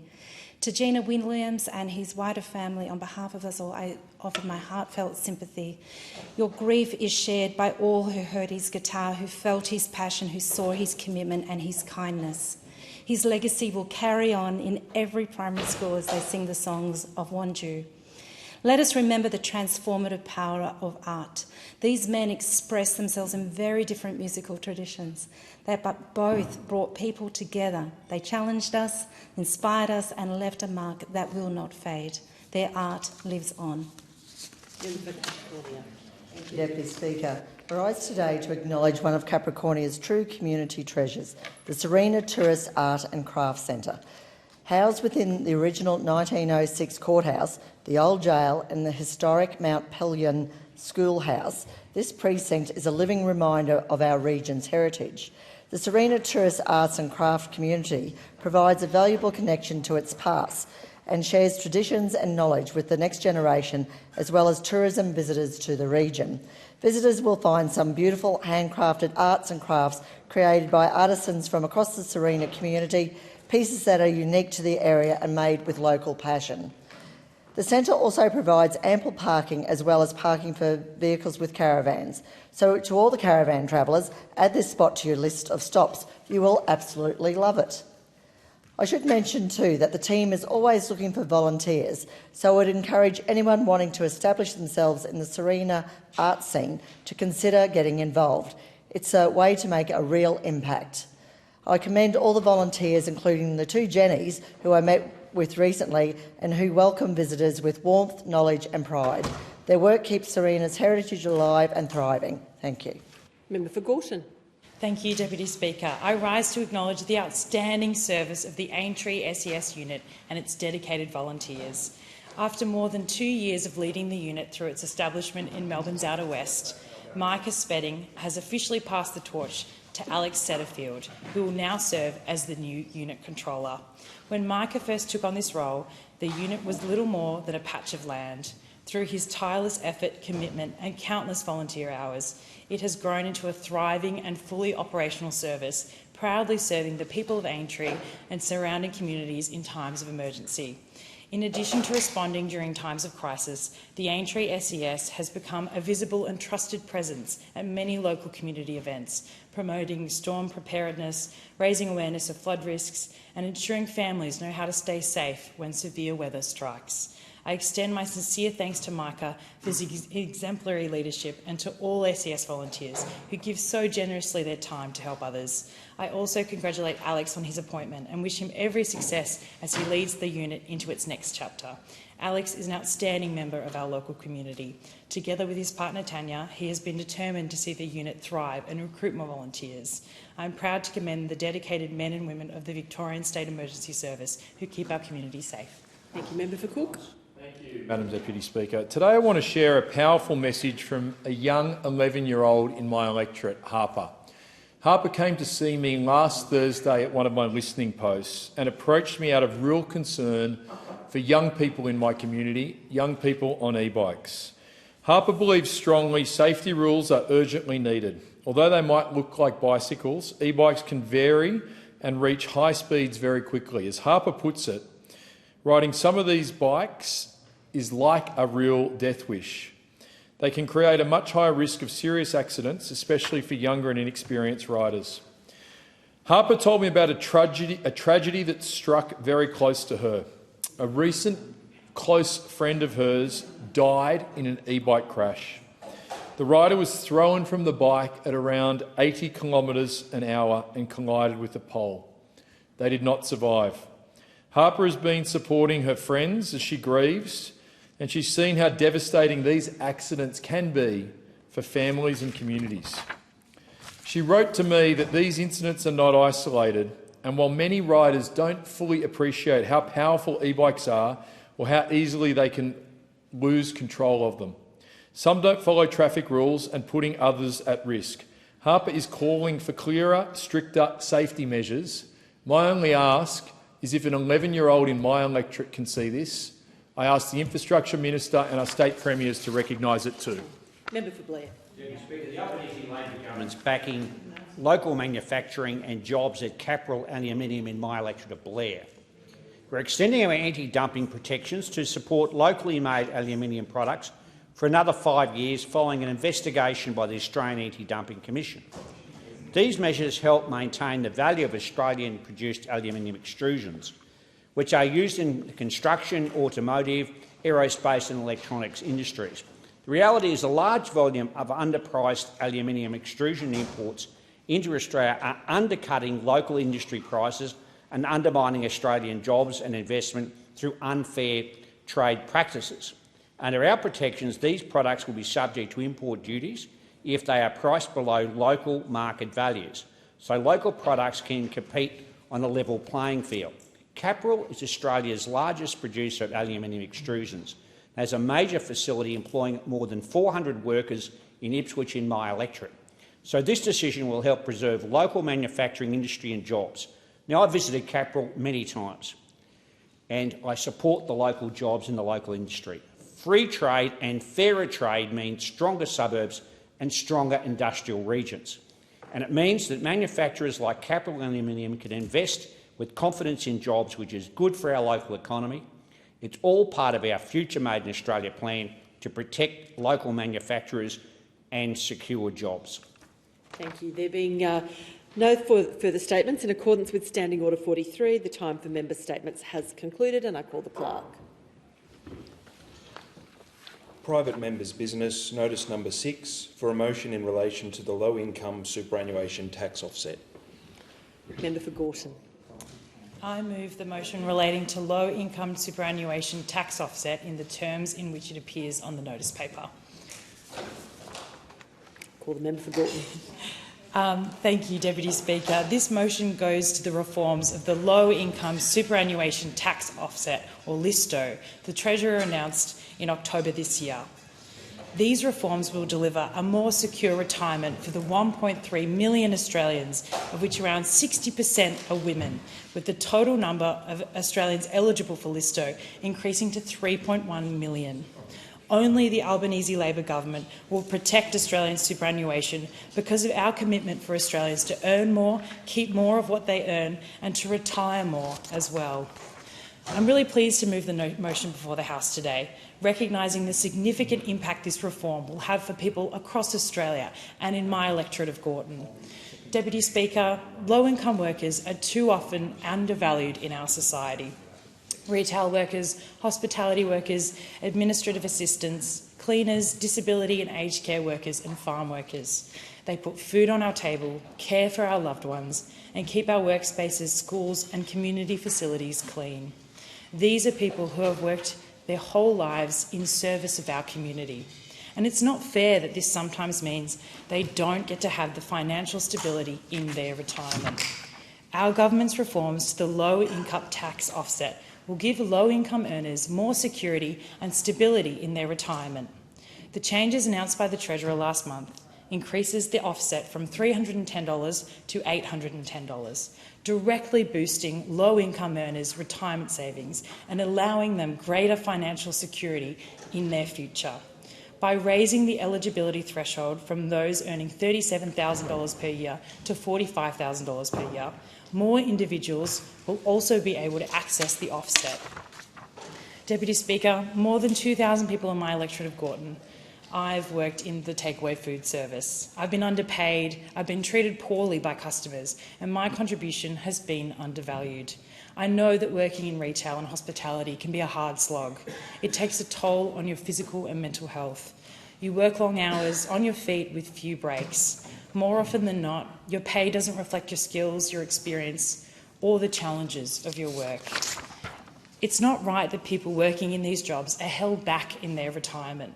The low-income tax offset is a tangible step towards rectifying this injustice. The LISTO makes a contribution into a person's super if they meet the requirements, in addition to their employer's contribution. Depending on their circumstances, the LISTO could see an extra $15,000 added to an individual's retirement savings. This amount will make a huge difference to these individuals' lives, giving them the security and peace of mind that their retirement is taken care of. Deputy Speaker, this reform isn't just about economic justice. It's also about gender equity. 60% of low-income workers are women, and industries dominated by women are still paid less than those dominated by men. For these reasons, women end up with much less super than their male counterparts. This reform will mean 1.3 million more Australians will have a more secure retirement around 55% of whom will be women, reducing financial inequity between men and women, and ensuring that women have the financial security and autonomy in their retirement. I want to talk about how these changes will affect those in my electorate of Gorton.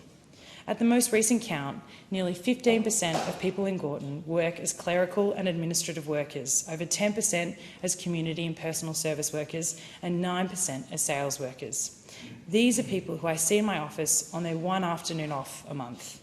These are people that give their weekends at community events, even though they work often long hours in demanding conditions. These occupations are some of the most lowest paid in our workforce. But without them, everything would grind to a halt. They deserve the dignity of savings for when they retire, just like any other worker. Deputy Speaker, Labor is the party of super. It was Prime Minister Keating who created the compulsory superannuation system, ensuring every Australian has savings when they retire. And, Deputy Speaker, it is clear from a decade under the Coalition that only Labor will protect super. I'm really proud to be part of a government that is building on Keating's legacy, defending the dignity of low-income workers and working towards a more equitable system. Thank you. Is there a seconder for the motion? Second motion. Reserve my right to speak. Thanks, Member for Blair. Member for Cowper. Thank you, Deputy Speaker. I rise to speak on this motion, which claims that only the Labor government will protect Australian super. Well, if that's how Labor wants to be judged, they should hang their head in shame, because the facts are clear. Labor is not protecting your super. On this government's watch, more than 12,000 Australians, many nearing retirement, are facing over $1 billion in losses from their super following the collapse of First Guardian and Shield.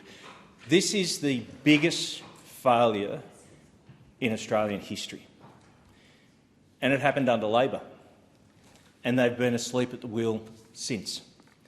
And that's not what protecting your superannuation looks like. Deputy Speaker, I've met some of these people. A detective from Queensland. These aren't rich people. These aren't wealthy people. I've met members of Save Our Super Group like Melinda Key and Peter Spencer Franks, a bus driver, Brad Waterman, Denise Coquet, a teacher, Mike Poland, last week in Perth. They've lost everything. And on a personal note, thank you for coming to see me to tell me your story. But more so, thank you for stepping up, despite what you're facing. Despite you working all your life and now having no super because of a failure by government and a failure by ASIC, which I'll get to, and yet you stand up and you will be the face and you will fight and advocate on behalf of those 12,000 other Australians. Thank you. Deputy Speaker, these are Australians who played by the rules. They trusted the system would protect them, but it failed. And they tell me they've been left with nothing. The government ignores them, their letters go unanswered, or they're answered by bureaucratic nonsense, and they just want the government to acknowledge that they exist. That's all. And to work with them. People caught up in these failures have been pushed to the brink, and there is a real human cost. And one person, very, very sadly, has taken his own life over this. And I want to say this to those impacted. Firstly, I will work with you. Please take one day at a time. Lean on your family and friends and the Save Our Super group for support. And if you need help, please go and get it. There is nothing wrong with that. There will be brighter days ahead. And I acknowledge what you've gone through, and I'm listening, and I'm working with the Minister to try and find a solution. Deputy Speaker, I truly hope I can work with the government. I've mentioned the Minister, Minister Merlino is working well with me. He's very engaging, and credit where credit is due. He's doing the best he possibly can under a very difficult set of circumstances. But let's be clear, this government has failed. In 2022, they commissioned a review by the Treasury into regulation of the managed investment schemes, the very structures used by First Guardian and Shield. Submissions to the review called for tighter regulation, stronger oversight and greater transparency. The response by this government, nothing. The review was buried, no reforms, no action. Second, they let ASIC fail and haven't held them to account. ASIC was warned about First Guardian back in 2019, but took years to take any serious action. Later, they raised concerns about Shield with Macquarie, but failed to tell the other platforms about it. That silence led to super losses that could have been avoided. ASIC is now taking action, which is good to see, but the horse has bolted. It's too late. 12,000 people have lost their superannuation. They're acting like the ambulance at the bottom of the cliff. And what has Treasury done? Absolutely nothing. Hasn't even bothered to update the statement of expectations for ASIC, a basic tool every government has used to set standards for agency. And when I say he hasn't, I'm talking about the Treasurer, not about Minister Molino. Instead of protecting your super, Labor is focused on raiding it. And we saw that in the paper today with Premier Allen, who has bankrupted a state and now is talking about raiding your superannuation to keep it afloat. Well, Deputy Speaker, the motion claims Labor will protect Australian super, but their record tells a very different story. This government has overseen the biggest superannuation failure in history, left Australians exposed by allowing ASIC's enforcement shortcomings to go unchecked, and looked for ways to raid your super themselves. Australians deserve better. The question is that the motion be agreed to, and I call the member for Cook. Yeah. Bonner. Bonner, I'm sorry. But my name is Bonner. Cara Cook. Thank you. Excuse me, sorry. Thank you, Deputy Speaker. Every Australian worker deserves two simple things: to keep more of what they earn and to retire with dignity. But for too long, low-income workers, those keeping our cafes running, caring for our elderly, cleaning our schools and hospitals, have been left behind. The Albanese Labor government is fixing that. The low-income superannuation tax offset, the LISTO, exists to make sure low-income earners don't pay more tax on their super contributions than they do on their wages. It's automatic, it's fair and it's essential. And under the Liberals, it was frozen for 8 long years. Labor is changing that. From 1 July 2027, we will increase the LISTO from $310 to $810 and lift the income eligibility threshold from $37,000 to $45,000. This means low-income workers will finally receive a fair tax concession on their super. This change will benefit 1.3 million Australians with an average boost of $410 into their super. That's around $15,000 extra at retirement. In Bonner alone, over 7,500 workers will keep an extra $415 a year. That's the barista in Belmont, the hairdresser in Hemmant, the cleaner in Carindale, real workers keeping more of their own money. Deputy Speaker, those opposite, when they had the chance to support workers in their retirement, what did they do? The answer is nothing. The LISTO remained frozen for 8 long years. Wages went backwards for 5 consecutive quarters. Under Labor, we now have the strongest annual real wages growth in 5 years and the longest period of real wages growth above 0.7% in a decade. We legislated to protect penalty rates because workers rely on them. Only Labor backs workers. The Coalition never have. Deputy Speaker, economic inequality is gender inequality. Women face higher health costs, carry more unpaid care and retire with less super. More than 750,000 additional Australians with income between $37,000 and $45,000 will now become eligible for LISTO, including more than 450,000 women. Almost 500,000 Australians with income below $37,000 who are already eligible will also receive a higher LISTO payment, including almost 300,000 women. The workers who stand to benefit from this change include over 100,000 sales assistants, over 50,000 admin workers, over 50,000 aged care and disability carers, the majority of whom are women. We know the facts. Women take more time out of the workforce to care for children and ageing parents. Women are more likely to work part-time or casually. Women earn less across their lifetime. The result? Between the ages of 60 and 64, men have a median super balance of $205,000, women have $154,000, almost a quarter less. From the age of 60, 62% of men have super compared with just 52% of women. And 1 in 4 women over 60 live below the poverty line. Almost 60% of older female renters live in poverty. This is unacceptable. Labor will not allow another generation of women to retire poor. Because Labor unfroze and expanded the LISTO, women, especially those in aged care, early education and health, will keep more of what they earn. This sits alongside expanding paid parental leave to 26 weeks, paying super on parental leave, passing payday super laws to stop employers ripping off workers' retirement savings. Together, these reforms are life-changing. Deputy Speaker, superannuation is a Labor idea and a Labor achievement. It was built so Australians could retire with security earned through work, not inherited through wealth. By reforming the LISTO, the Albanese Labor government is ensuring a fairer superannuation system for the many, not the privileged few. Australian workers deserve dignity in retirement, and this Labor government will always find to deliver it. The motion is that the question is that the motion be agreed to. I call the member for Bradfield. Deputy Speaker, in September this year I was privileged to be invited to participate in a panel run by Super Members Council to discuss this LISTO, the Low Income Superannuation Tax Offset. It was an excellent event with a sterling lineup of talented women.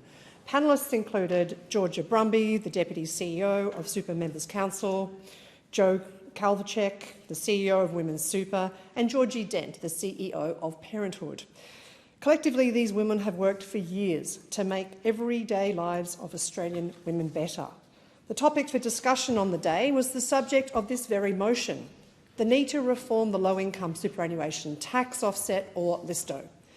The LISTO was introduced in 2012 and provided a payment of $500 into super for people earning less than $37,000 a year. It was designed to ensure that low-income earners don't pay more tax on their super contributions than on their take-home pay. But the problem was that it had not changed since 2012 when it was introduced. The income threshold of $37,000 was out of date, and the amount of the payment itself had been devalued as a result of not keeping up with inflation. With 63% of people benefiting from LISTO being women, the panel and I sitting on the panel and I that day were in firm agreement that it was in need of updating. And so I'm pleased that when the Treasurer announced in October that the government had listened and would be increasing both the amount of the LISTO and the threshold for eligibility in line with what the experts and industry had been calling for. I was equally pleased to see the way in which the government proposed to fund the changes to LISTO. The LISTO changes, it was announced, would be paid for by tweaking the government's proposal to reduce tax concessions on earnings in superannuation accounts with balances over $3 million. Tax reform is another topic entirely, and one which, although needed, successive governments have shied away from. But I welcome the announcement during the last term that the government planned to reduce tax concessions on earnings of super balances above $3 million, but held concerns about some of the finer details of that proposal. The first area of concern was that the $3 million threshold for the change to the tax concession would not be indexed. The LISTO is a perfect example of a situation where tax policy that is not indexed will soon become unfit for purpose. With 13 years of the introduction of the LISTO, and some would say probably sooner than that, the LISTO was not operating as it was intended, and the $37,000 threshold for eligibility for additional superannuation payment needed updating. In the last term, in arguing against the need to index the $3 million threshold for super tax changes, the government said, that unindexed amounts are regularly included in legislation and that it's simple to amend it when it's necessary. Well, the crossbenchers' counter-argument was that it would not only be simpler to index the amount from the outset, it would ensure that legislation remained fit for purpose year in and year out. So the LISTO thresholds demonstrate the force of this argument. It has taken 13 years and much advocacy from civil society to achieve legislative change to the LISTO thresholds and to make them work as intended in 2025. LISTO recipients, mainly women and those in low-paid, often shift or part-time casual work, such as in the care industry, would have received a greater benefit for longer with indexation. So will it be for taxpayers affected by the changes to the superannuation tax concessions for balances over $3 million. They will not have to start paying more tax sooner because the threshold will be indexed. The second area of concern about the superannuation tax concessions changes was that the changes would apply to unrealised capital gains. That was going to hurt farmers, small businesses who quite legitimately and compliantly often hold large assets inside their superannuation and would have been forced with a tax bill to pay a tax bill on those assets, which they did not intend to liquidate during the tax year becoming payable. And again, the government listened to that concern, raised squarely by the independents on the crossbench during the debate on the legislation, and have decided that tax should not apply to unrealised capital gains. These LISTO changes are necessary and overdue. The retirement savings of Australians on low incomes will be boosted. The burden on government during those people's retirements will be reduced, and it's a positive change which I welcome. The question is that the motion be agreed to. I call the member for Tangney. Thank you, Deputy Speaker. Every dollar saved for retirement matters. I'm proud that our government is delivering more help to low-income workers with changes to the low-income superannuation tax offset, called LISTO, by raising the eligibility threshold from $37,000 to $45,000 from 1st July 2027 and boosting the maximum payment to $810. We are ensuring the superannuation system is stronger and fairer for low-income workers. Many of them were women and young people. This change will ensure low-income workers receive a fairer tax concession on their super contribution. The average increase in the LISTO payment will be $410 for affected workers. Workers could receive a potential benefit of around $15,000, depending on an individual's income over their career. In 2027-28, more than 770,000 Australians will be eligible for LISTO, and 490,000 Australians will receive a higher LISTO contribution. These changes are meaningful. I met with women in my electorates of Tangney who work as a sales assistant or in the care sector as aged and disabled carers. I speak with young people who are balancing work and studies. These changes means a total of 3.1 million Australians will be eligible for LISTO. Around 60% of these Australians are women. Deputy Speaker, the gender super gap is an issue my constituents regularly raise with me.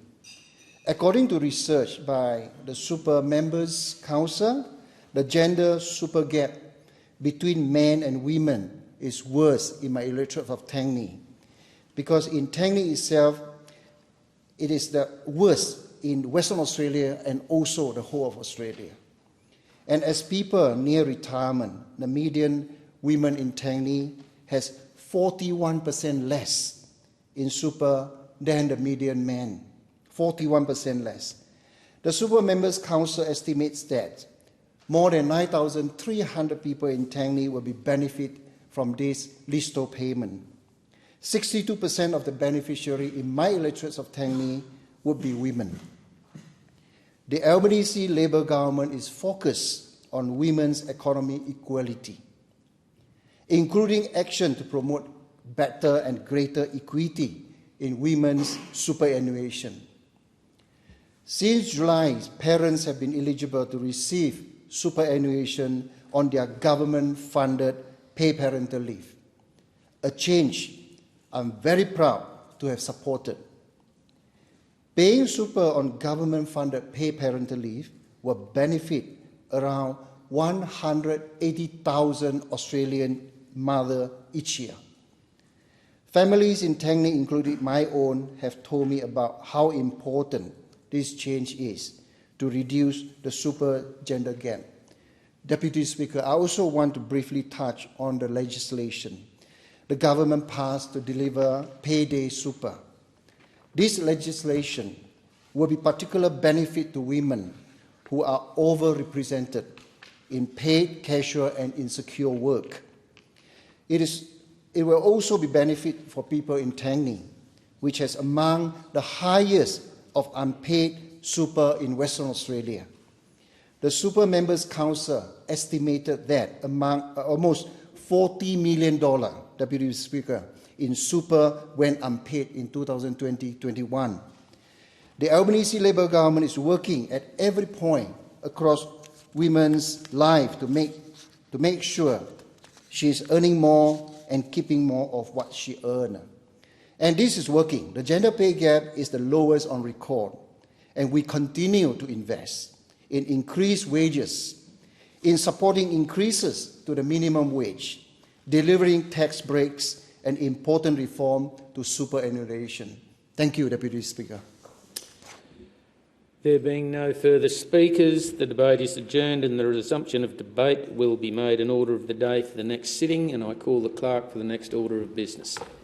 Private members' business, notice number 7, residential aged care. I call the member for Nichols. Thank you, Deputy Speaker. I move the motion relating to residential aged care in the terms in which it appears in the notice paper. Thank you, Deputy Speaker. The Albanese government's lack of investment in residential aged care has been laid bare. Residential aged care supply increased by just 578 beds in 2024-2025, less than 1/10 of the 10,600 additional places needed per year to meet demand as projected by the department. And the Boxwell & Co analysis confirms that Australia's aged care supply crisis has reached a critical tipping point, with occupancy levels hitting 94.4% and full capacity projected within 3 years. And 3 states, New South Wales, WA and Tasmania, have had no growth at all. In fact, they went backwards. They have had a net decrease in aged care beds thanks to Labor. And already the failure of the Albanese government to open new beds is leaving elderly people stranded in hospitals when they should be recuperating and they should be staying in an aged care bed. And the state and territory leaders held an emergency meeting last week on aged care beds and hospitals. And the Queensland and Tasmanian premiers specifically issued statements calling on the federal government to rescue older Australians, Deputy Speaker, left occupying hospital beds instead of aged care. And the Queensland Health Minister, Tim Nichols, said some patients were waiting 250 to 280 days in hospital, with one patient staying more than 400 days in hospital. Elderly South Australians experienced the longest wait times nationally for a Commonwealth aged care bed of 253 days, leading to equally high rates of hospital bed use. And in Western Australia, a shortage of aged care beds is leaving about 300 older patients stranded in WA hospitals daily, occupying beds necessary for acute care. And in Victoria, the numbers are 246 older patients stuck in state hospitals. New South Wales Health Minister Ryan Park said the number of patients waiting for placements has surged by over 60% in the past year, leading to a mounting human and system costs and an immediate reduction in available acute beds. Now, urgent action, Deputy Speaker, is needed to protect older Australians who are being failed by Labor's incompetence. only 5% of the required new aged care beds were provided last financial year, leaving 238,000 older Australians waiting for home care support. We shouldn't have elderly Australians languishing in hospital beds with nowhere to go. The Prime Minister promised to put the care into aged care, but instead we have a crisis that is crippling our hospital systems, failing some of the most vulnerable people in our community and forcing the states and territories to deal with the fallout, Deputy Speaker. Elderly Australians across our cities, across our regions, deserve much better than this. Elderly Australians, particularly in regional areas, Deputy Speaker, have been let down with delays to home care packages. Now, thanks to coalition pressure, some of those aged care packages, not all, at least some of them, were released earlier. But it took a lot of advocacy on our part to make that happen. Our elderly Australians deserve to age in the communities that they built. They deserve dignity, they deserve comfort, like the elderly residents of the aged care facility called Ottery House in Cobram, just on the Murray River in my electorate that I visited last week. Those elderly Australians built that community of Cobram. They built the shops, they built the orchards, they built the dairy companies. They taught at the schools. They worked in the local businesses. And as they age, they have the right to age in place, to take deserved advantage of the community and the society that they have helped create. We've got to make sure, as a country, we look after these elderly Australians. And all of the statistics and all of the facts that I've just outlined indicated that they are not being looked after. So the Albanese government has got to stop with the rhetoric, get on with some action and make sure more beds, aged care beds, are being made available for elderly Australians so that they're not languishing in hospitals when they should be in aged care facilities. Thank you, Deputy Speaker. Is there a seconder for the motion? Yes, and I reserve my right to speak. Member for Grey seconded the motion. The question is that the motion be agreed to, and I call the member for Leichhardt. Masquerading as the member for Gosling, Solomon. Sorry. Thank you, Speaker. I want to thank the member for Latrobe for allowing the opportunity to talk about some of the difficulties facing the aged care system. I don't think it's any surprise that there are challenges out there. After decades of neglect from the LNP, those opposite, we are working hard to rebuild a system that fell apart. I am not the one who came up with the word neglect. The Royal Commission told us the system was broken, neglected by the LNP, and Australians agreed. Neglect. Let that word hang in the air. The greatest honour that we have is to take care of our old people. When the word neglect is used, thrown around by nothing less than a Royal Commission, then those who are responsible should hang their heads in shame. It is a disgrace, a national disgrace. Our old people built this country. They provide the culture, they provided opportunity for all of us. Neglect. Speaker, do you know how many residential aged care centres there are north of Cairns? One. The Star of the Sea, Thursday Island. That's it. It is a 2.5-day drive from Cairns to Bamaga, where you would hop on a boat, go to Horn Island, where you'd hop on another boat to get to Thursday Island. There are a lot of people between Cairns and the Torres Strait who deserve aged care, have deserved aged care, and have never received it. In areas where culture breathes and lives, it is important for community and for elders to live their ageing days on country, to die on country. And neglect has robbed that from those communities. There is a massive amount of work to be done, and it is something that we are tackling. 83,000 aged care packages into people's homes to keep people where they grew up longer. Everybody knows that there has been a problem, but only one side seems interested in fixing it. If those opposite had been interested in fixing it, we wouldn't be having this conversation right now. I wouldn't be advocating for residential aged care right across the Cape. We wouldn't have to bring the elders down to Pingamba Hollingworth Elders Centre, where they have wings for each individual community. People could stay close to home, where the songlines are, where the dreaming is. But it's not just Indigenous communities. It's Cooktown, it's Weipa, Mossman, Mariba, large towns of up to 10,000, 15,000 people, where the old people who they built these towns. I was sitting at the funeral of an elder in the Torres Strait whose family was telling me how he built the school, cut down the trees, and then worked his way down the Cape. These are the people that we owe everything to. Everything. And for 10 years, left to languish. And now, as a political point-scoring job, we're taking a swing when work is being done right now to improve the situation and the lives of our elder Australians. We care and acknowledge what our older Australians have given to us. And one day, I will have the privilege of looking after my parents. I've got to convince them to move from Victoria to Cairns, but they'll get there. The weather will probably help. And that is an honour that I don't shirk. And it is an honour that we in this place do not shirk. And it is an honour that we on this side do not shirk. When aged care continues to be rolled out, our programs matter.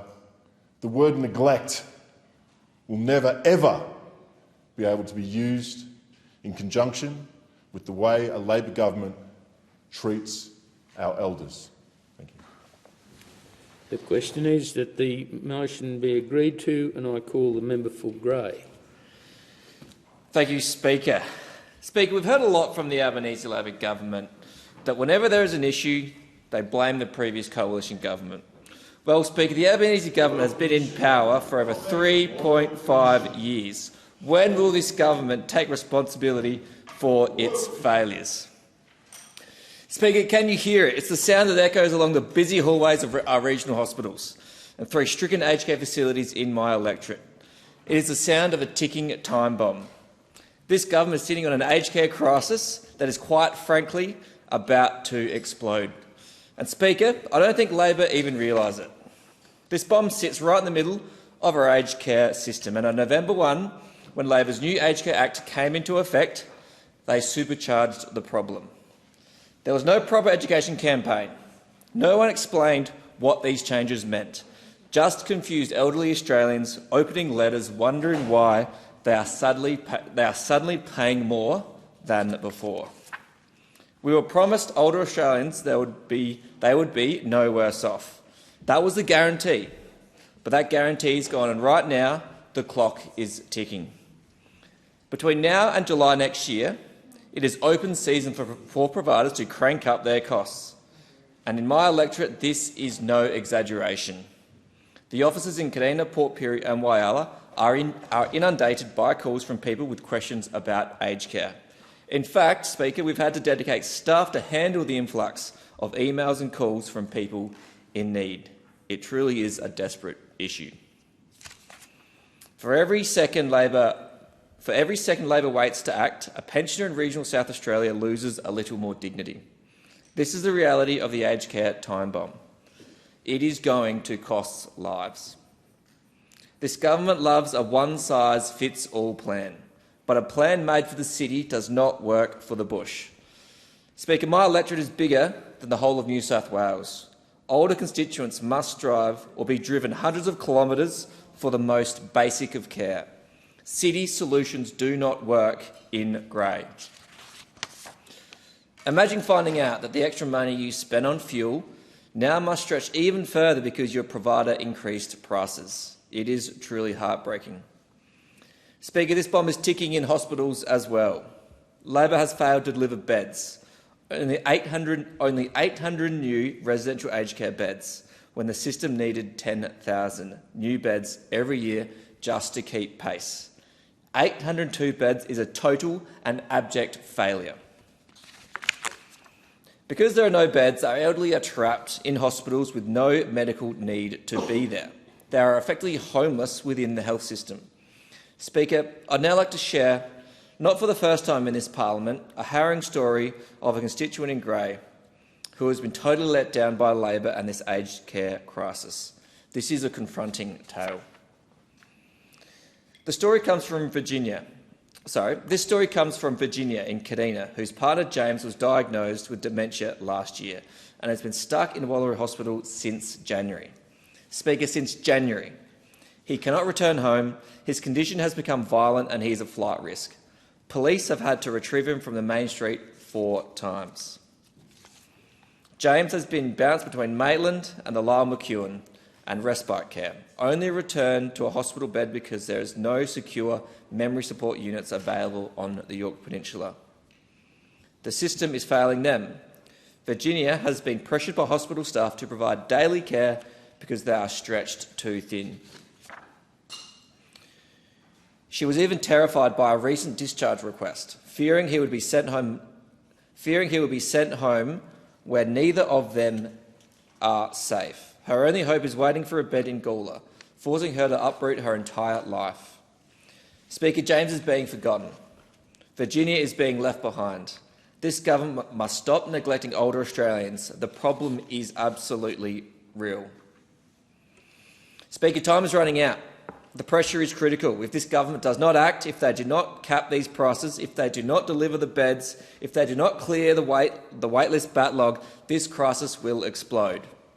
And the consequences of Labor won't just be political, they will have lives on their hands. Stop the clock, fix the mess, give our elderly the dignity they deserve before it is too late. Thank you, Speaker. The question is that the motion be agreed to, and I call the member for Gilmore. Thank you, Deputy Speaker. Well, Gilmore has an ageing population. In fact, we have one of the highest number of aged pensioners of any electorate in the country.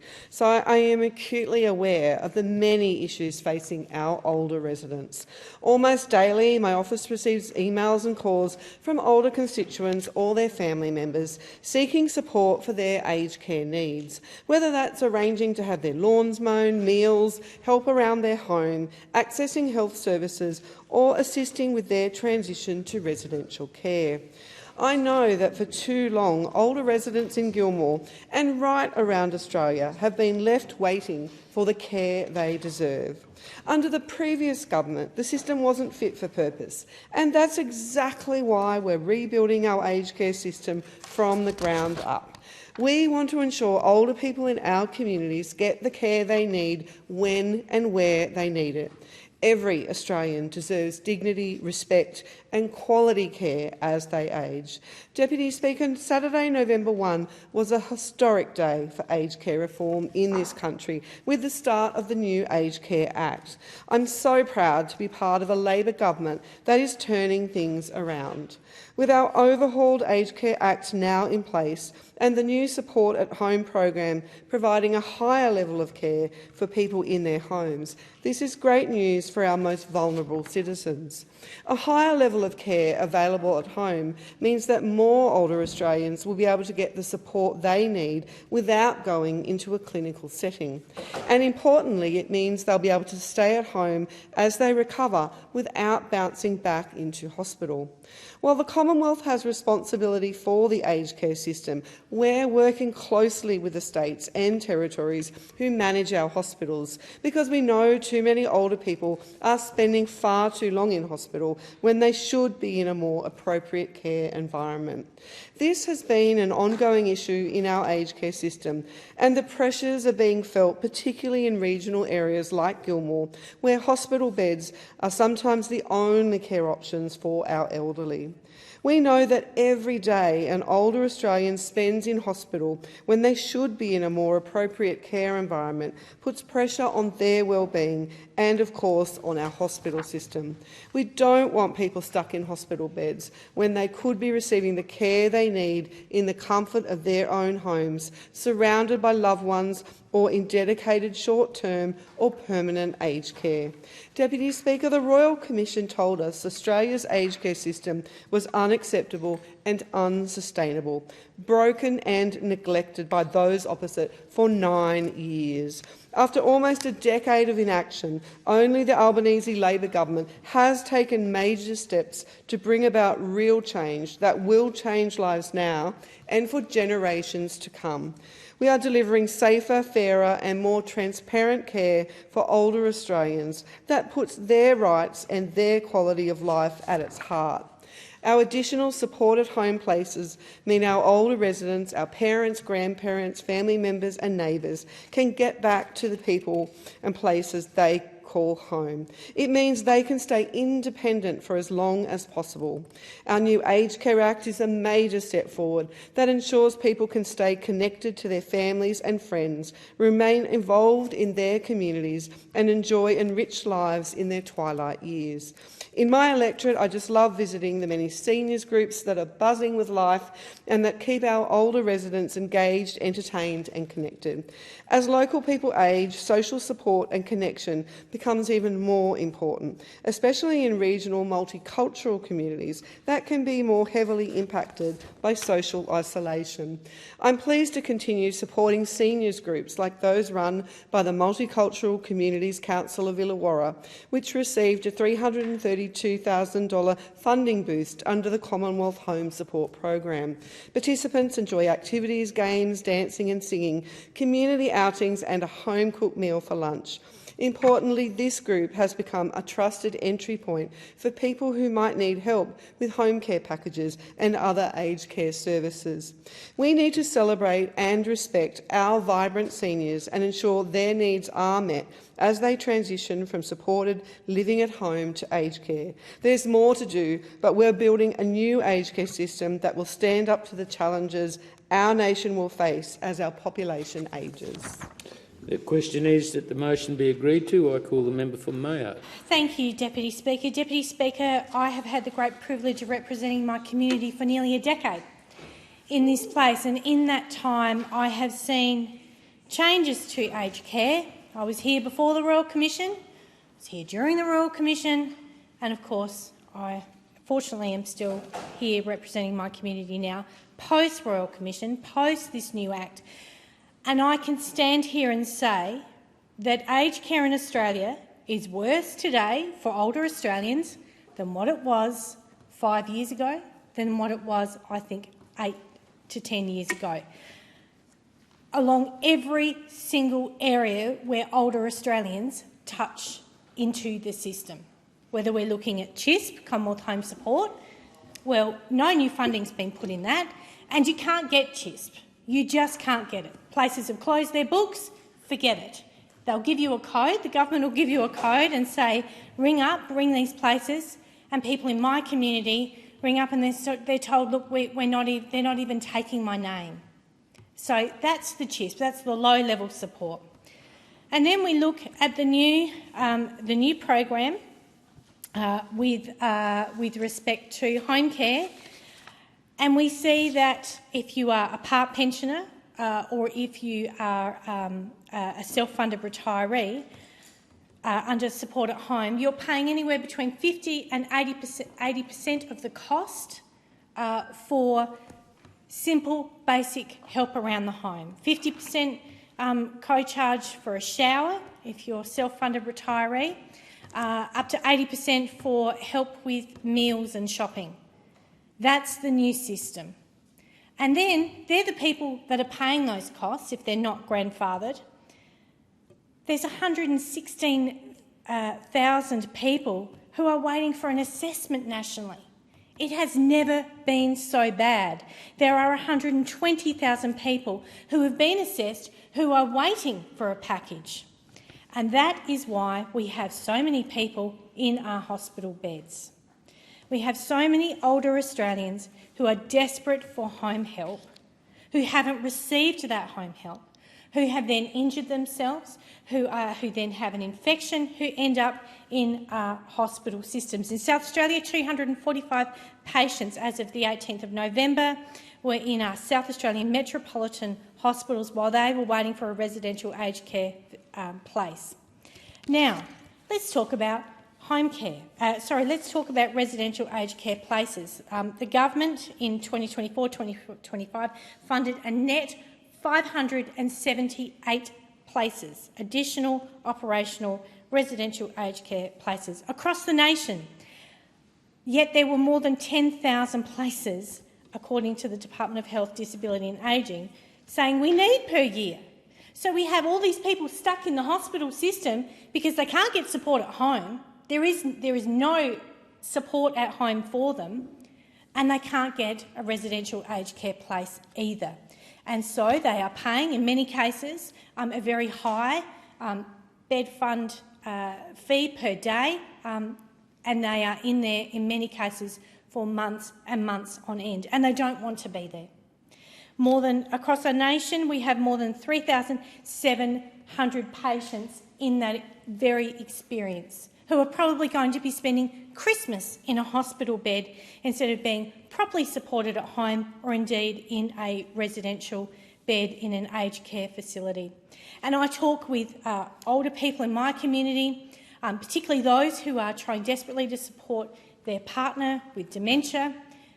They need to get them into residential aged care, but they can't because there are no places, because the government hasn't funded the places. In fact, if you look back at budgets over the last couple of budgets, they've cut funding for residential aged care. And so we have a system right now where we have state Labor ministers getting up and complaining to the federal government about this situation. They've been left with older Australians in hospital care when really they should have been properly cared for at home, or they should have been properly cared for in residential care. So while people can have all the talking points in the world on this place, I can tell you it's worse today than what it was nearly a decade ago.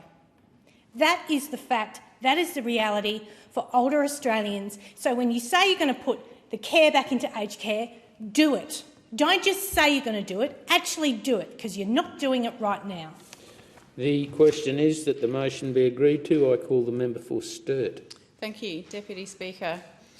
It is a blessing to get old, Deputy Speaker, to age, to have lots of birthdays, to be surrounded by children, grandchildren, like Norma Boys, who lives at the Astia Aged Care Facility in Myrtlebank in my electorate of Sturt, and who I recently visited to celebrate her 100th birthday.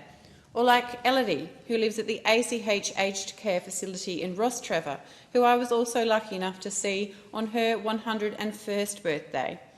You might even be as lucky as my Nana, who made it to the grand age of 90, and who, when she passed, was surrounded by not only her 6 children and 14 grandchildren, but also 10 great-grandchildren. Not everyone gets that opportunity, so to get old is a blessing. And elderly Australians still have a contribution to make as they age. They still have value. Norma and Elodie are still sharp. My Nana had very strong opinions on the performance of the Adelaide Crows, on politics, on her community. More candles on the birthday cake does not mean less opinions, contributions, views or value. In Australia, being old should not mean being forgotten or overlooked or provided with anything less than exceptional care. Being an older member of the community should not mean you don't have a choice in how you live your life, where you live your life, or what support you need to continue to live your life to its fullest. Every day that an older Australian spends in hospital when they should be discharged home or in another more appropriate care environment is not okay. Every day that an older Australian waits for the service they need to enable them to continue to live their lives the way they want to is not okay. A higher level of care available at home means that more older Australians will be able to get the support they need without going into a clinical setting. And importantly, they'll be able to stay at home as they recover from the health challenges that they face without having to return to hospital. Now, all of these reforms do not happen in one weekend.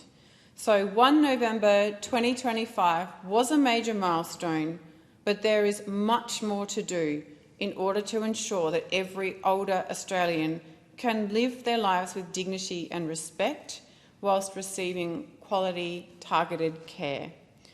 The Albanese Labor government will continue that work to ensure that that goal is achieved. There are also other groups who are involved in the rebuild of the aged care system, and I would like to pay tribute to them. The government may set the reform agenda, but those on the ground execute it, primarily the dedicated, compassionate staff who work in aged care. Like Megan McNaughton at Bupa Campbelltown in my electorate of Sturt, whose patience, good humour and empathy are on display every single day. Every day, Megan and her team, some of whom have been working in aged care for over 20 years, provide that patience, dedication and empathetic care to the residents and their families in often challenging, complex and sometimes sad circumstances. Megan, thank you. Please keep doing what you're doing. You and your team are so valued by me and by this government for what you do for others. The other cohort I would like to acknowledge and thank are those who work tirelessly to ensure that the legalities, policies and guidelines associated with the government's reform agenda are digested and simplified and then conveyed to relevant stakeholders and users. So, to the legal professionals and advisors, including one of my constituents, Rebecca, I also say thank you. Thank you for your tireless work in going through guidelines, regulations, legislation and policies to try and help your clients, the aged care providers and the users of the aged care services, help them understand how the system works and how they can best navigate it. I know this has not always been easy for you and that sometimes it has been overwhelming. And so I thank you for your contribution, for working with the government to reform the aged care sector, and so we can all work together to ensure that older Australians receive the dignified care they deserve where they want to receive it. The question is that the motion be agreed to. I call the member for Hinkler. Thank you, Deputy Speaker, and I rise to support the private member's business moved by the member for Nichols, noting the failure of the government to deliver adequate aged care beds, an annual shortfall of more than 9,000 beds. I serve a community with the second highest number of people aged over 65 in Australia. I also represent a community with the highest number of people living with long-term health conditions. In my electorate of Hinkler, the aged care crisis is real. Resort-style living for over 50s is booming, and this simply emphasises the desperate need for real action now to address a critical shortfall of aged care beds. The demand for beds is dangerously high and rising. Aged care facilities are being knocked back for extra beds that they have applied for. Dementia patients are taking up public hospital beds while waiting for permanent aged care spaces. And Hinkler is losing our elderly who are being forced to relocate out of their hometowns, away from family, away from friends, and away from their community because they can't find a local aged care bed. Queensland Health Minister Tim Nichols announced only last week that people waiting in public hospitals for more appropriate care are costing Queensland $2.5 million every day. That's money that's not being diverted into emergency departments or other surgeries. Petronella Davis is in Bundaberg-based hospital waiting for an aged care bed. Her husband George thought retirement would be the best time of his life, as it should be. But, Deputy Speaker, the 80-year-old spends every single day travelling 100 kilometres to sit by his wife's side in hospital. Petronella is not in need of a hospital bed. 79-year-old has rapidly progressive dementia and is no longer able to be cared for in their home. Mrs Davis is a stranded patient, one of around 1,000 people in Queensland taking up a public hospital bed while waiting for a more permanent care solution. Forestview Aged Care in the country town of Childers has 30 beds. This is in the heart of my electorate of Hinkler and is the hometown for Petronella and George. In October, I wrote a letter of support for Forestview as it appealed the department's decision to refuse funding for new beds. Forestview General Manager Andrew Ainscoe had unsuccessfully applied to the government 4 times for an additional 44 beds. Andrew says it's never been harder to find care for patients and is searching for answers as to why they continue to be knocked back when the need is so great. In Childers, Andrew says there are currently 472 people waiting on their wait list alone. With almost 30 years of experience in nursing, Andrew tells me that this is the hardest it's been to find adequate care for our community. He is over it. He is angry. He's desperate. This is dire. Put the money into beds. We must reward the services who are trying to make lives better and enable them to help more. Hinkler is home to a high percentage of people in the prime of their life and moving into their golden years. So the demand for medical services is being stretched and we are struggling to find enough support. Aged care facilities are full. Wait times are up to 3 years. I support the concept of allowing people to stay at home longer, but with that you need affordable and reliable support mechanisms. This is clearly not happening and the current system isn't working. The government must change and adapt. Locals and pioneers of my region are the reasons we live in a great place, and they shouldn't be told to move away just because we can't find them a bed. This government is forcing older Australians to remain in hospital beds when they have no medical need to be there, leaving them effectively homeless due to a severe shortage of aged care placements, and is at the expense of other patients needing urgent care. The warnings from state health ministers couldn't be clearer. This Labor government failures are blocking hospital beds, contributing to bed block in emergency departments, cancelled surgeries and gridlock across public hospital systems. And while the government claims to be investing, the current approach is clearly failing older Australians, failing hospital staff and failing patients, and demonstrates yet another example of the government announcing big promises without delivering. Deputy Speaker, the federal government is failing stranded Australians. The current model for aged care is not working. Thank you. The question is that the motion be agreed to. I call the member for Macarthur. Thank you very much, Mr Deputy Speaker. And you may be a little taken aback by a paediatrician talking about aged care, but it is something that has been very close to my heart for a long period of time, in fact long before politics. My mother-in-law was the matron of our local nursing home, the Canberra Nursing Home and Kilbride Nursing Home, for many, many years, over 20 years in fact. And my children they grew up being taken to the nursing home to be cared for by their grandmother until we could pick them up after our work, etc. So they had long involvement with aged care. And of course, I, upon entering politics, have had involvement with all my local aged care providers, all of whom I'm pretty impressed with, and I'm very grateful for the efforts of the staff in our local nursing homes around the area, of which there are many. One of the surest facts of life, of course, is that we all age, and we live in an ageing country, and aged care needs have increased over the last couple of decades. To develop proper aged care policy takes time and takes really hard work. I was part of the Standing Committee on Health and aged care when we started an investigation into aged care in 2016 when I was first elected, and this ultimately led to the Royal Commission. What we found was disgraceful. It was dreadful. There'd been years and years of neglect under coalition governments. We saw dreadful care, in fact no care in many areas. And that's why, as a party in opposition, we worked hard on developing aged care policy. Our new Aged Care Act, which came into effect on the 1st of November, marked a really significant turning point for aged care in Australia. This, alongside our new $4.3 billion Support at Home program, will provide a higher level of care for people in their homes and shows how we know what people need in aged care, in-home aged care, and that we care about people in aged care. Whether it's the aged care residents themselves or their families or the staff and carers in providing these services, these residents require our government to commit to improving outcomes for all those involved. I've met with hundreds of constituents who are either aged care residents themselves or have family involved in this important sector. And one thing has been certain: people want and need change. For too long, older Australians were left waiting for the care they deserve.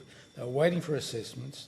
They were waiting to get people to provide support for them in their homes, and then later they were waiting for aged care positions. The Royal Commission told us that the system was broken, neglected by those opposite, and Australians all agreed.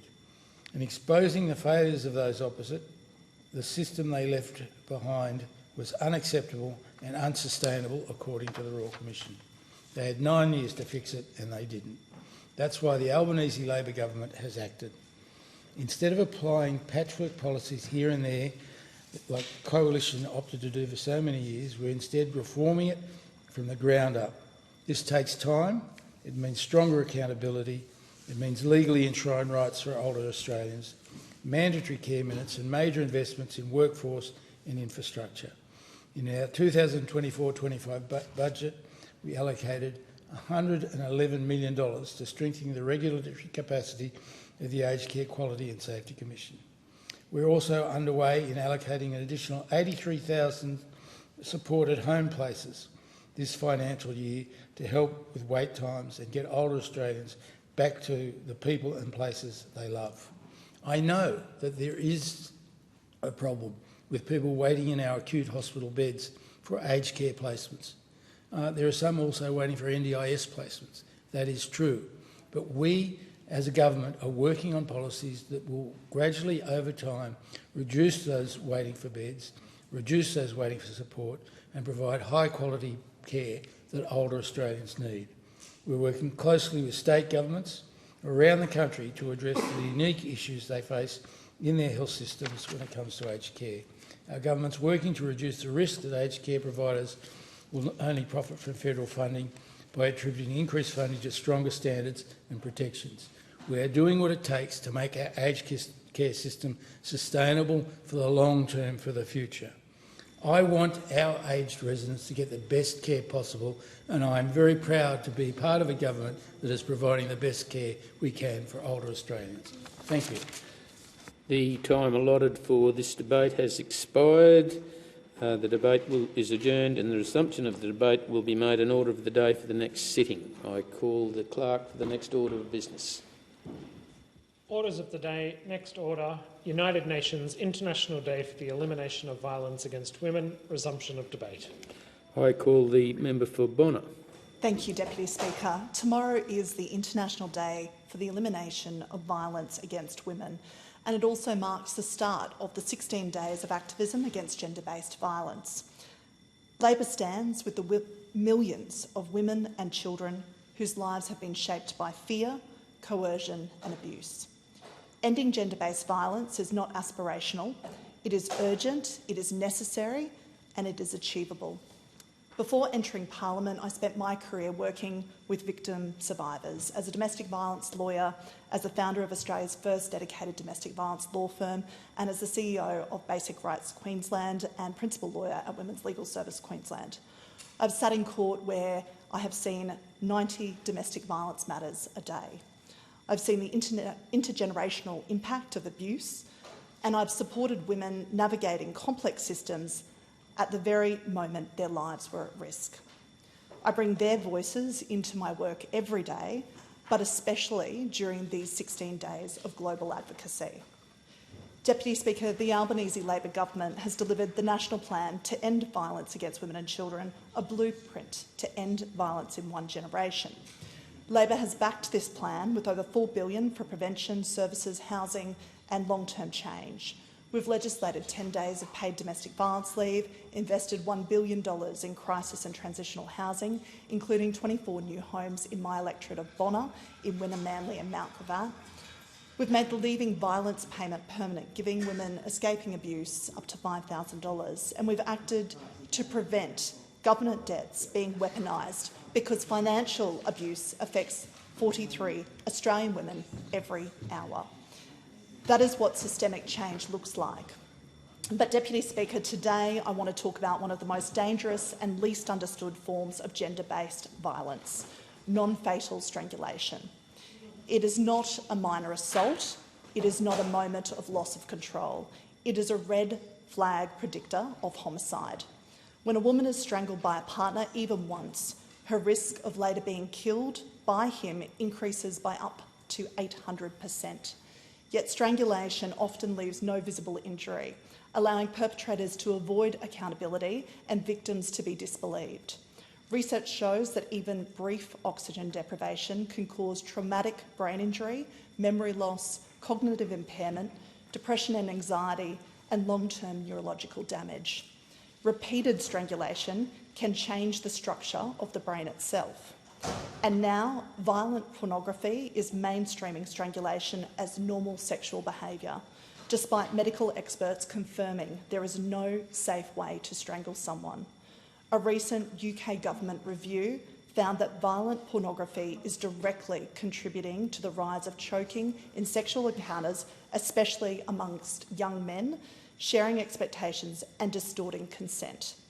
The UK is now moving to criminalise pornography depicting strangulation and to require tech platforms to block it, because children who view violent pornography are 3 to 6 times more likely to display harmful, coercive sexual behaviour. These harms demand urgent national attention. Deputy Speaker, leading the national conversation on non-fatal strangulation is the Red Rose Foundation, based in my electorate of Bonner. They have been a driving force behind recognising strangulation as a distinct and serious offence, educating police, courts, medical professionals and frontline workers, building community awareness about the signs and injuries, delivering specialist trauma support for survivors, and pushing for stronger laws around coercive control. The Red Rose Foundation has changed national understanding of this crime. Their advocacy helped establish non-fatal strangulation offences in law in Queensland. Their training is equipping professionals to identify brain injury and coercive control. And their message is clear and unequivocal. Strangulation is a lethal form of violence. There is no safe level, no safe way, and no context that makes it acceptable. During these 16 days of activism, I honour their leadership and recommit to supporting their work. Deputy Speaker, this year we have seen 62 women murdered. Labor continues to stand with those still living in fear, and we amplify the voices of those who have survived. Ending gender-based violence must be a national mission, and together we can end it within a generation. The question is that the motion be agreed to. I call the member for Forrest. Thanks, Deputy Speaker. And I spent a decade on the road as a volunteer ambulance officer, and I've been to more than my fair share of houses up to see the kids trembling in the corner and the female partner's voice cracking with emotion as she says, "It's fine, it's fine, no, I'll be all right."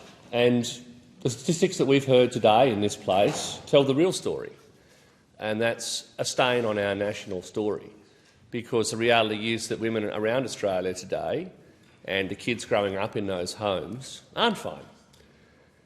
Indeed, when we talk about prosperity in this place, our true wealth as a country, I think we need to measure it not only by how high we can reach economically, but how low and how broad our safety nets in this country really are. We can't lay claim to being a prosperous nation in the true sense of the word with our blind eye turned to so many. And unfortunately it's manifested, as it has across the country, in the southwest of WA, because in my own community there's an organisation called Harbour Refuge who are dedicated to providing support to victims of family and domestic violence. And, of course, this was a city recently visited by the Prime Minister and his whole cabinet. And so I think it's an appropriate time to put on record what Bunbury can be like for a largely unseen cohort of our community who are pretty much focused on survival. So I wanted to put on the record today the numbers that evidence the failings of the system in Australia today. In a single month this year, Harbour Refuge received 122 calls for assistance, and 84 of those were in direct relation to a domestic violence incident. In the course of the financial year, Harbour Refuge reported it received 1,410 calls from domestic abuse survivors in that period alone. To put that into context, the Harbour Refuge in Bunbury has only 7 beds for women, 1,410 calls for assistance and 7 beds. Reporting in my local community has highlighted that significant gap, and Harbour's CEO, Ali White, has gone on to say to local media that 817 vulnerable women and children were unable to be accommodated in the most recent financial year. So, while they've managed to support some 246 women through their Safe at Home program, the capacity to deliver that outreach service is constrained with just 3 FTE funded through to 2027. 817 left in the street with simply nowhere to flee to. Of course, coming from a regional community, the so-called normal issues in the metro area are further compounded, like limited public transport, leaving these women who are being told there is no room. There's no room for mothers who have summoned the courage to flee violence, and no room for the children who witnessed the fallout. So I think we need to do better as a country. And although more federal money is not the answer to everything, the reality is that we simply do need to do better. And in terms of funding ongoing operational staffing and providing the resources to organisations like Harbour, on a day like today when we're discussing these sorts of issues, I think that it is fair to say that we can do better. Because it's only with backing our non-profit and our community-based organisations can we truly provide wraparound services in every community in Australia. This is not a one-size-fits-all sort of problem, and indeed it's not a problem that we can simply announce a particular program for and expect that magically we will have resolved one of the great and intractable problems for our society. But the failure of our governance really, as I said earlier, is a stain on our national character, and unfortunately with that plight of every mother and her children sleeping rough, we see a tragic loss of humanity for our country. So if taxpayer dollars are allocated to that human indignity, then I think we need to see some long-term, compassionate and specialised solutions for safe accommodation in every community across Australia. And I'm very pleased to advocate for organisations like Harbour Refuge because the work they do is truly meaningful. I thank the member. The question is that the motion be agreed to, and I give the call to the member for Leichhardt. Speaker, I rise to speak in support of the motion marking the elimination of violence against women. And I commend the member for Forrest and the member for Barrowa for contributing to this motion. It is a place that is sometimes devoid of male voices and should not be. A few statistics first. We know that 1 in 4 women and 1 in 14 men have experienced violence by an intimate partner after they turn 15. This is a shocking statistic, sadly one that we know to be very, very true. And my own electorate is obviously not immune. We are incredibly overrepresented in domestic violence calls. And it is something that I've been, unfortunately, I guess maybe dragged into. A friend of mine, a work colleague, in the most dangerous time of her life, was preparing to leave her intimate partner, the father of her child, and when it was time to go, he killed her, and then he killed himself, leaving that child an orphan, having to live with that. It is a stain on our country and our community that little girl will grow up knowing what her father was capable of and without a mother's love. This happened during the campaign, and it has driven me to reach out to the Families Commission, to work with the member for Hunter, to find a way through and find a way to stop this. Because this is a man problem. This is men, primarily men, not always, but mostly men, inflicting damage on the people that we're meant to love, the people that we should protect and the people who should feel the safest around us. And the help's not coming. The manosphere, the internet, toxic masculinity, all these things are contributing to create a world that is less safe for our women and children. and tackling that is the purview of other men.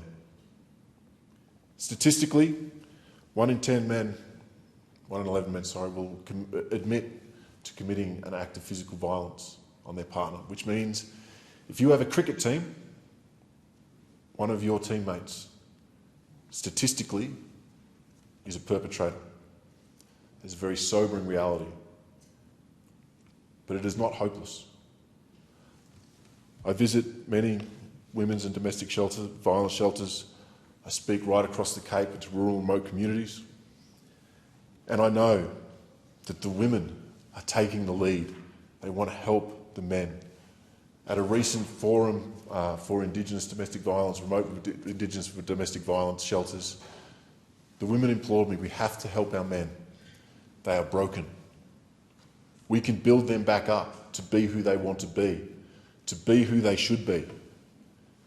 Because nobody wants to behave like this. Nobody does.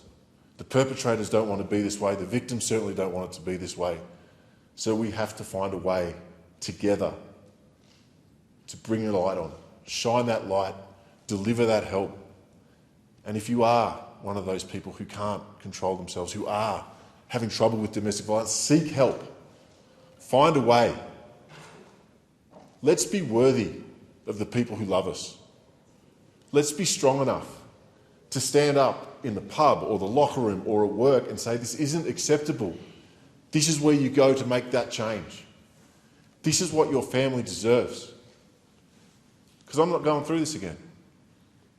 I'm not going to get that phone call. I'm not going to walk into a place where somebody who I spent time with used to be. I'm not going to go and help my friends and her friends pack up her office because she's not coming back to work on Monday. That's got to end. It's not acceptable anymore. And I am so relieved that other men stood to talk on this today.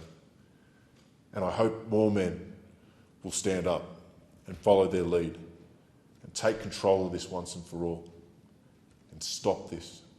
We are better, our nation is better, our men are better, and our women deserve better. I thank the member. The question is that the motion be agreed to, and I give the call to the member for Kooyong. Thank you, Deputy Speaker, and I thank the member for Newcastle for raising the very important issue of gender-based violence, and for our colleagues, our colleague the member for Leichhardt for his very generous contribution.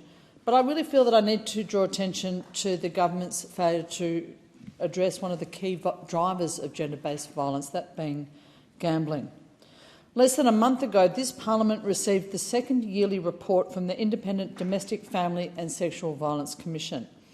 The report noted that over the last 15 years, there have been no shortage of royal commissions, inquiries, coronial inquests and reviews into the experiences of women and children facing violence. Those reports have come up with over 1,000 recommendations, many repeated, many consistent, many overlapping. We don't lack solutions for gender-based violence. They're well established. What we lack is coordinated action led by the federal government to implement solutions that will save women's lives. The 2020 report commissioned by the Commonwealth Institute of Family Studies into the relationship between gambling and domestic violence against women found a clear correlation between gambling addiction and financial abuse, as well as other harms. It shared stories of women who'd had to support the family alone while their partners gambled away his wages, women who've had their bank accounts cleaned out and their mortgage payments taken by a partner to spend on gambling, women who've lost their homes and their assets and been coerced or defrauded into taking on debt, women who've been assaulted by partners angry at their losses, or women who've been assaulted by partners angry because of their losses. Amongst the study's 7 headline recommendations is the suggestion that we should tighten regulation of the gambling industry to prevent gambling-related harm, including a reduction on gambling advertising. A recommendation clearly stated, but as yet unimplemented. Another example familiar to MPs in this place is the report produced by the Standing Committee on Social Policy and Legal Affairs into online gambling and those experiencing gambling harm.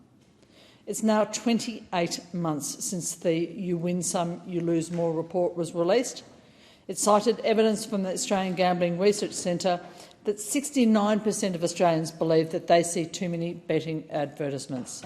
The committee recommended banning online gambling advertising, in part due to the serious psychological, health, financial and relationship harm that is caused by gambling. Another consistent finding, another recommendation, clearly stated, as yet unimplemented. Last year, the Prime Minister described family violence as a national crisis. He commissioned an urgent review of preventative measures. That review recommended, amongst other things, government intervention in the industries from which family violence gets its foundations and its means of escalation, notably gambling and alcohol. The review recommended restrictions leading to a total ban on gambling advertising. Again, another recommendation without action.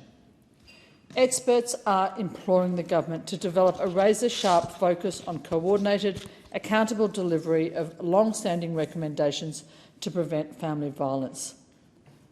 All are wondering why a Prime Minister who called family violence a national crisis now seems more concerned about protecting the revenue of broadcasters and sporting codes than protecting women and children from abuse.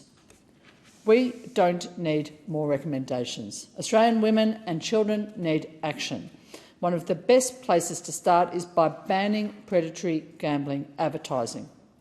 In the words of the late Peter Murphy, we have a culture where sport and gambling are intrinsically linked.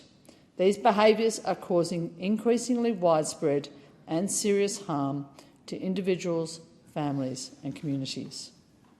Police are called to hundreds of thousands of domestic and family violence incidents a year in Australia, as many as 1 every 2 minutes.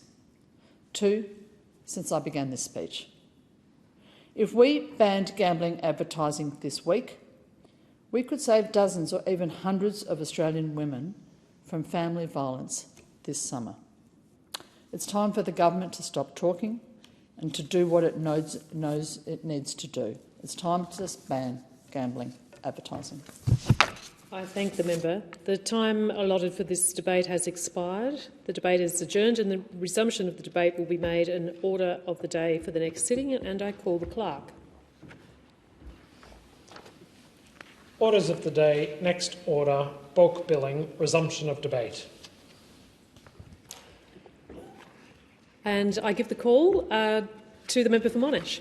Thank you, Madam Deputy Speaker. This is a really important issue for Australia. It's a really important issue for regional Australia, and I'm pleased to have the opportunity to focus on a number of priorities for my local electorate of Monash, because whether it's in the Latrobe Valley at Latrobe Regional Hospital, where I've previously served on the board, who do a great job under very stretched resources, whether it's South Gippsland Hospital, with Foster and Leongatha, or whether it's the West Gippsland Hospital, which is absolutely bursting at the seams.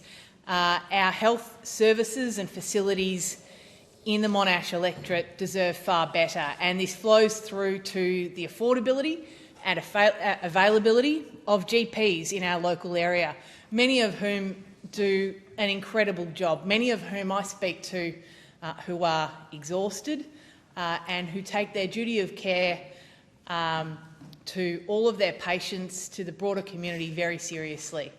But we cannot ignore the fact that bulk billing rates under this government are getting worse, not better. The West Gippsland Hospital, and I want to make this point because it does address broader health concerns within the community, not just at a GP level, but more broadly. And I want to take the opportunity to address the shocking incident only a few days ago of a 91-year-old grandmother, Lois Casbolt, who broke her pelvis, who had a brain bleed, who, because of the Victorian Labor government's complete mismanagement of our health system, Ms Casbolt is a Drouin resident in my electorate, an ambulance was called, and because they are so stretched to capacity, instead of taking her for a 9-minute drive to West Gippsland Hospital, her daughter had to come and pick her up and take her. And that is the sort of thing that we are seeing, not just in my community, but in regional communities Australia-wide, and particularly in Victoria, where the Victorian Labor government has really done a lot to hurt health outcomes across our community. Now, we've had the Prime Minister write a letter to state premiers in the last week or so, effectively saying, please stop spending money on public health, as if people can stop getting sick, can avoid going to emergency. We have a GP shortfall. We have GPs trying their best under very, very hard circumstances to do all that they can. But the reality is that a state and federal government, our health services are not keeping pace with demand. Patients, particularly in regional Australia, are not getting the care and attention they deserve. Our healthcare workers, our doctors, our nurses are absolutely magnificent people. I was at a citizenship ceremony at Baw Baw Shire only a few weeks ago where 12 of our new citizens were doctors who work at the West Gippsland Hospital. They are part of the fabric of our community, but they are being sorely let down by this Labor government. And the Prime Minister's response, when you raise affordability, when you raise availability, is, all you need is your Medicare card, not your credit card. And that's just blatantly not true. I've got people coming up to me at listening posts and mobile offices saying it's never been more expensive to see a doctor. For serious ailments, they're waiting weeks to get in to see their GP in many cases, and that, of course, is proliferating other comorbidities and other health ailments that they have. And I passionately believe that your postcode shouldn't determine your potential, and I passionately believe that regional Australians should not be treated like second-class citizens in accessing the health care that they deserve and that they need, and that this federal Labor government is sorely letting them down. The Prime Minister needs to do better on this. The Health Minister needs to do better on this. I want to commend my state Liberal colleague Wayne Farnham, the member for Narracan, for standing up and doing everything he can to fight for a new West Gippsland Hospital. And I'll work with him and anyone else that wants to improve regional health outcomes. Thank you. I thank the member. The question is that the motion be agreed to, and I give the call to the member for Macarthur. Thank you very much, Madam Deputy Speaker, and I thank the member for Bowman for bringing his motion. As I always enjoy the opportunity to talk about healthcare and what our government is doing for this very important Australian institution called Medicare. Now, I've been working in healthcare now for half a century, in fact over half a century. Healthcare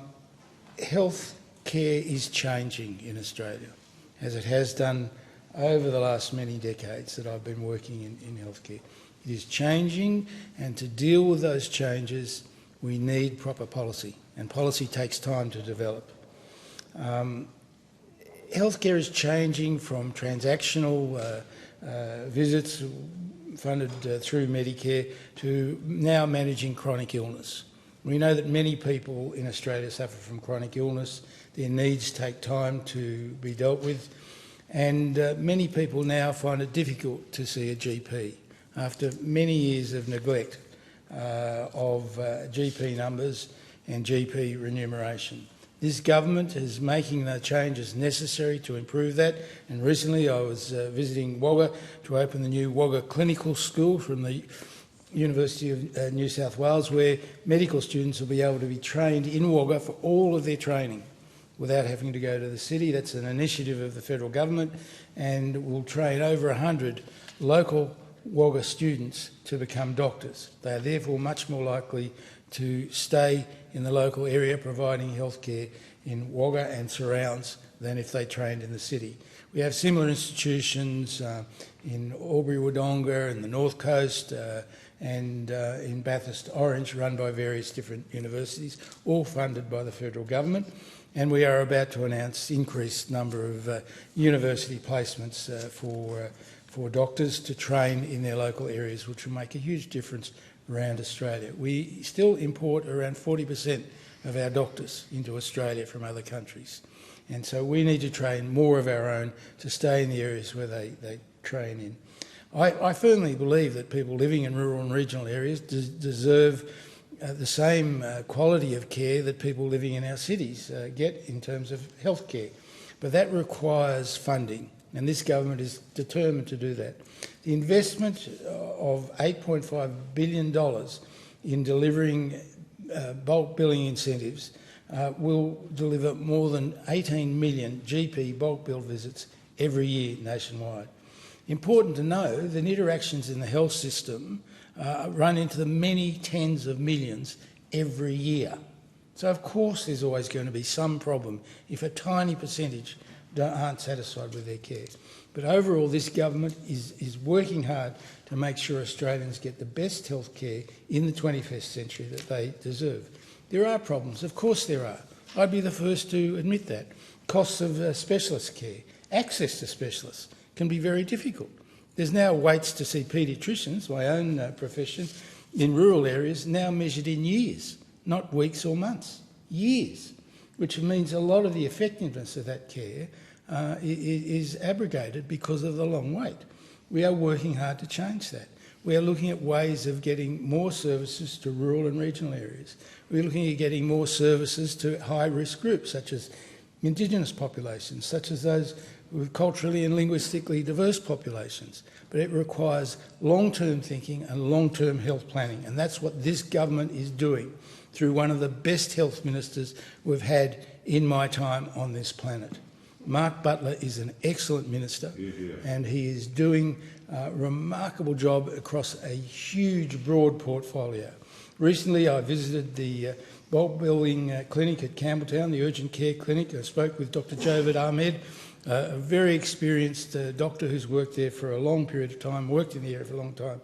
For Dr. Ahmed, our bulk billing incentives have meant that he will be able to bulk bill all his patients. They will be able to get GP care without long waiting times, and he will be able to ensure his patients can access the information, treatments and healthcare that they deserve and need to remain healthy. I respect for the member for Bowman for his political views the opposite of mine, but I can assure him that GPs on the front line have welcomed our bulk billing incentives. It will make a major difference to healthcare, but it's part of the solution that this government is working hard on to make sure Australians continue to get the 21st century care that they deserve. Medicare is a great institution. This side of politics has always supported it and will continue to do so. Thank you. The member. The question is that the motion be agreed to, and I give the call to the member for Flynn. Thank you, Deputy Speaker, and I rise to support the member for Bowman's motion that notes families across Australia are paying the price for the government's broken promises on Medicare, with out-of-pocket general practitioner costs now almost $50 on average. The former government left office with bulk billing rates at almost 90% and lower GP out-of-pocket costs. The Prime Minister has broken his promise that Australians would only need their Medicare card, not their credit card, with costs continuing to rise and bulk billing continuing to plummet in 32 electoral divisions.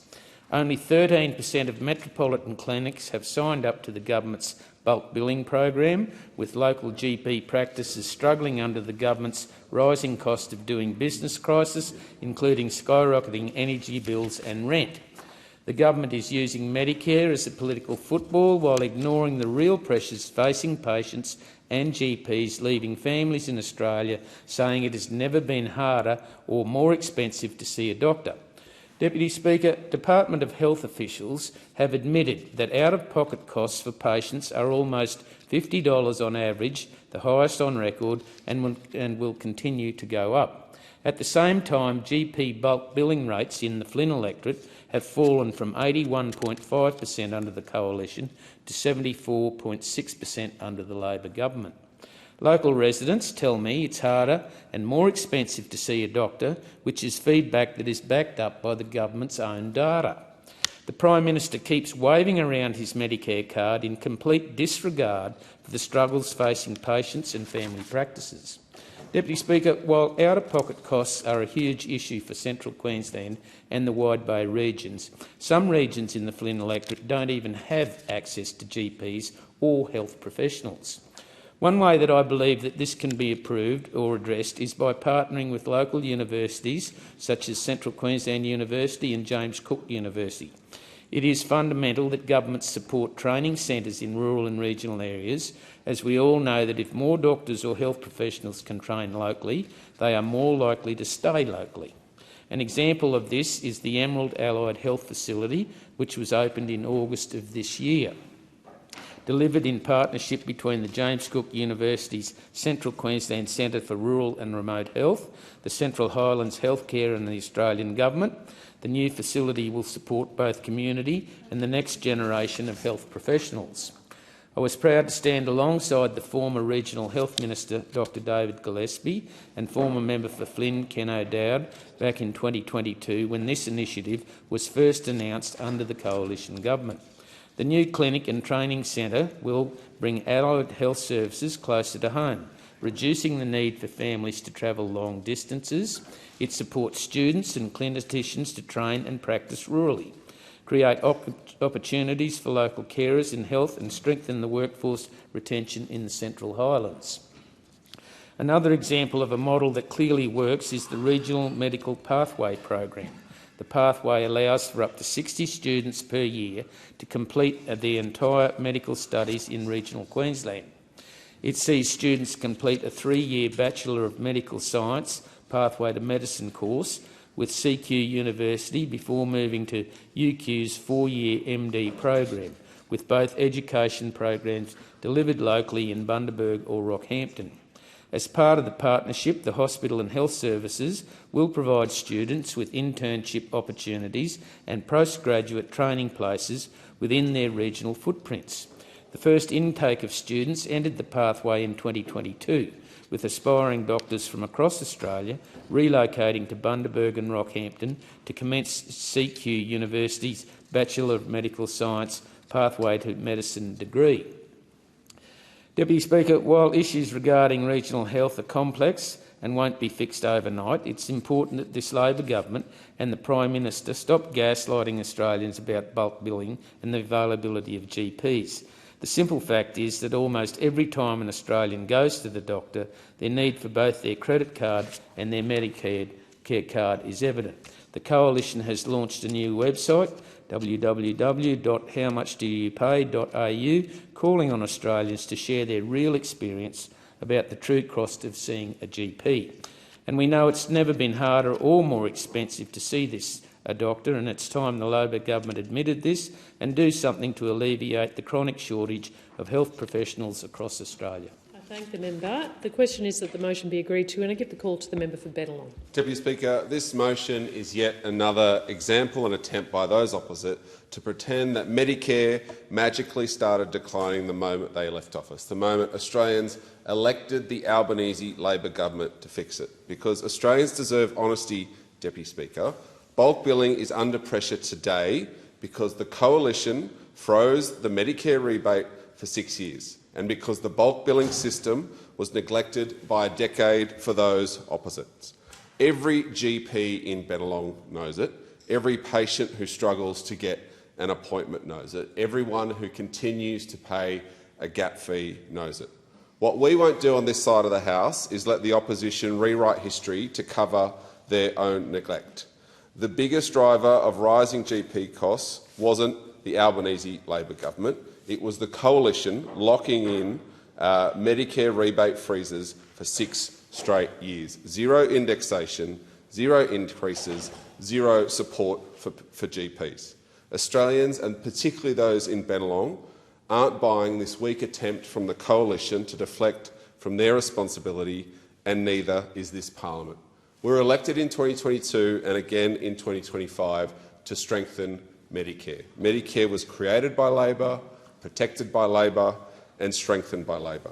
We've invested $8.5 billion to turn around bulk billing decline and expand universal access.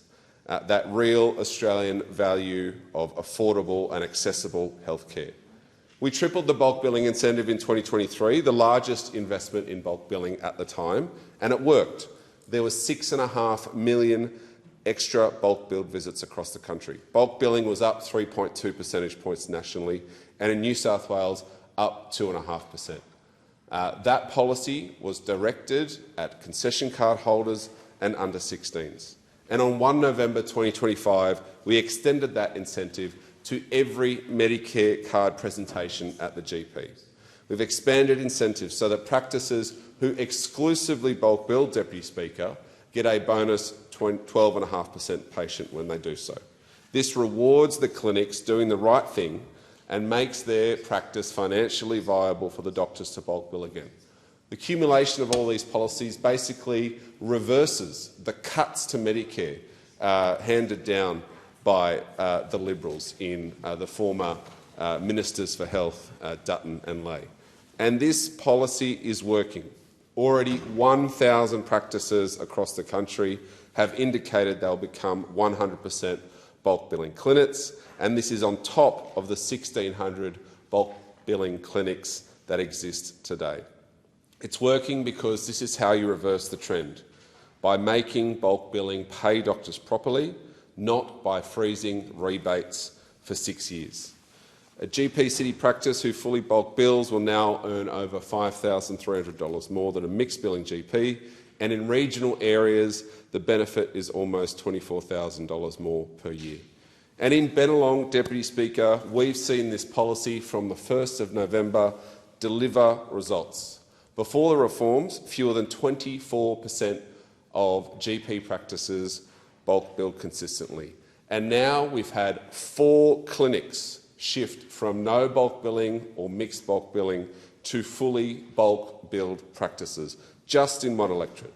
To Eastwood Medical Centre, Kangnam in Eastwood, the Specialist Medical Centre and My Health Top Ride. They have all moved from mixed or no bulk billing to fully bulk billed clinics. That means hundreds of families in Bennelong can now see their GP just with their Medicare card.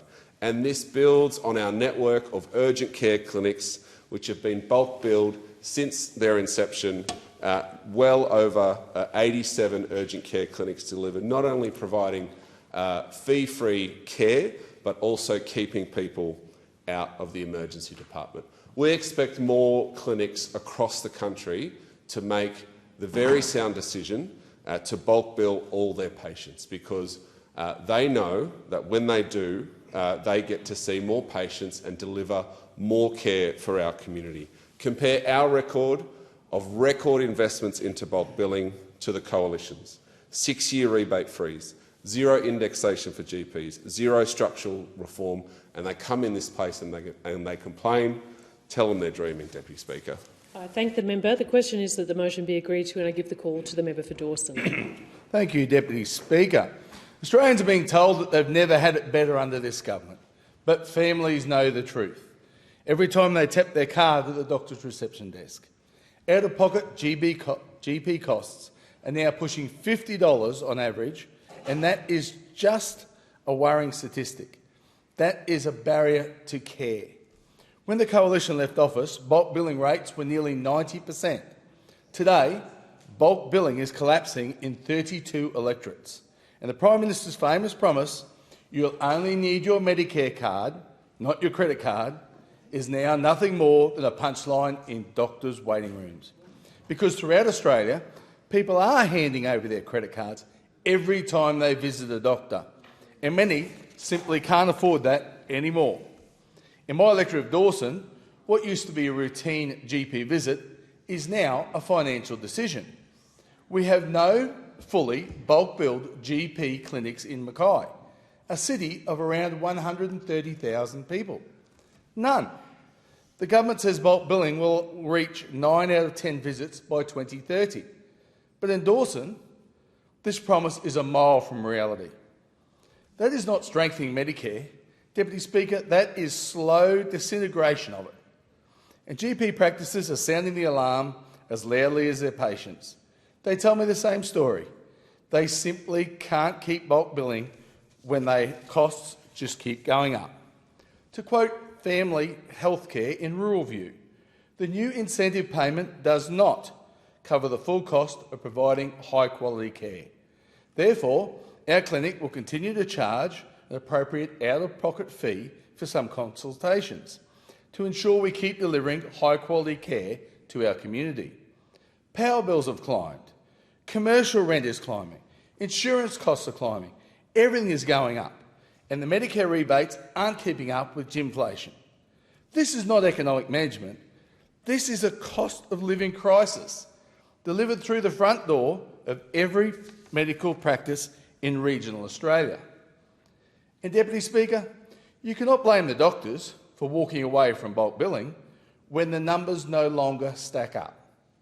Only 13% of metropolitan GP clinics have signed up to Labor's bulk billing program.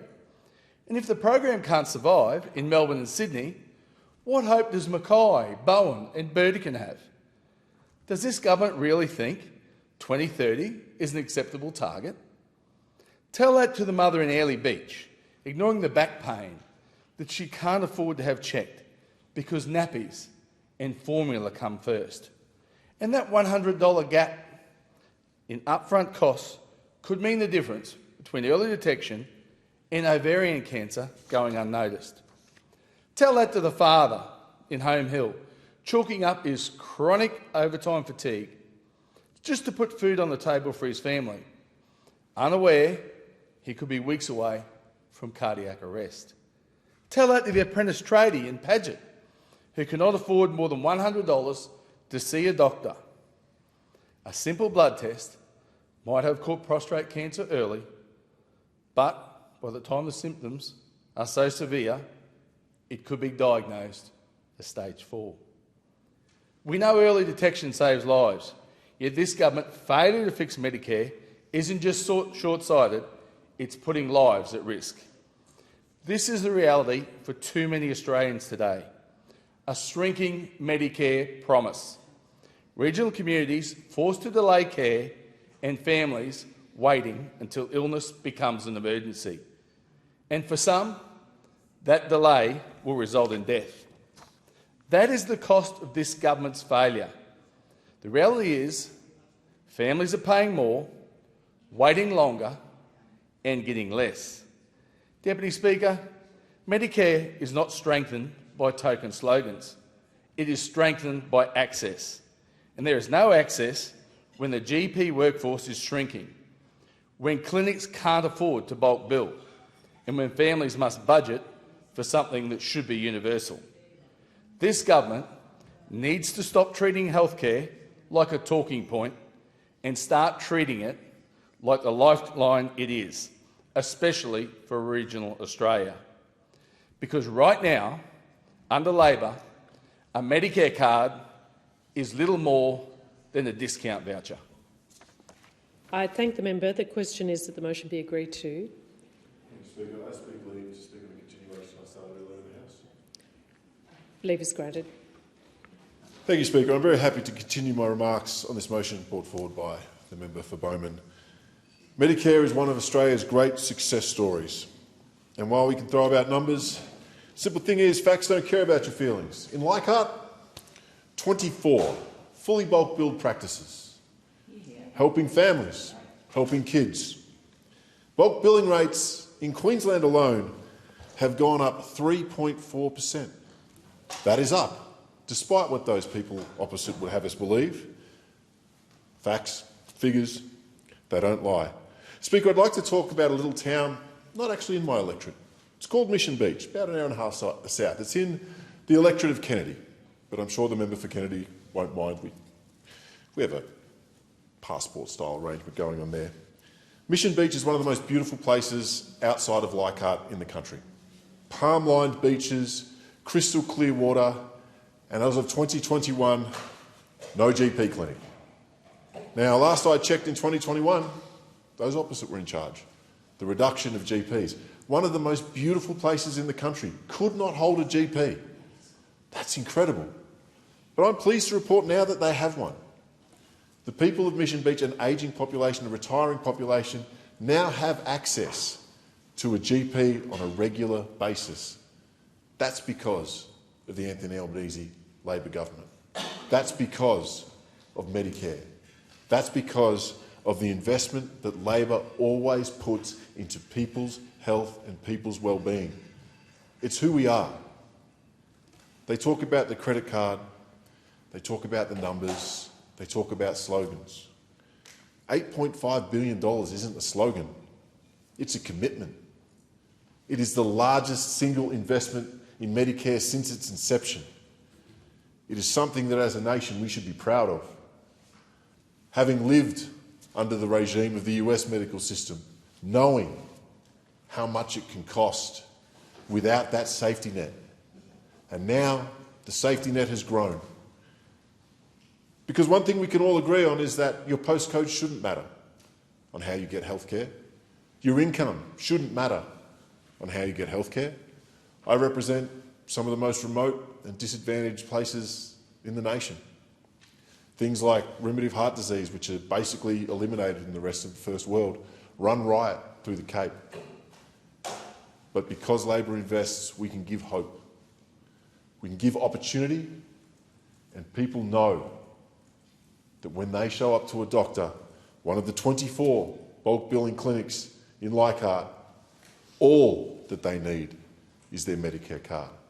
When they go to an urgent care clinic, as I had to do to get my daughter's x-rays, I knew all that I needed was a Medicare card. When Minister Butler came up, we were talking to a woman who had been attacked by a dog. She'd only heard about the Medicare clinic a little bit. She rolled in, she got stitched up, her wounds were cleaned, and she was home within 45 minutes. Unheard of for that kind of treatment. If you go to any of the major hospitals, you can be in ED for hours and hours. But with just her Medicare card and the investment in Medicare and the urgent care clinics, she got home, she was comfortable, and she was relieved. She had no idea who Minister Butler was when she was relaying this story to him. But it was a nice thing to see how the investment works, how it works for people on a day-to-day basis. And it's something I know this side of is very proud of. Something I know that we hang our hat on. Something that I know makes a difference. Thank you, Speaker. I thank the member and I give the call to the member for Forrest. Thanks, Deputy Speaker. And it might seem old-fashioned when we talk about our health system to talk about triage, but at the end of the day I think that lights are unfortunately flashing red on the dashboard because every symptom that we look at indicates we've got a very sick patient on our hands indeed. So in fact, rather than the strengthening Medicare policy doing what it says on the tin, I worry that in regional communities like mine it will actually undermine health outcomes entirely by pushing regional general practices closer to the brink than they already are today. I think that in terms of our regional health system, we've got to get it off life support. And unfortunately, the only way that we can do that is by recognising that the system doesn't do better with volume over value. The domino effect that we've seen with hospital blockage and GP overload is the first point of failure. So the government's failure to recognise that core funding is now having a devastating domino effect across the health system is manifesting itself through record ambulance ramping and acute bed block in our public hospitals in Western Australia. This crisis means that patients with complex needs, or those requiring just minor procedures as day patients, can't get timely care in a hospital setting. So it's reasonable to ask, where do these patients go? They present to the last accessible link in the chain in regional Australia, and that is, of course, their local GP clinic. But our GPs are increasingly being asked to manage advanced care that far exceeds the scope of a standard consultation. And this is where the funding model creates an impossible paradox for our doctors on the front line.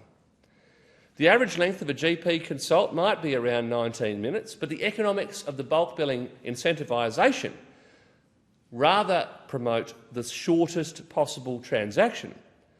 So our GPs can't simply flex their patient throughput to absorb the hospital overflow that we're seeing.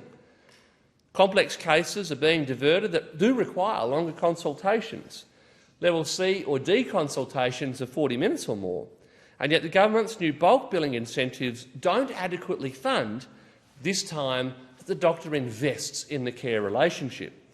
Instead, they reward volume, frequency and shorter consults. And I suspect that we'll see the consequences of this policy being quite severe.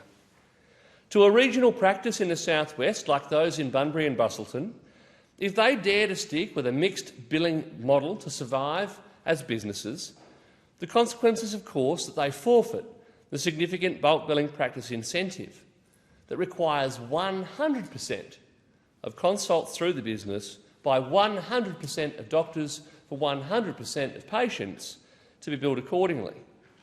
But unfortunately, by being unable to access those incentives, they face the immediate erosion of their patient base, as the patients most sensitive to cost are being forced to migrate to fully bulk billing clinics, destabilising the practice's patient loyalty and long-term viability.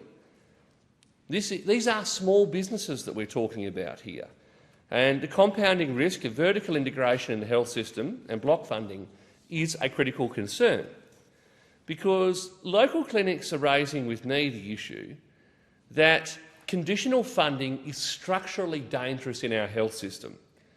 Centralised control occurs at the moment at large private entities, and typically we're seeing it through private health insurers or private equity groups consolidating GP practices in Australia, which forces GPs to rely on a single conditional funding stream, whereas in fact we've seen significant benefits to the taxpayer through a health system that focuses on improved preventative health consultations, and they of course take time and cost money. That cost is an investment in better health outcomes in the longer term. So we're undermining the quality of healthcare and we're generating churn within GP practices, and I think that that is going to manifest over time. So we're allowing isolated and frankly unsafe outcomes. We're implementing a flawed My Medicare registration process that registers patients to a single doctor instead of a practice, creating endless administrative churn and placing yet further burdens on the small business operators who are at the heart of regional medicine in communities like mine. At the end of the day, this leaves overheads rising and practices unsustainable, putting regional health at risk. I thank the member. The question is that the motion be agreed to, and I give the call to the member for Moreton. Thank you very much, Deputy Speaker. Deputy Speaker, I want to be really clear on what the member for Forrest is arguing here. Really clear on what the member for Forrest and members opposite, members of the Liberal Party and members of the National Party, are arguing for here. Because what they are arguing for, and what they are indeed arguing against, I should say, is that we should not fund GPs to have every patient that walks through their door be bulk billed. The members opposite are arguing that when people walk through a GP's front doors, they should not just need their Medicare card. The members opposite are arguing that when people walk through those GP's front doors, they need to have a co-payment. And, Deputy Speaker, we don't have to imagine what the Coalition's policy would be when it comes to healthcare. We don't need a crystal ball to find out what the Coalition's policy would be when it comes to healthcare. We don't have to be Nostradamus, because not only do we know what they did when they were in government, we also know what their plans were to get into government when it comes to healthcare. We know that those opposite wanted a co-payment. They want people, when they walk through the doors to get healthcare in their local suburbs, to have to put down money, not to just use that green card, Deputy Speaker. We know that those opposite wanted and indeed cut billions of dollars from the healthcare budget. We know that they had the distinction of having the worst-ranked health minister in over 4 decades. And, Deputy Speaker, we know that they extended a 2-year Medicare freeze to 6 long years without an increase to Medicare. Deputy Speaker, it was only the start of this month that I stood in this chamber and spoke about Medicare. So I'd like to thank the member for Bowman for giving me another chance to speak about the Albanese Labor government's commitment to Medicare. And I'm a little surprised, however, to be given this opportunity because, after all, the Coalition's record on Medicare is absolutely dismal. And it's indefensible. In fact, when I talked about freezing funding to Medicare, it was the opposition leader who was Health Minister when she did not increase Medicare rebates by even $1. Deputy Speaker, the member for Bowman would have you believe that Medicare is being used as, in his words, a political football. Well, I can assure you that the Albanese Labor government is not here to play games. Instead, we are a government utterly focused on easing cost of living pressures, and our initiatives to strengthen Medicare are doing just that. The headline news is that Labor is delivering the single largest investment in Medicare since it was created by a Labor government 4 decades ago. The Coalition may think that healthcare is political fodder, but we believe it is essential. We believe that a strong healthcare system is an absolute pillar and a foundation of a strong society. And that's why Labor built Medicare, and that is why Labor continues to fund and invest in Medicare to make it better, not just on one day, but every single day. The foundation of this investment is the $8.5 billion being directed to delivering an additional 18 million bulk billed GP visits. The first of this month was a special date, Deputy Speaker, because this is when Labor expanded bulk billing incentives for all Australians. This built on the 2023 bulk billing incentive that focused on children under 16 years old and Commonwealth concession card holders. And, Deputy Speaker, we are already seeing the impacts of this. We're seeing them in our local communities, we're seeing them at our GPs, we're seeing them in our suburbs. And it's not only in Medicare bulk billing GP practices. There's another type of place where all you need to visit is your Medicare card, and it's your local urgent care clinic.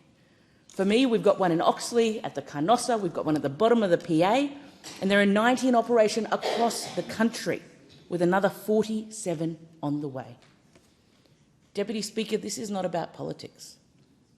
It's about healthcare, and it's about the importance of every Australian having access to it with just their Medicare card. I thank the member. There being no further speakers, the debate is adjourned, and the resumption of the debate will be made an order of the day for the next sitting, and I call the clerk. Private members' business, notice number 8 for a motion in relation to ethnic religious minorities. I give the call to the member for Corangamite. Thank you, Deputy Speaker. I move the motion relating to ethnic religious minorities in the terms in which it appears on the notice paper. You have the call.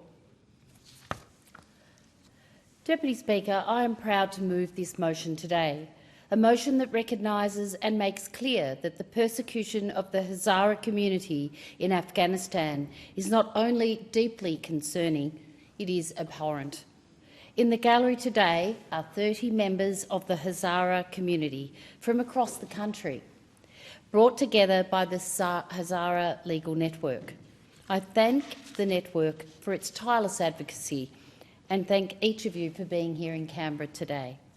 Your community is made up of tradespeople, nurses, childcare workers, lawyers and doctors, people who contribute so much to our communities, including in my electorate of Corangamite and in the Deputy Prime Minister's neighbouring electorate of Corio in Victoria. I know the Deputy Prime Minister has built a strong and enduring relationship with the Hazara community in Geelong. Both he and I have listened to your stories. We are here to support you, and since the Taliban seized control in 2021, it has been a challenge for the Hazara people. We have listened to your stories and we support you. Minorities in Afghanistan have faced targeted violence, particularly for women.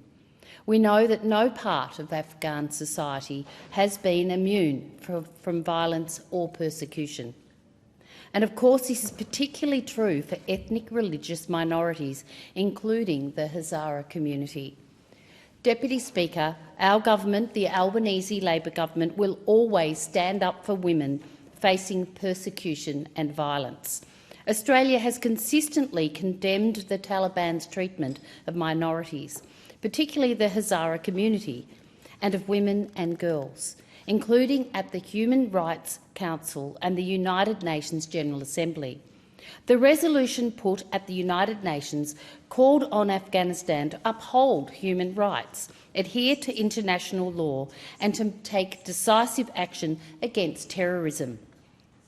Deputy Speaker, the Albanese Labor government is taking strong and coordinated action to hold the Taliban to account for its abuses of the human rights of Afghan people, especially the targeting of minority groups and sustained and systematic exclusion of women from public life. We know, the Albanese Labor government knows, just how important it is for women to hold public office, to make decisions in government about the matters that affect them. This is not occurring in Afghanistan under the Taliban. It's part of the reason why Australia, alongside Canada, Germany and the Netherlands, is holding Afghanistan to account under international law for violations of the human rights of women and girls, as enshrined in the Convention on the Elimination of All Forms of Discrimination Against Women. To our Hazara communities and to those here today, my message is simple. Your stories matter, your safety matters, and you deserve to live in peace, dignity and opportunity. And despite the Taliban's attempts to interfere with humanitarian assistance, our UN partners continue to reach those in need, including Hazara communities. We are working closely with international partners to ensure our support remains principled, effective and grounded in human rights. The Department is currently considering what more we can do to strengthen our response and demonstrate our commitment to the people in Afghanistan who face persecution and violence. And I can share that public consultations have just concluded on a legislative framework that will allow us to impose targeted sanctions and travel bans in relation to those who are responsible for the oppression of minority groups, women and girls, and the people of Afghanistan.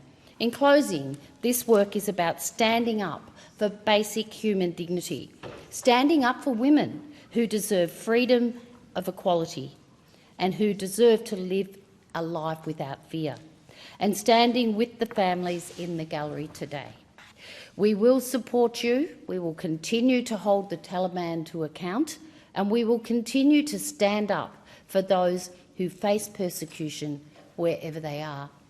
Thank you. Thank you. Is there a seconder for the motion? I second the motion and reserve my right to speak. Thank you. And I call the member for Melbourne. Agreed to? And I call the member for Melbourne. Thank you, Speaker. I rise to support the motion moved by the member for Corangamite, and I thank her for bringing it to the House. It is important that this parliament speaks with clarity and with conscience about what is happening in Afghanistan and about the prosecution faced by the Hazara people and other minorities under the Taliban. The reality is stark. Since the Taliban's takeover, Hazara communities have faced targeted attacks, discrimination and constant threats of violence. Women and girls have been removed from public life. Religious minorities have been pushed further into danger. No part of Afghan society has been free from the effects of repression. For many Australians, this is not a distant story. In a country as diverse as ours, people feel these events through their families, their friendships and their sense of identity. Multicultural organisations and community leaders I have met speak often about their worry for loved ones overseas and their desire to see Australia continue to stand firmly for human rights. This motion reflects these values and those expectations. Speaker, this motion also calls for the protection of all minorities, as well as women and girls.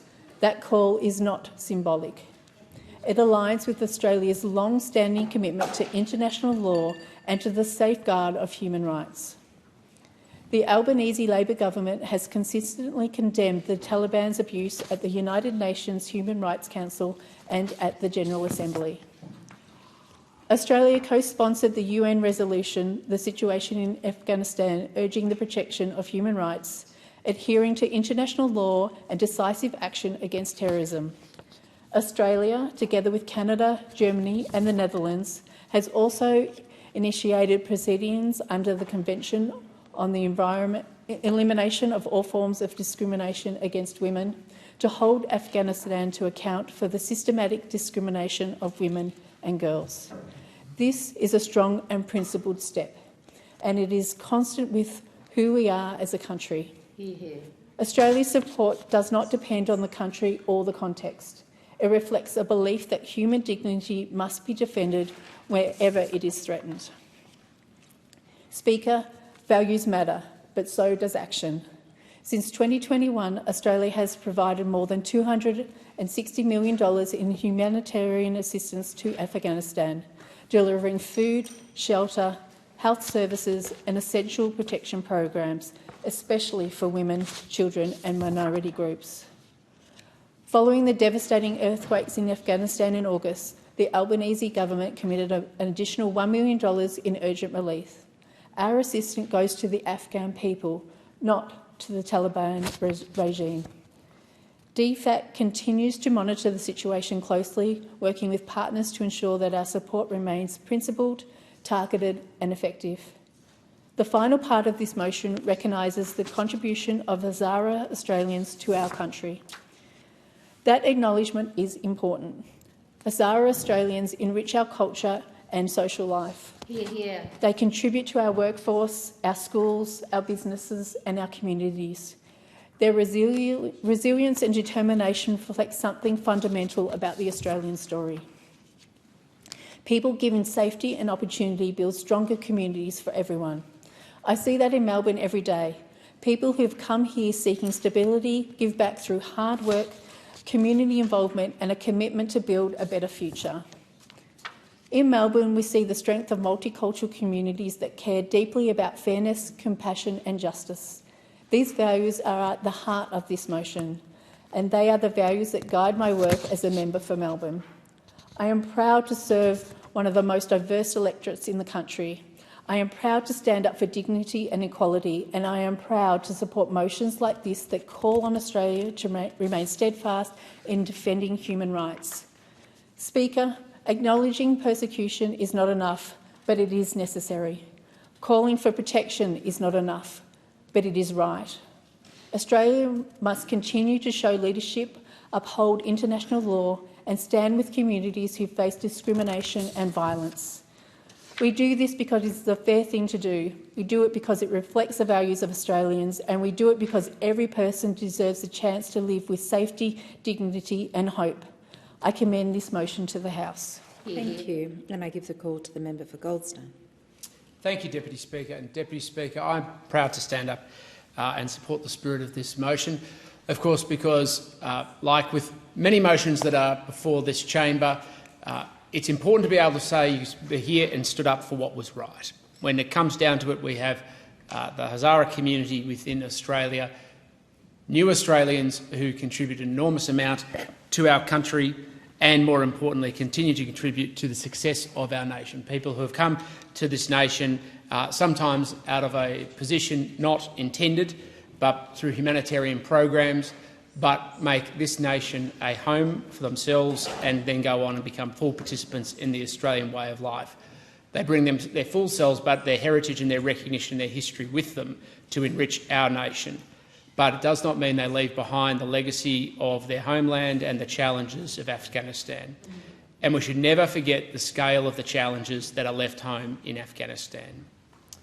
We all remember, Deputy Speaker, some of those graphic and moving images, particularly as the last American Air Force planes left from the tarmacs of Afghanistan only a few years ago, and people desperate in their efforts to be able to be part of leaving as the Taliban made their way into the nation's capital. What people knew then, as so often has been the case in the past as the Taliban advanced, was the terrible human rights tragedies that could unfold as a consequence of attacks on minorities, women, homosexuals and other people who didn't fit in with their fanatical worldview. The consequence, of course, continues to be lived every day by so many people, including through declining education standards or the denial of access to education and access to basic health services or the capacity to be able to go on and be able to live and have a normal life or a career. This is a tragedy, Deputy Speaker, and it's a denial of people's basic sense of agency, purpose and their capacity to be able to exercise their basic rights as human beings. When it comes down to it, the liberal ideal of human rights is anchored in the equal dignity and worth of all people. And it's something we should never be afraid to stand up for, because sitting behind the equal dignity and worth of all people is the very basis in which people go on to be treated equally as part of a free society. But the brutal reality, Deputy Speaker, as we all know, is that that is not the lived condition of people, so many people currently in Afghanistan. And it's a denial of not just their agency, but of course their full contribution to the rest of their society, including of course to the full contribution of their culture that everybody is losing as a consequence. Of course, not just with that, it goes not just with the decline in culture, but also economic progress. And we've seen this where it makes a society less able to adapt and respond to terrible conditions. And the previous speaker, the member for Melbourne, talked about the tragic realities of what happened with the earthquakes last August. And when those terrible events occur, the full consequences of denied economic development come to the fore, where countries aren't in a position to be able to respond to support their people or to be able to provide the aid or relief that is so important in those times of tragedy. Of course, we're very proud as a nation to be able to lend a hand in those difficult times, but we also want to be able to support countries to be able to support themselves. And it makes it very difficult when you have a government that is operating on a fanatical basis that puts their ideology ahead of their people, their human rights and their best interests.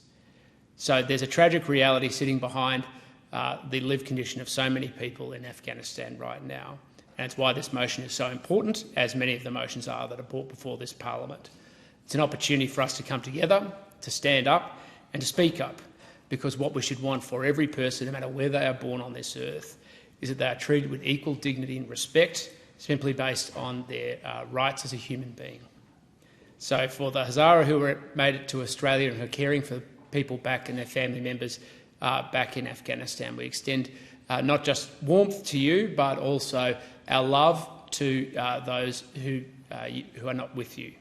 And more importantly, that if you're in a position to be able to assist or support them, that we understand how important this issue is to you. Because as part of a country that does believe in the equal dignity and worth of all people, we understand how important it is for us to stand by you, to stand up for them, and to stand up for the type of country we want to be, for the type of world we want for everybody. The basic principles of human rights are about the lived-out liberal vision that we want for all people. And that's the basis on which we support this motion. Thank you, Deputy Speaker. Thank you. And I give the call to the member for Riverina. Thank you, Deputy Speaker. And at the outset, I want to commend the fine words by the member for Corangamite for bringing this motion to the Parliament. To the member for Melbourne, I've heard her make several very personal contributions, and each time she speaks, it's well worth listening to. And the member for Goldstein just now. I want to acknowledge in the presence in the chamber the member for Rankin. Normally, the member for Rankin and I are, as we are now, on opposite sides, but he's probably generally disagreeing with what I'm ever saying, but I'm sure he's going to agree with me tonight. But want to acknowledge he's here as a local member, not the Treasurer. He's here because he cares. He's here with his people, with people who have come to his electorate to seek a better life. So I say to you, thank you for being here for this important motion. And I thank each and every one of you for coming here to the Parliament tonight to listen to this motion. And Wagga Wagga, as well as many other communities in Australia, has a Hazara community, and that is so important. the Hazara people have left their homeland, Afghanistan. They've faced ethnic and religious persecution for too many years, over many, many decades. And I appreciate that many of your loved ones are still in your country of your birth, your homeland, and with their families as well, but you have been separated from them, and my heart goes out to you. There are over 50,000 Hazara people in Australia, many of whom fled Afghanistan during the 1990s, the late 1990s and early 2000s. Australia lost 47 of our bravest and finest for their service in Afghanistan. It was a war that went on for way too long, 2001 to 2021. It was the longest conflict that this country has been engaged with. And you see, and I heard so often about the educational opportunities, the better life that it opened up for women in Afghanistan, and you knew that that was a war worth fighting for. Sadly, we see the Taliban back in charge. You sometimes wonder whether those outcomes, particularly for girls and women, are still there. But it did open up a pathway for them to study, to employment opportunities and to equality that was not there before. I did mention about Wagga Wagga. Many of the Hazaris have gone to study at Charles Sturt University. Our local Hazara community strongly believes in the value of education, as Hazara people are often targeted at schools in Afghanistan, preventing them from obtaining that education, and particularly for women who don't get the same opportunities. This is so vital. And Hazara women in Afghanistan are particularly at risk of violence and discrimination, as the Taliban have retained control of that country, and that is just so sad. I mentioned, because all politics is local, Wagga mother, Hakima Rahami, who she fled Afghanistan in 1995. She's lived in Australia back when this story was published by the local newspaper in 2021. She'd been in Australia for 8 years.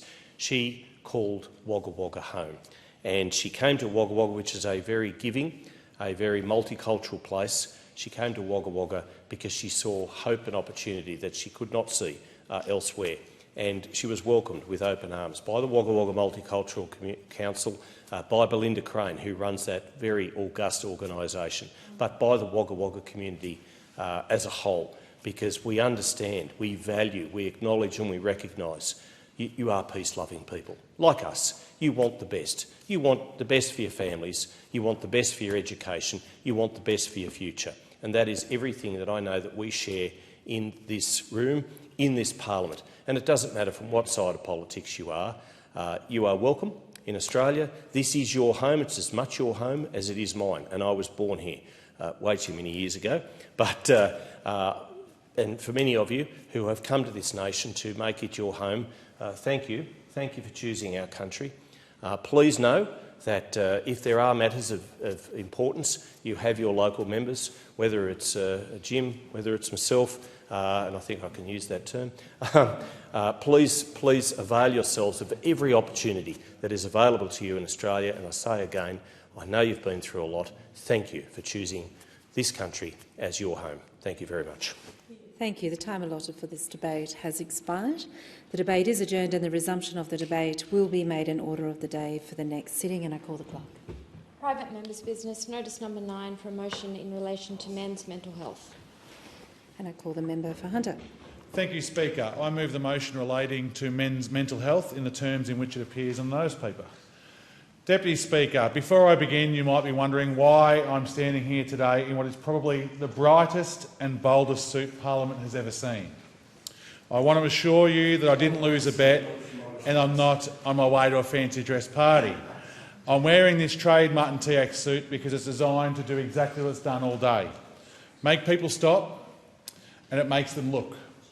And most importantly, it makes them talk. This suit is part of a movement called TAX, which stands for This is a Conversation Starter. Today I'm proud to wear it so we can start a very important conversation about men's mental health. TAX was created by two tradies, Dan and Ed, who are here today, who lost a mate to suicide.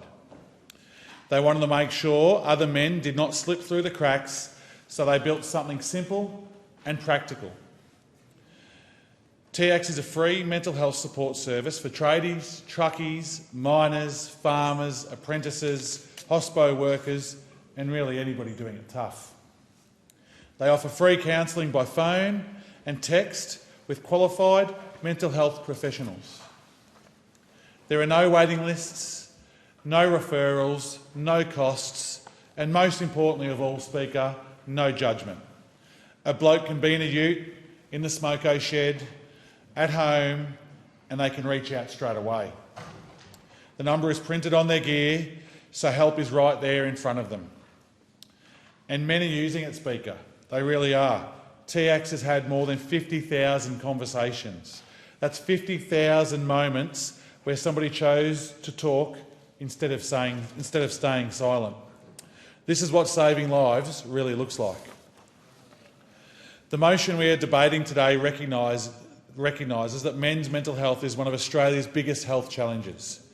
Every day we lose an average of 7 men to suicide. And Speaker, that's 7 families that are shattered. 7 communities that are carrying a loss that should have never happened. Too many men feel they have to tough things out and sort them out alone. As many as 2 in 3 avoid getting help because of old ideas about what strength looks like. We know where that leads, Speaker. We see it in hospitals, we see it in relationships and in funerals that come far too soon. And I know what it feels like to hit rock bottom because I've been there myself. When I missed the 2000 Olympics and 2002 Commonwealth Games teams, it knocked me harder than I expected. I questioned my self-identity, my confidence and my future in the sport I loved. And when I missed out on the 2024 Olympic Games in Paris, the struggles came back again. I was lucky enough to have people who pushed me and talked me through and pulled me through those tough times. That's why services like TX are so important. They speak the language of everyday workers and make asking for help feel normal. TX provides that when support is simple and safe, men will reach out, and TX proves that every single day of the week. The Albanese Labor government is committed to improving men's health as well. We are investing $7.8 billion in mental health and suicide prevention in 2025 to 2026.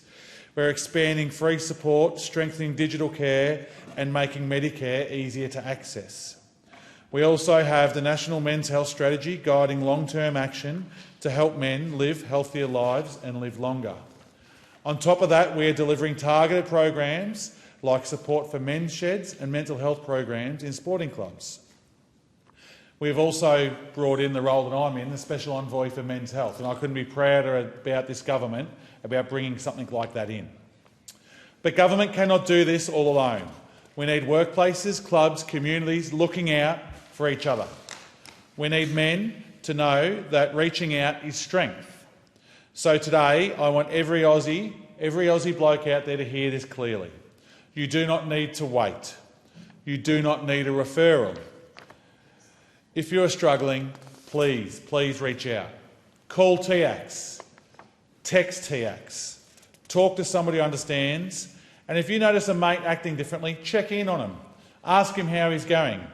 You don't need to say anything fancy, just be there, have a conversation. Deputy Speaker, when men get help, families and communities get stronger. That's why I'm wearing this suit today. Not to stand out, because I already do, but to really start a conversation. TX does that every day and saves lives because of it. I want to thank Ed, Dan and Jess from Trademart, Sue and the team at TX and the Taylors, Sam and the team at Urbana. I commend this bill to the House. Thank you. Or this motion to the House, sorry. Thank you. Thank you. Is there a seconder for the motion? I second the motion, Deputy Speaker, and reserve my right to speak. Thank you. The question is that the motion be agreed to, and I give the call to the member for McPherson. Thank you, Deputy Speaker. I rise to speak about men's mental health, the silent killer which too often sits behind a brave face. 3 in 4 lives lost to suicide are men. Suicide remains the leading cause of death for Australian men under the age of 44. And among young Australians aged 15 to 24, 1 in 3 deaths is suicide. These are not statistics. They're sons, brothers, mates and fathers. Lives that were cut far too short. These numbers are heartbreaking, and we truly are in a mental health epidemic. Data shows the proportion of deaths by suicide are edging down. However, reductions in suicide are too often replaced by increased substance abuse. If a man's pain only changes its mask, from a rope to a bottle to a pill, we've shifted the ledger, not healed the person. Important national frameworks were set in motion under the Coalition, the Men's Mental Health Strategy and the National Mental Health and Suicide Prevention Plan. These frameworks are now moving through the system, but they require ongoing backing, proper resourcing and consistent review if they're to deliver what they were designed to achieve. We must also be honest about the intersection between the NDIS and mainstream mental health systems. Roughly 1 in 10 NDIS participants enter the scheme with a primary psychosocial disability, supports that are essential for their stability. With that being said, I want to point out the importance of offering both support and a meaningful pathway to recovery for these participants. Constituents in my community have told me the NDIS's tendencies when it comes to participants transitioning to work. Participants who are recovering, able and longing to get into work and contribute are being shot down within the system. We know that work, routine and social connection are some of the best ways to support recovery and mental well-being. Yet participants in my community tell me they're being explicitly discouraged from re-entering the workforce. These are people in recovery who are ready to move forward, yet NDIA planners are making them second-guess their progress, reinforcing dependence instead of providing support. As reforms continue, we must ensure Australians with complex needs do not lose access to essential supports.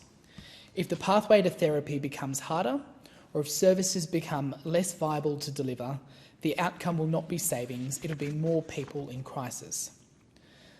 This brings me to my point.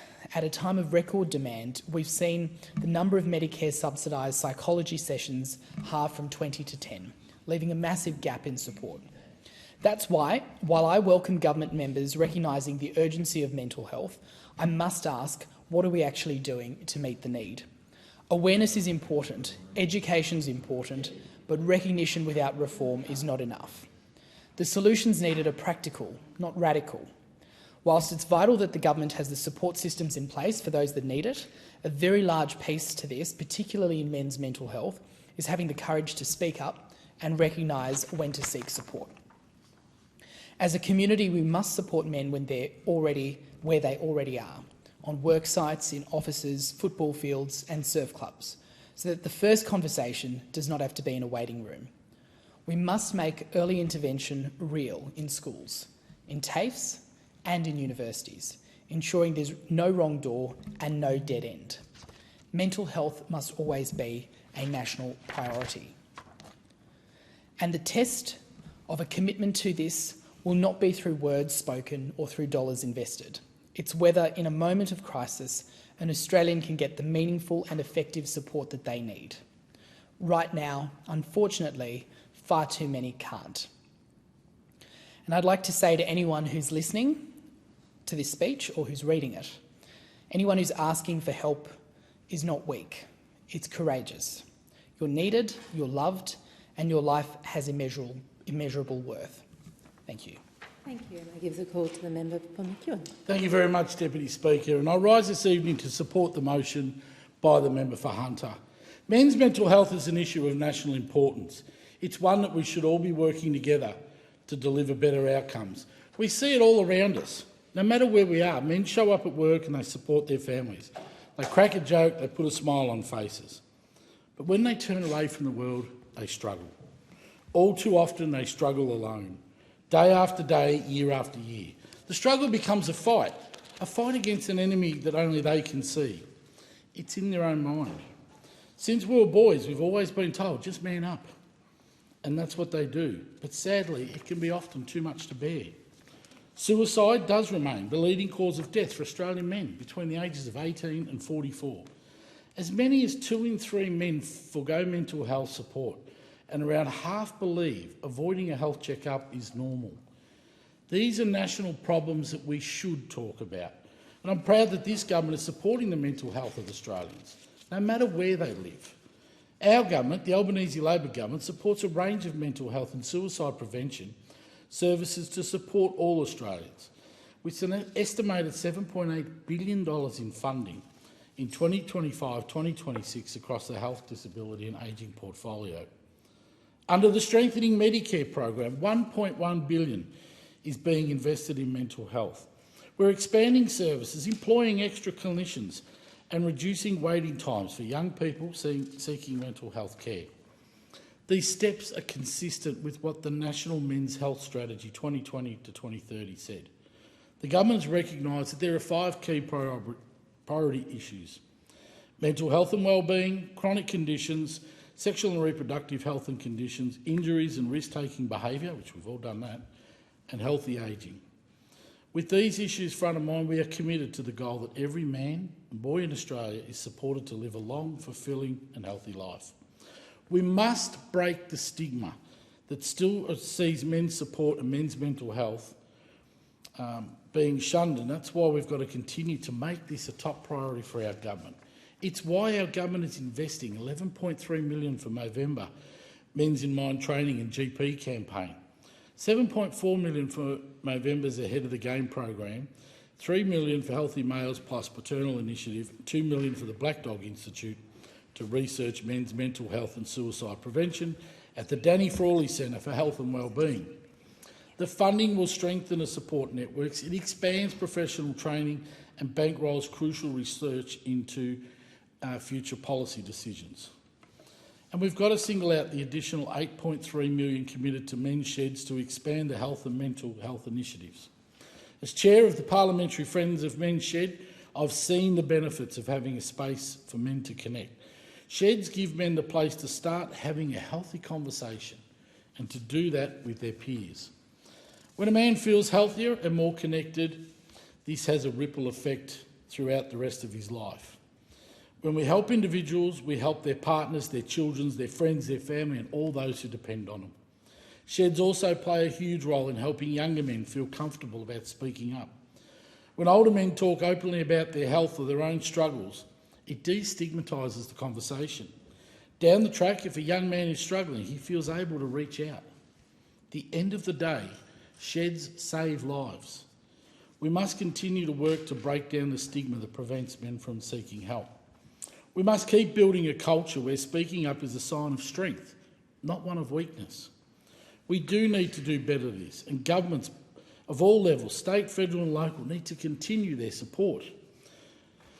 Our government is working tirelessly to support men's mental health, and every day that a genuine conversation happens, a man stops suffering in silence. These things happen on a great basis, and we've seen the work that's being done and the work that our Special Envoy for Men's Health, the member for Hunter, I'm glad he wore that suit because I reckon I'd look like the Partridge Family bus if I'd put that on. But we see that work happening, but also it happens locally. Jack Bamford, a local bloke from up in Kyneton. You know, if you talk about rough lives, Jack's had 2 rolled into 1. But rather than sit back and wallow, Jack started a men's mental health fishing day. And it's a great thing to be involved in. We all just go fishing, you sit down, you relax and you can talk about it, and there's professional help and support there. Suicide is a scourge. It's touched every one of us. I know myself. But everything we can do to help, to make lives better and to bring a better outcome is something that benefits our entire community. So speak up. Don't think it's a sign of weakness. Use your strength, use your arm, use your voice. We've all got 2 ears and a shoulder to lean on. Let's use them, because that's the way we get a better country for our future. So I commend this motion to the House. Thank you. There being no further speakers, the debate is adjourned and the resumption of the debate will be made an order of the day for the next sitting, and I call the member for Hunter. I move that the Federation Chamber do now adjourn. I second the motion. The question is that the motion be agreed to. All those of the opinion say aye. Of the contrary, no. I think the ayes have it. The Federation Chamber stands adjourned until 12:30 p.m. Tuesday, 25th of November 2025.